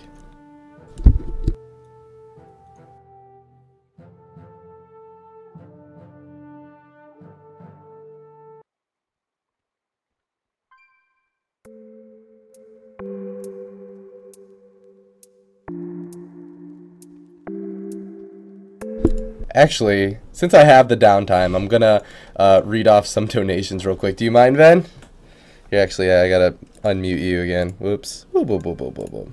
Is that alright with you? Well, yeah, do whatever you want, man. What? I'm gonna do it, man. Alright, real quick. We've been getting so many donations, and I haven't been able to read them off just because it's been very, very difficult. But thank you guys so much for all the donations. Let's see here. Whoa, a lot of donations. Okay. Oh my gosh, and Dares with that subscription. Thank you so much, Dares. I feel like I'm like really far behind on these donations, guys, so bear with me. Holy crap. Alright, so I'm gonna start from the top. It's Keldor1 donated $5 and he asks, where's the disc? Mad Beagle has donated another $100. Thank you so much, Mad Beagle. Nice to see GCD get the recognition from the top players. Your hard work and dedication is paying off. Keep it up. Thank you so much, Mad Beagle. $3 from Borgie. $4.20 from Free Recful. $20 from Mod Villain. Thank you, Mod Villain. I see you, buddy. $5 from Schwazy. Mod Schwazy. Plus. And $5 from Captain Big Balls. And also $10 donation from Spectix. Great job so far. I enjoyed watching every game. And then something else that I can't read. Alright. Cool. Thank you so much, buddy. And we're going to get these teams underway very, very shortly. So stay tuned for that, guys. Oh, man. And another subscription coming in hot from Stretch Mians. Thank you, buddy, and welcome to the GCD team. I'm going to edit your camera because Supatease is no longer here. Yeah, I got you. Wait, I have to do it this way. Oh, man. Select a region. Whoa, what is going on with that? Join the call to make it easier? Yeah, let's do that. Can you just... Yeah, let's do that. So I'm going to be casting this game with you, Mr. Venruki. That sounds like a swell plan, man. I'm excited for that. I'm excited to watch Supa. I'm going to be honest. Me too. I think it's going to be hard for them. I don't know. I have no idea what they're going to run. Yeah. No idea. He says he might run Boomkin. He's dropping that Moonkin card. Yeah, before he leaves the call, dropping the Moonkin card. Like, are you... Maybe they're doing like a double hybrid, like no healer thing, maybe? Honestly, the chance of that working against like a feral holy paladin is like basically 0, I think. Yeah. Just gonna go ahead and ask these teams if they're ready. We're gonna jump right into it, man. Let's do it. Let's do it. Shout out to CDU. I see you in chat, buddy. Hey, Brend.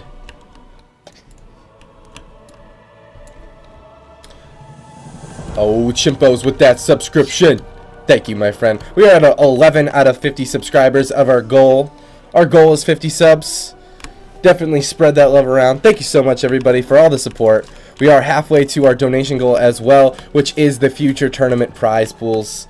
And tournament number 10 is going to be a good one, boys. Tournament number 10, I mean, we might potentially see Sea-Doo coming back. So definitely consider donating if you want these big names to come and compete with us. So both teams are ready. I'm going to queue right up for Nagrand Arena. Oh, baby. Oh, baby. I like this. I really like the rules you guys put in. The change of rules where Nagrand's the first map, and yeah, you actually get to cycle through all the maps. Because I think in some situations, there are big map advantages, and having the first map on Nagrand kind of prevents that, which is really nice. Right, yeah. Absolutely. We're taking your guys' feedback in, and we're adapting accordingly. So I really appreciate everyone supporting us. Keep giving us those feedback, and we will continue to get better. We listen to everything you guys say, we promise. So the very first map of this best of 3 series is Nagrand Arena.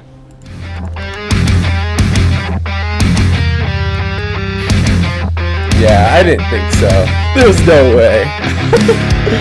Supatease is trying to throw in a curveball before he jumps into this arena, making sure he can put Bean Slayer, go Reki, and I'm sure they don't know what's really going on.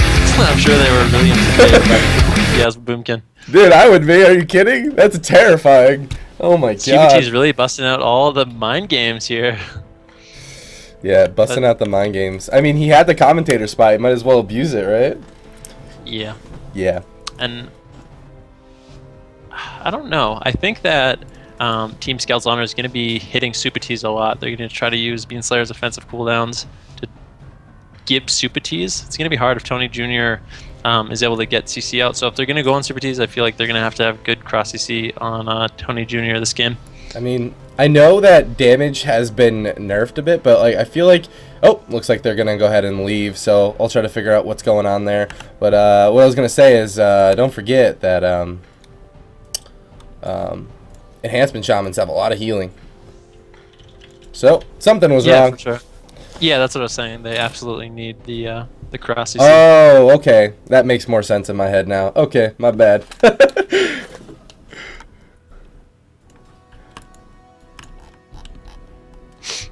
So it looks like there is a DC.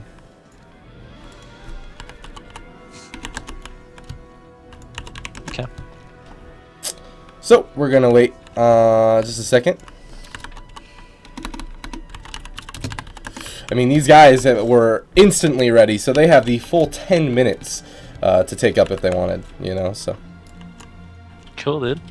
Kill me. Cool, dude. I think it's a good rule. Gives teams a good amount of time to deal with these problems and sort of talk about any issues or strategies. How does the 10-minute rule work? Is it 10 minutes for the entire matchup? Do they get like 10 minutes between each round? Each team gets individual 10 minutes, yeah. So it is for the entire matchup. So not just like, so for example, they use 5 minutes, they still got 5 more minutes to use. Talk about the games or whatever? Yeah, they can use it for anything. They can use it to, yeah, they could use it to change their strat, change their comp, whatever. But it starts 10 minutes after an admin gets in contact and they repeat. So it looks like both teams are ready once again. Potentially, hopefully, we'll see. Come on, baby. What time does round 3 in the finals happen tomorrow, by the way? Round 3. So everyone knows. The finals are occurring at a much earlier time than this. It's occurring at 1 p.m. Eastern. I believe that's 10 a.m. Pacific and 6 p.m., maybe potentially 5 p.m. Central Eastern Time. The reason why I say that is because Central Eastern Time is changing tonight. So that's something to take into consideration. But it's going to be much more EU-friendly of a time, so make sure to hit that follow button so you're notified when we go live. But that's all happening tomorrow, the semifinals and the finals. And right now, we're determining who goes to the semifinals and the finals right now. And it is, once again, Scout's Honor versus Tony from the Bronx. We got that Turbo Cleave versus that Jungle Cleave. Oh, baby. All right. All right, all right. So, I mean, I feel like the control of this jungle just gives them such more of an advantage. I don't know. To be honest with you, I'm not completely familiar with the strengths and weaknesses of the Turbo Cleave. but I feel like I want to say the comp advantage goes to the jungle. What do you think? Well, if you think about it, I mean, Lyrics is going to have his Fear as a crowd control, and Fusion's going to be able to bop that. And Tony Jr., you know, he has Hex, and Beanslayer can curse that as well as being immune to it. So, I mean, a lot of their crowd control and a lot of their offensive pressure is just like inherently countered by these classes, oddly enough. So I think it's going to be hard for them to really get anything going, and they're going to be on the back foot for most of this game. All right, man. Here we go. Lyrics charging in right away, getting on that Hunter Greki. Greki is going to be slow. Got the hamstring going up. Lyrics continuing. Oh, he goes ahead and he heroic leaps. I think he tried to go for a kick onto Fusion. I'm not sure if he landed it. No, he did not. Greki still taking a lot of damage. He is the kill target right now, doing a great job kiting Lyrics around, but Tony Jr. looks like he's going to be the kill target for Scout's Honor. Yeah, Beanslayer just still sitting in stealth. I guess he's just waiting for Supatease to open. I mean, Supatease finally comes out in hots. Beanslayer is going to immediately go up, pounce on him, blow all of his cooldowns. Supatease answering that with his Bark Skin, but he's still going to be in a lot of trouble. Supatease might have to use more. Iron Bark comes out as well, down to 50%, having to use the NS Heart Heals. He literally used every cooldown he has because of that incarnation. He has nothing left, so the next stun on him could be devastating. Meanwhile, this Jungle Cleave still has all their cooldowns. They haven't really used anything defensively. This Turbo really hasn't been able to force much.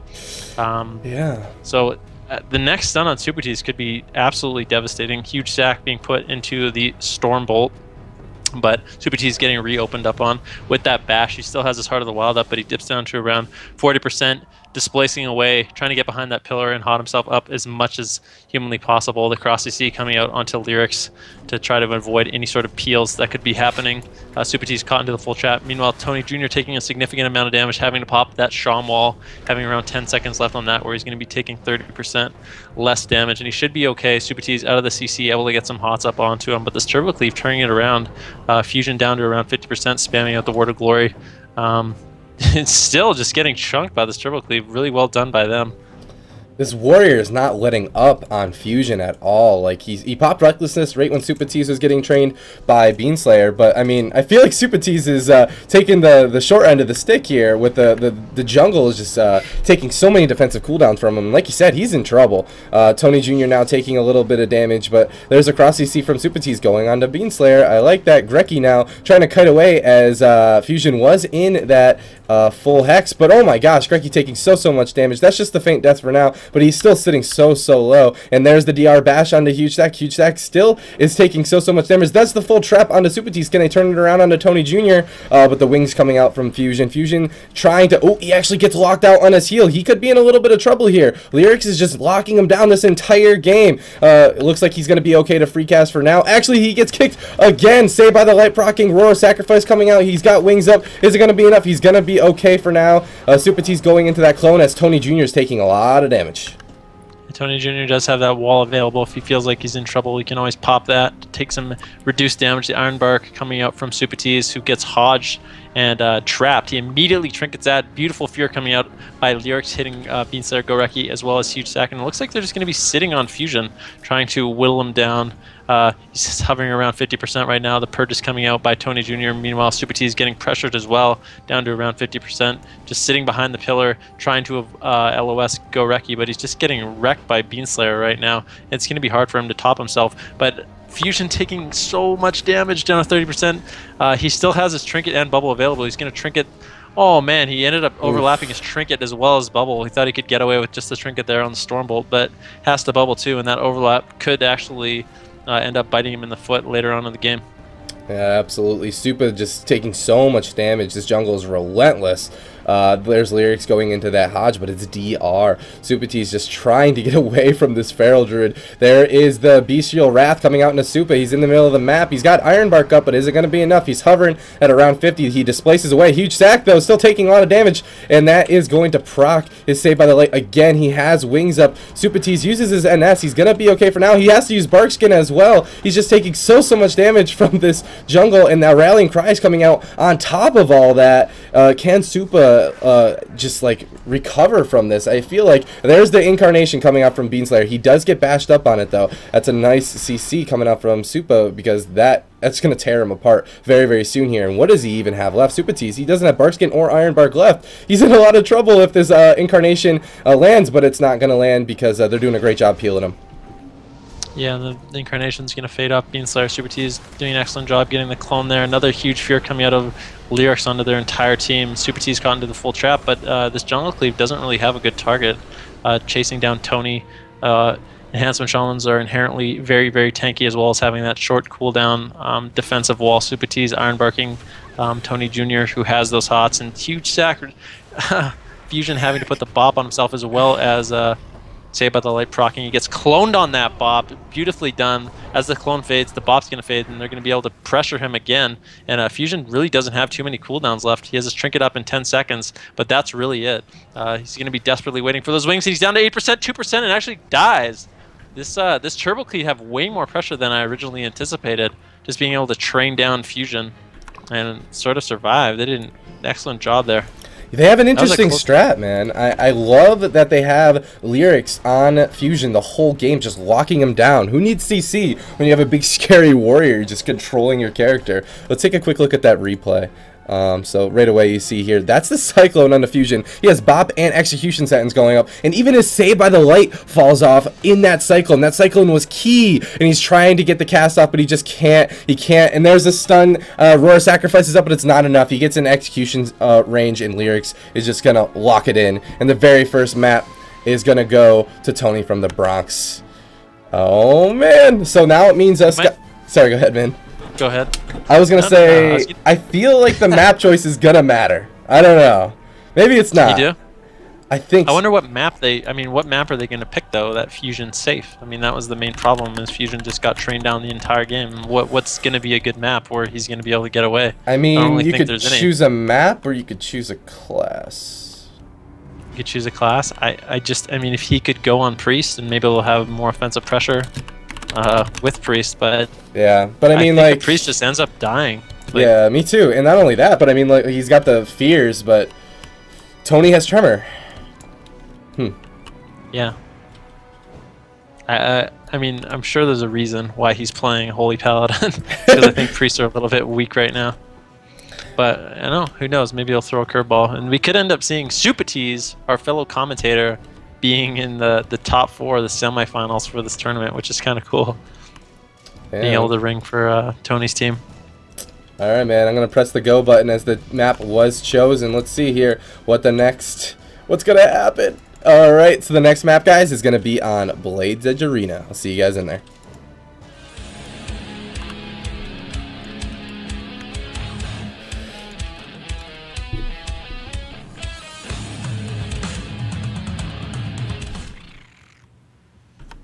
Oh man. Alright, so this is Blades Edge Arena. This was chosen by Scout's Honor. Fusion did actually go on his Priest. So that being said, well, I may have it a little help. As they told me. Yeah. So, but I mean, even still, I mean, maybe he feels like, I mean, Priest's biggest issue is their spread healing. So maybe he thinks if like they're just training him all game, he has a better chance surviving on his Priest. Maybe, I'm not exactly sure. Maybe he's just more comfortable on his Priest. I have no idea. This is we'll see how this plays out. You know, like even though like the composition might be better, I feel like he's probably a bit more confident on his Priest. But he's been playing his Paladin a lot. Yeah. You know. Yeah. Still. We'll see. We'll see how this matchup goes. I mean, Priest is going to be nice. He's going to have the addition of Fear. I think they're going to probably end up doing the same thing, training down Supatease. Fusion's probably going to try to get Fears out on Tony Jr. When they swap to him. The 3 trends coming out of Supatease right away, trying to get that healing out. Beanslayer taking a little bit of damage by Lyrics and Tony Jr. Fusion popping those wings, trying to top off his team. But the Wreck Storm coming out of Lyrics doing so much damage to their entire team. Now it looks like Fusion's is the choice. Lyrics immediately getting on him, but Tony Jr. under a little bit of pressure right now. The Iron Bark comes out from Supatease.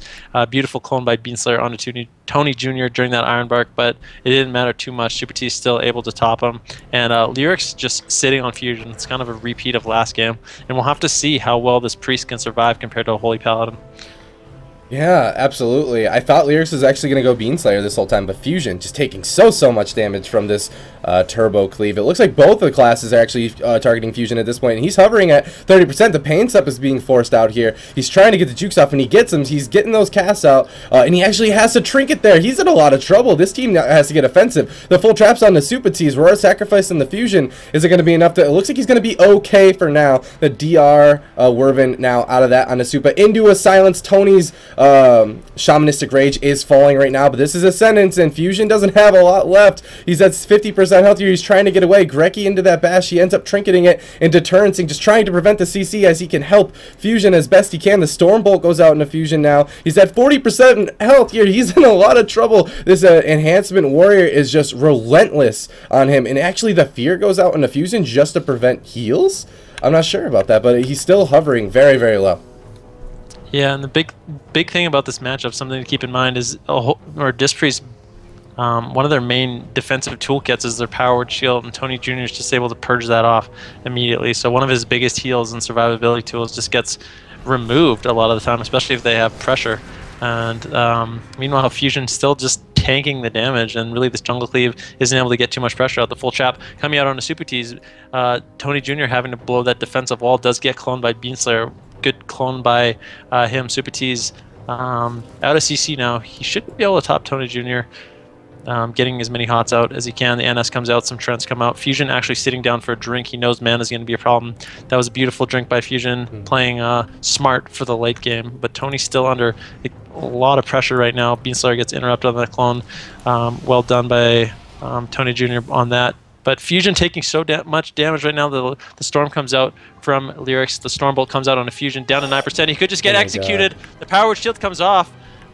He is going to get away with the penance, but geez, that was a really close call. Beautiful clones out from Beanslayer on the Lyrics, saving Fusion's life. That 100% saved his life, man. That was incredible. Fusion survived for now, and now he has Pain Sup and Trinket. Looks like he's going to be okay, but this is Lyrics' recklessness. Fusion just getting chunked, but at the same time, look at Supa. He's got Barkskin going, and he's getting chunked as well, but I don't know. Fusion now heading the Stormbolt, and Lyrics rooted up. That was a really nice root by Beanslayer, giving Fusion a little bit of breathing room as this Turbo Cleave is both targeting him once again. I feel like every single time they target Fusion, with or without cooldowns, his health just gets chunked. And the double fear goes out onto both the DPS, and that forces both the trinkets from Greki and Beanslayer. Something to note, the Turbo Cleave is going to connect once again onto Fusion, but the cross CC coming out from Beanslayer once again. The Cyclone. Lyrics now taking a lot of damage as Supatease has to come out of that. Oh, there's the DR trap out of that. Lyrics is at full health though, and Fusion is the one who's taking the bad end of this exchange. And even though Supatease has caught in a lot of CC there, the heals from Tony Jr. and Lyrics actually able to chop himself off while Supatease was CC'd. So pretty incredible, the power of that enhancement shaman heals. Meanwhile, Supatease putting a Cyclone on to Goreki, and Fusion still just being trained down relentlessly by Lyrics and Tony Jr. as much as possible. And mana could be a big issue this game. I mean, Fusion already sat down for a drink, but he's still at less mana than Supatease, and it might not even come down to that. I mean, he's at 30% right now, trying desperately to get away, but they are switching it over onto Supatease, who pops that Iron Bark right away. Oh, these are all the cooldowns coming out of Beanslayer, and Supatease is not out of the woods yet. He's in a lot of trouble, kiting away with Iron Bark and Barkskin up as much as he can. The bash comes out onto Beanslayer, well done by Supatease, getting away, popping that Stampeding Roar, crossing the map, and Fusion under so much pressure right now by Lyrics. The Pain Sup comes up, Tony Jr. as well as Lyrics able to connect on him, doing a significant amount of damage.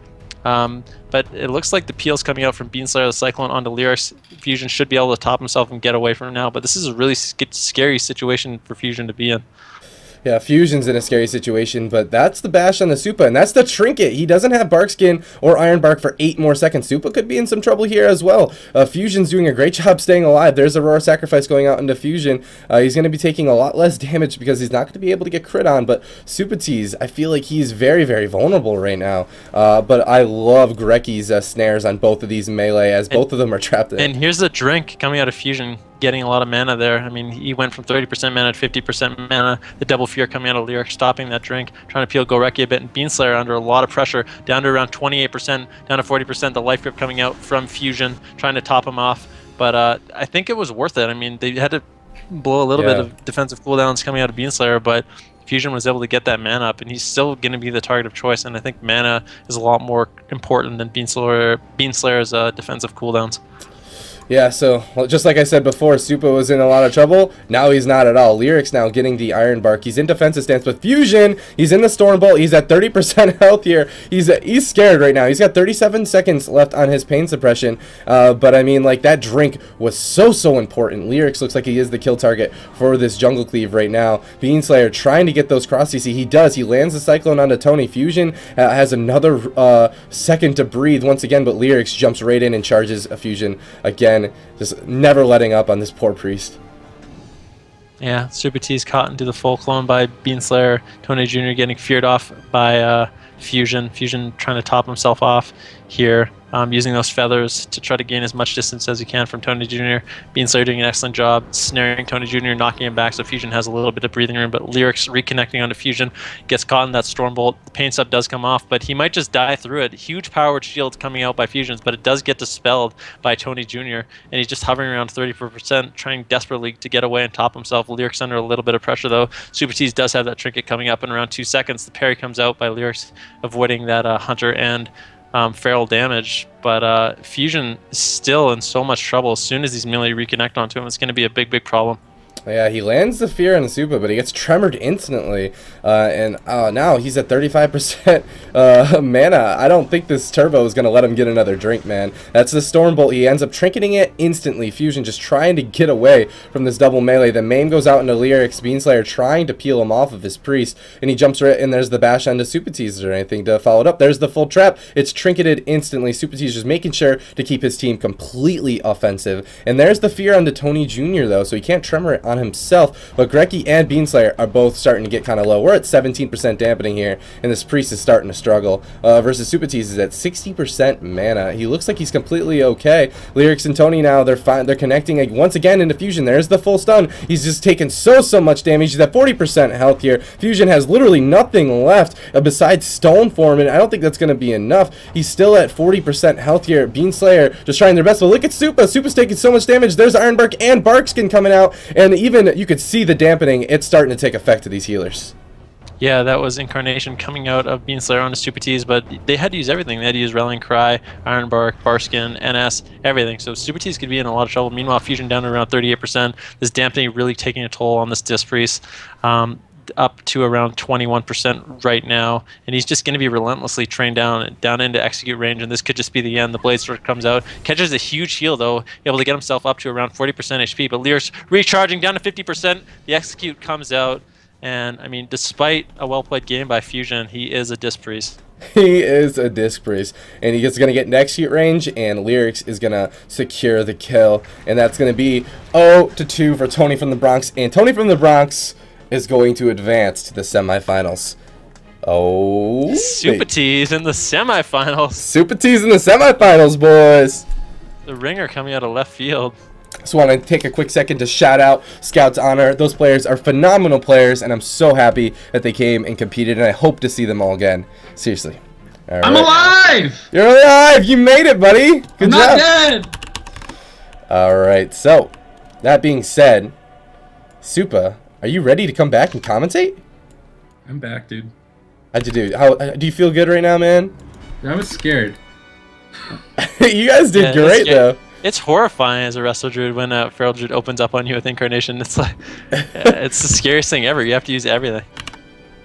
Yeah. It's actually insane how much the pressure changes, though. Like, when he has Incarnation on you, you have to use every cooldown imaginable. And when he doesn't have it, you just don't have to use anything at all. That's weird. It is weird. Like the Typhoons? Your Typhoons were really good, yeah. I needed to call those out a bit more. Oh, but, man, yeah. I called out all those Typhoons. He actually called out every single one. He was praising you up and down. Alright, so the next matchup, guys, let's take a look who's up next. We have RLD Dream Team, Nesper, Maldiva, and Pink Rangers, or Pugman, depends, versus 50 Shades of McQuaid, Zelia Wong, Revolutio, and Xian. Oh, it's Venruki's Cup! Are they going to do it, man? Are they going to beat the legendary RLD Dream Team, though? I know... I don't know. I actually am really familiar with this matchup. This is a matchup I played a lot today, actually. Oh. We played against Nesper a lot, me, Mez, and Sidu, and we have a pretty good strategy for them, but fighting RLD is not easy. This RLD is going to sit on Zilia Wong from start to finish, and it's going to be a nightmare for him. It's going to be hard for this this Walking Dead team to actually counter pressure them, but we'll see how they do. I'm excited. I really love that the Windwalkers are back. I mean, are they back though? I feel like they're still a little weak, but this comp, I think this is good. They're back. They're back in black. There it is.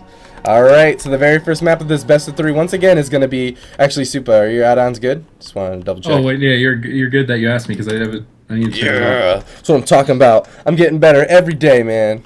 Boom. Turn off all these other add-ons. I actually figured out what it was. My tidy plates was showing with the spectator UI. It's so weird. Oh, that makes sense. So it's getting double health bars. That's what the second health bar was. That does make sense. Okay. It should be good now. All right. That being said, we're gonna go ahead and get into it. This very first map, obviously, is gonna be in a Grand Arena, and this is RLD Dream Team versus 50 Shades of McQuaid. That one. McQuaid. All right. I'll see you guys in there.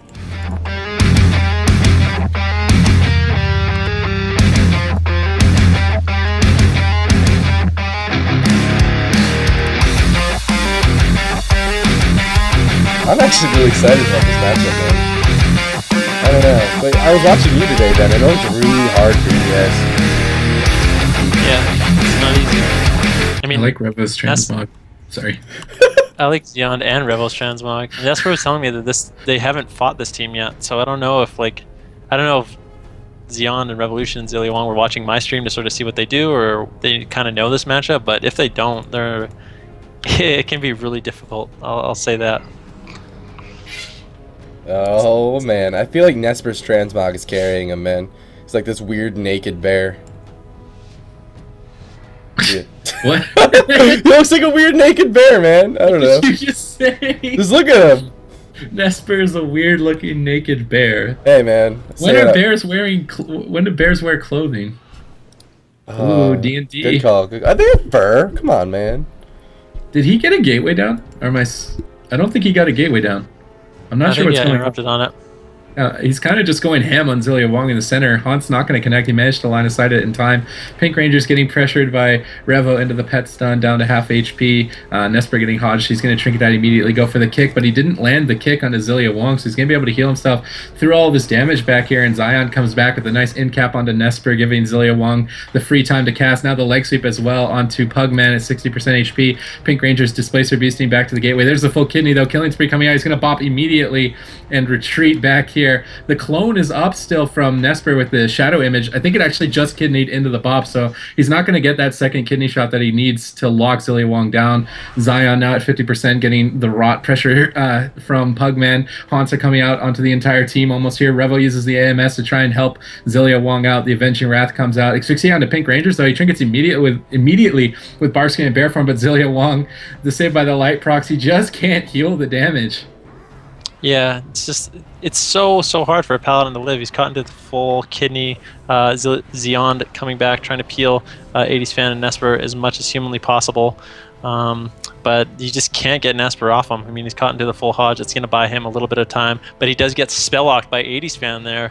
And now Nesper's going to reconnect, and he wasn't able to top himself. He's stuck at 50% HP. Huge howl coming out by 80s Fan. And Zilia Wong still just going to be tunneled down by Nesper. Meanwhile, Pink Ranger's caught into the Asphyxiate. Can they turn it around on him? A lot of damage coming out onto Pink Rangers right now. He is in that bear form. He's trying desperately to get him. 50%! 50%! Soul Reaper ticks on him, and he just dies, gets gripped on his gateway. And that was a good swap. Sorry, I am going to take a second look at that swap later, but... Wow, that was a lot of damage going out onto Pink Rangers there. Like in the beginning, it looked like he was completely fine, but I don't know. Was one of the monk images on Pink Rangers? Do you guys know? During the early game, but I think he took it off when they swapped him. So I think they were trying to force cooldowns with the images, and once he was out of cooldowns, they just decided to convene on him and kill him instantly. Okay, so let's take a quick look at that replay very, very fast here. So right away, just keep an eye out on the Pink Rangers. There's the Iron Bark on him, but he's completely fine for now, and that's the full stun. Zelia Wong's getting stunned up, but he's going to be okay, and just so much damage, even in bear form. Look at Pink Ranger's health. That breath is coming out. He gates away, but gets gripped right back, and the Soul Reaper ticks, just like Supatease says, and they're going to land that kill on the Pink Rangers, and this is 1-0 for 50 Shades of McQuaid. Alright, yep. So that being said, it is the RLD Dream Team's map choice. God bless Canada. I don't even know. Seriously. Yeah, for real. And that's what they're going to be looking for in those games, is like when Pink Ranger doesn't have his Bark Skin and his Trinket available, to try to swap to him in an Asphyxiate. So the next map chosen by the RLD Dream Team is actually going to be on Tolvaron Arena. So I'm going to go ahead and send that out. Big open map for Pink Rangers the Bear to frolic around in the sands of Tolvaron. I like that word, frolic.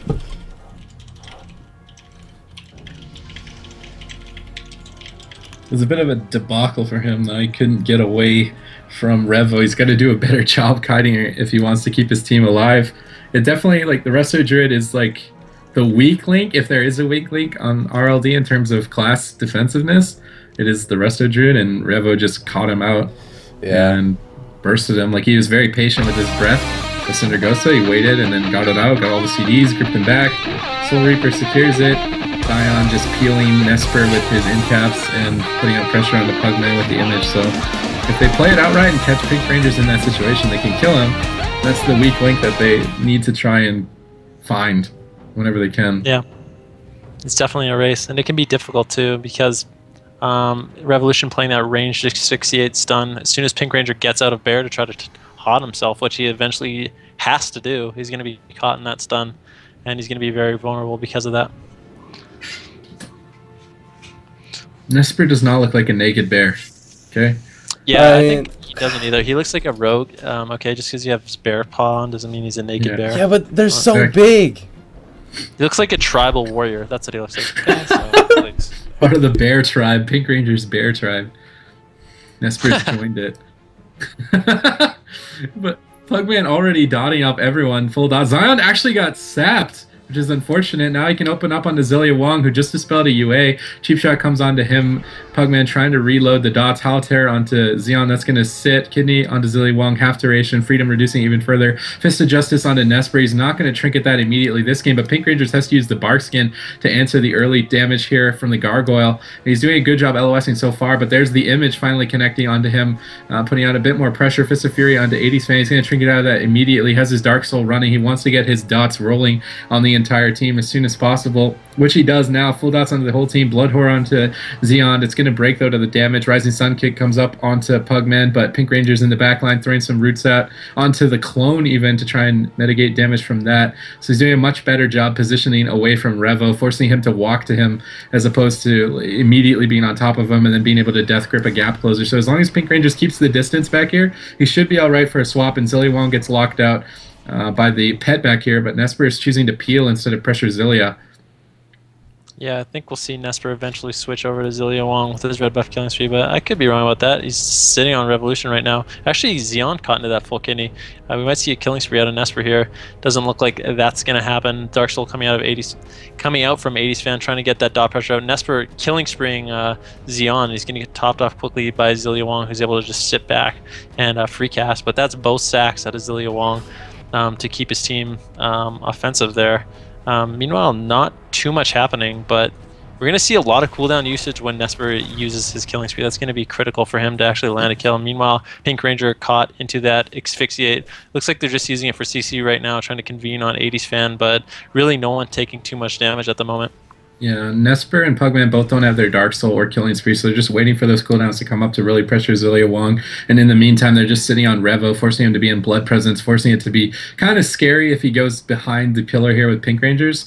But the image thrown out again onto Pink Rangers. Revo really wants to connect to him desperately, but he's just getting slowed so much by Nesper. He's not able to get over there. Zelia Wong pushing up. There's the asphyxiate onto Pink Rangers, but Nesper uses the Adrenaline Rush, taking the time to swap over to Zelia Wong, realizing, though, that Pink Rangers is in danger, comes back immediately. immediately a fear onto Zeon here. Pink Rangers with the Bark Skin should be alright. Pugman throwing out some more fears as well onto Zeon.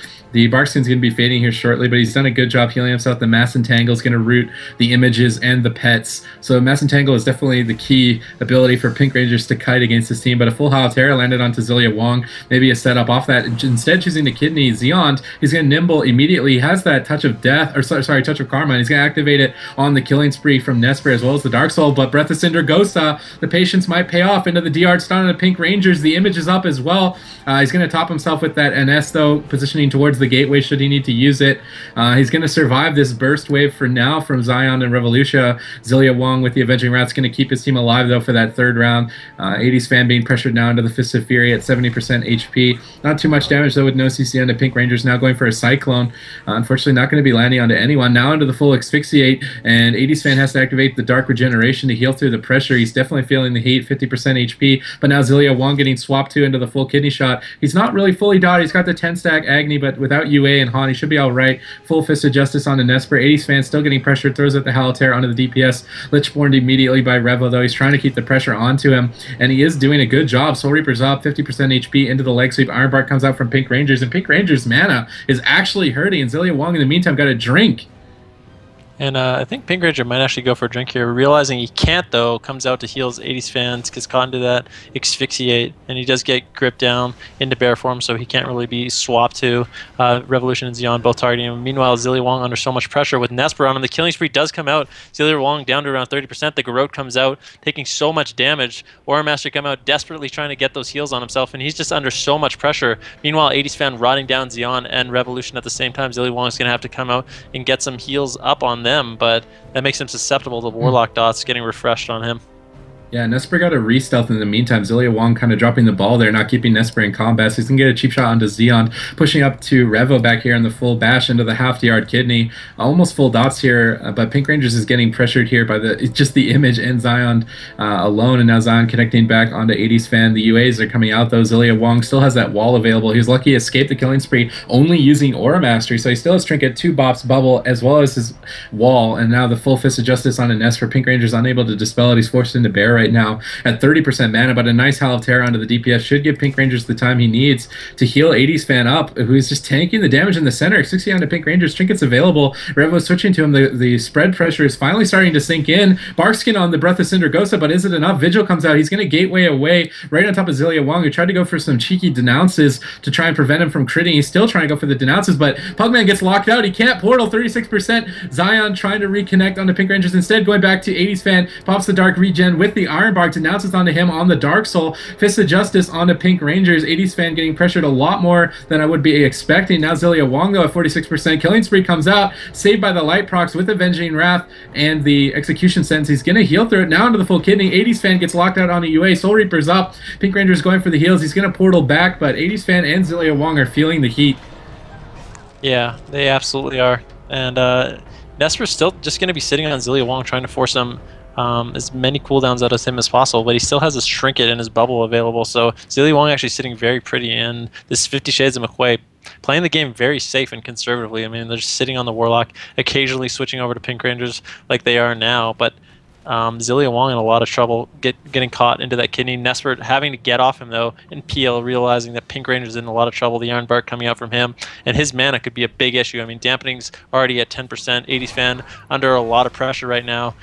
Pink Ranger's desperately trying to get as many heals as possible. Zeon just keeping his image on Pink Rangers, making sure he's pressured, making sure he's having to worry about that. You know, he's having to root the image.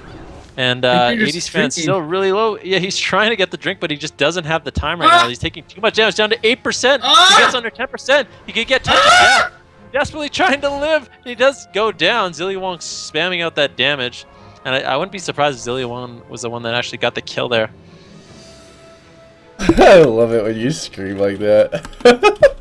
But that was a good game. I mean, they rinse and repeat. They played really, really safe. But I like that they kept that image on Pink Rangers all game. So the last time they nabbed a win by switching to Pink Rangers and killing him, and this time they kind of like outlasted an RLD. Yeah, no, they did. That's crazy. Lasted. They just by just like, I mean, Xeon had an image on Pink Rangers the whole game, and it wasn't that much damage on him, but he still had to like keep pots up on himself, and he had to worry about like cycloning it so he didn't fall behind, you know.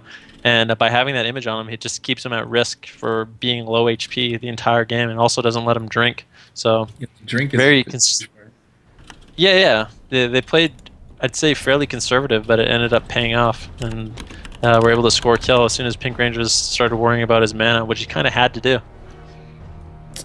Yeah. All right. So let's see what do we have coming up next. Actually, excuse me. That was it.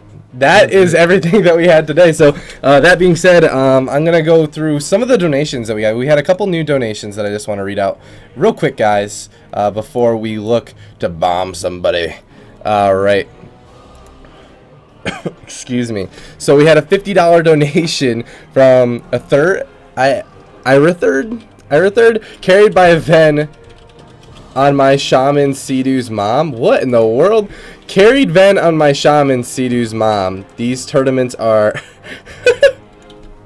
these tournaments are great for PvP community and Warcraft community in general. I've been super stoked on these tournaments. You guys are doing a great job. Keep it up. Thank you so much for that donation, man. And all donations go directly to future tournament prize pools. And we also have 13 out of 50 subs. But we are going to continue this tomorrow. The semifinals start at 1 p.m. Eastern, 10 a.m. Pacific time, and 6 p.m. Central European time. So make sure to come back to the semifinals, which are tomorrow. Take a quick look at the bracket. Oh my gosh, this is gonna be so good. So if you see right here, we have Boys Are Back versus I'm Sorry Zaryu, and hey, it's Tony from the Bronx, Supatease himself, going up against 50 Shades of McQuaid. So that's all happening tomorrow, so make sure to come back. But do you guys have any shoutouts that you want to do, Venruki, first? Nope. Just shout out to everyone that came out, watched the tournament today. I hope you guys enjoyed it. Thank you guys so much for hosting the tournament. My co-commentators, D-Machine and Supatease, as well as everyone else behind the scenes at GCD. You guys do an excellent job. Thank you. And I'll see you tomorrow. I gotta shout out my Wolfpack brothers, Gosu and Lyrics. Played Turbo with them the other day to 2800, finally breaking the curse, pushing over it. So shout out to them. Shout out to Tony, letting me fill in when his druid ditched him last second. He's having fun playing too. Hopefully some more exciting games tomorrow and I don't fail everyone. Failure would be embarrassing. I believe in a thing called Supatease. So Supa, do you want to double up? Do you want to stream and do you want to commentate and play? Like, what do you want to do? See, that's the awkward part. If I'm playing and I make it, I can't commentate any of it, right? That's true, yes. But you can commentate the first match. Ask, well, yeah. Try, maybe, I want to hear Jellybeans do one. Alright. He keeps coming in and he's just not able to. So he did commentate a little bit today. That was interesting. But yeah, let's see. Well, maybe. So the person that we are going to bomb, ladies and gentlemen, is the one and only Balance, the Windwalker Monk. So, yes, actually, VHell's a good point. I'm going to go ahead and shout out Clutter right now. If you guys don't know who Clutter is, she is my fiance. She's the girl behind the scenes making everything happen. Everything that you can see here, Clutter has something to do with. So, shout out to Clutter. She's a hunter. She often streams as well. If you want to watch her stream hunter gameplay, definitely check out her stream. But, yeah. Is Balance streaming yet? Yeah. Alright guys, let's go ahead and bomb Balance. Let them know that you're coming from GCD TV. Show them that GCD TV love. I'm going to go ahead and slash host him as well. Melman? Yes, the one and only Melman. Thank you guys for watching, seriously. And I'll see you guys all tomorrow during that EU-friendly time. Later. See ya. Bye.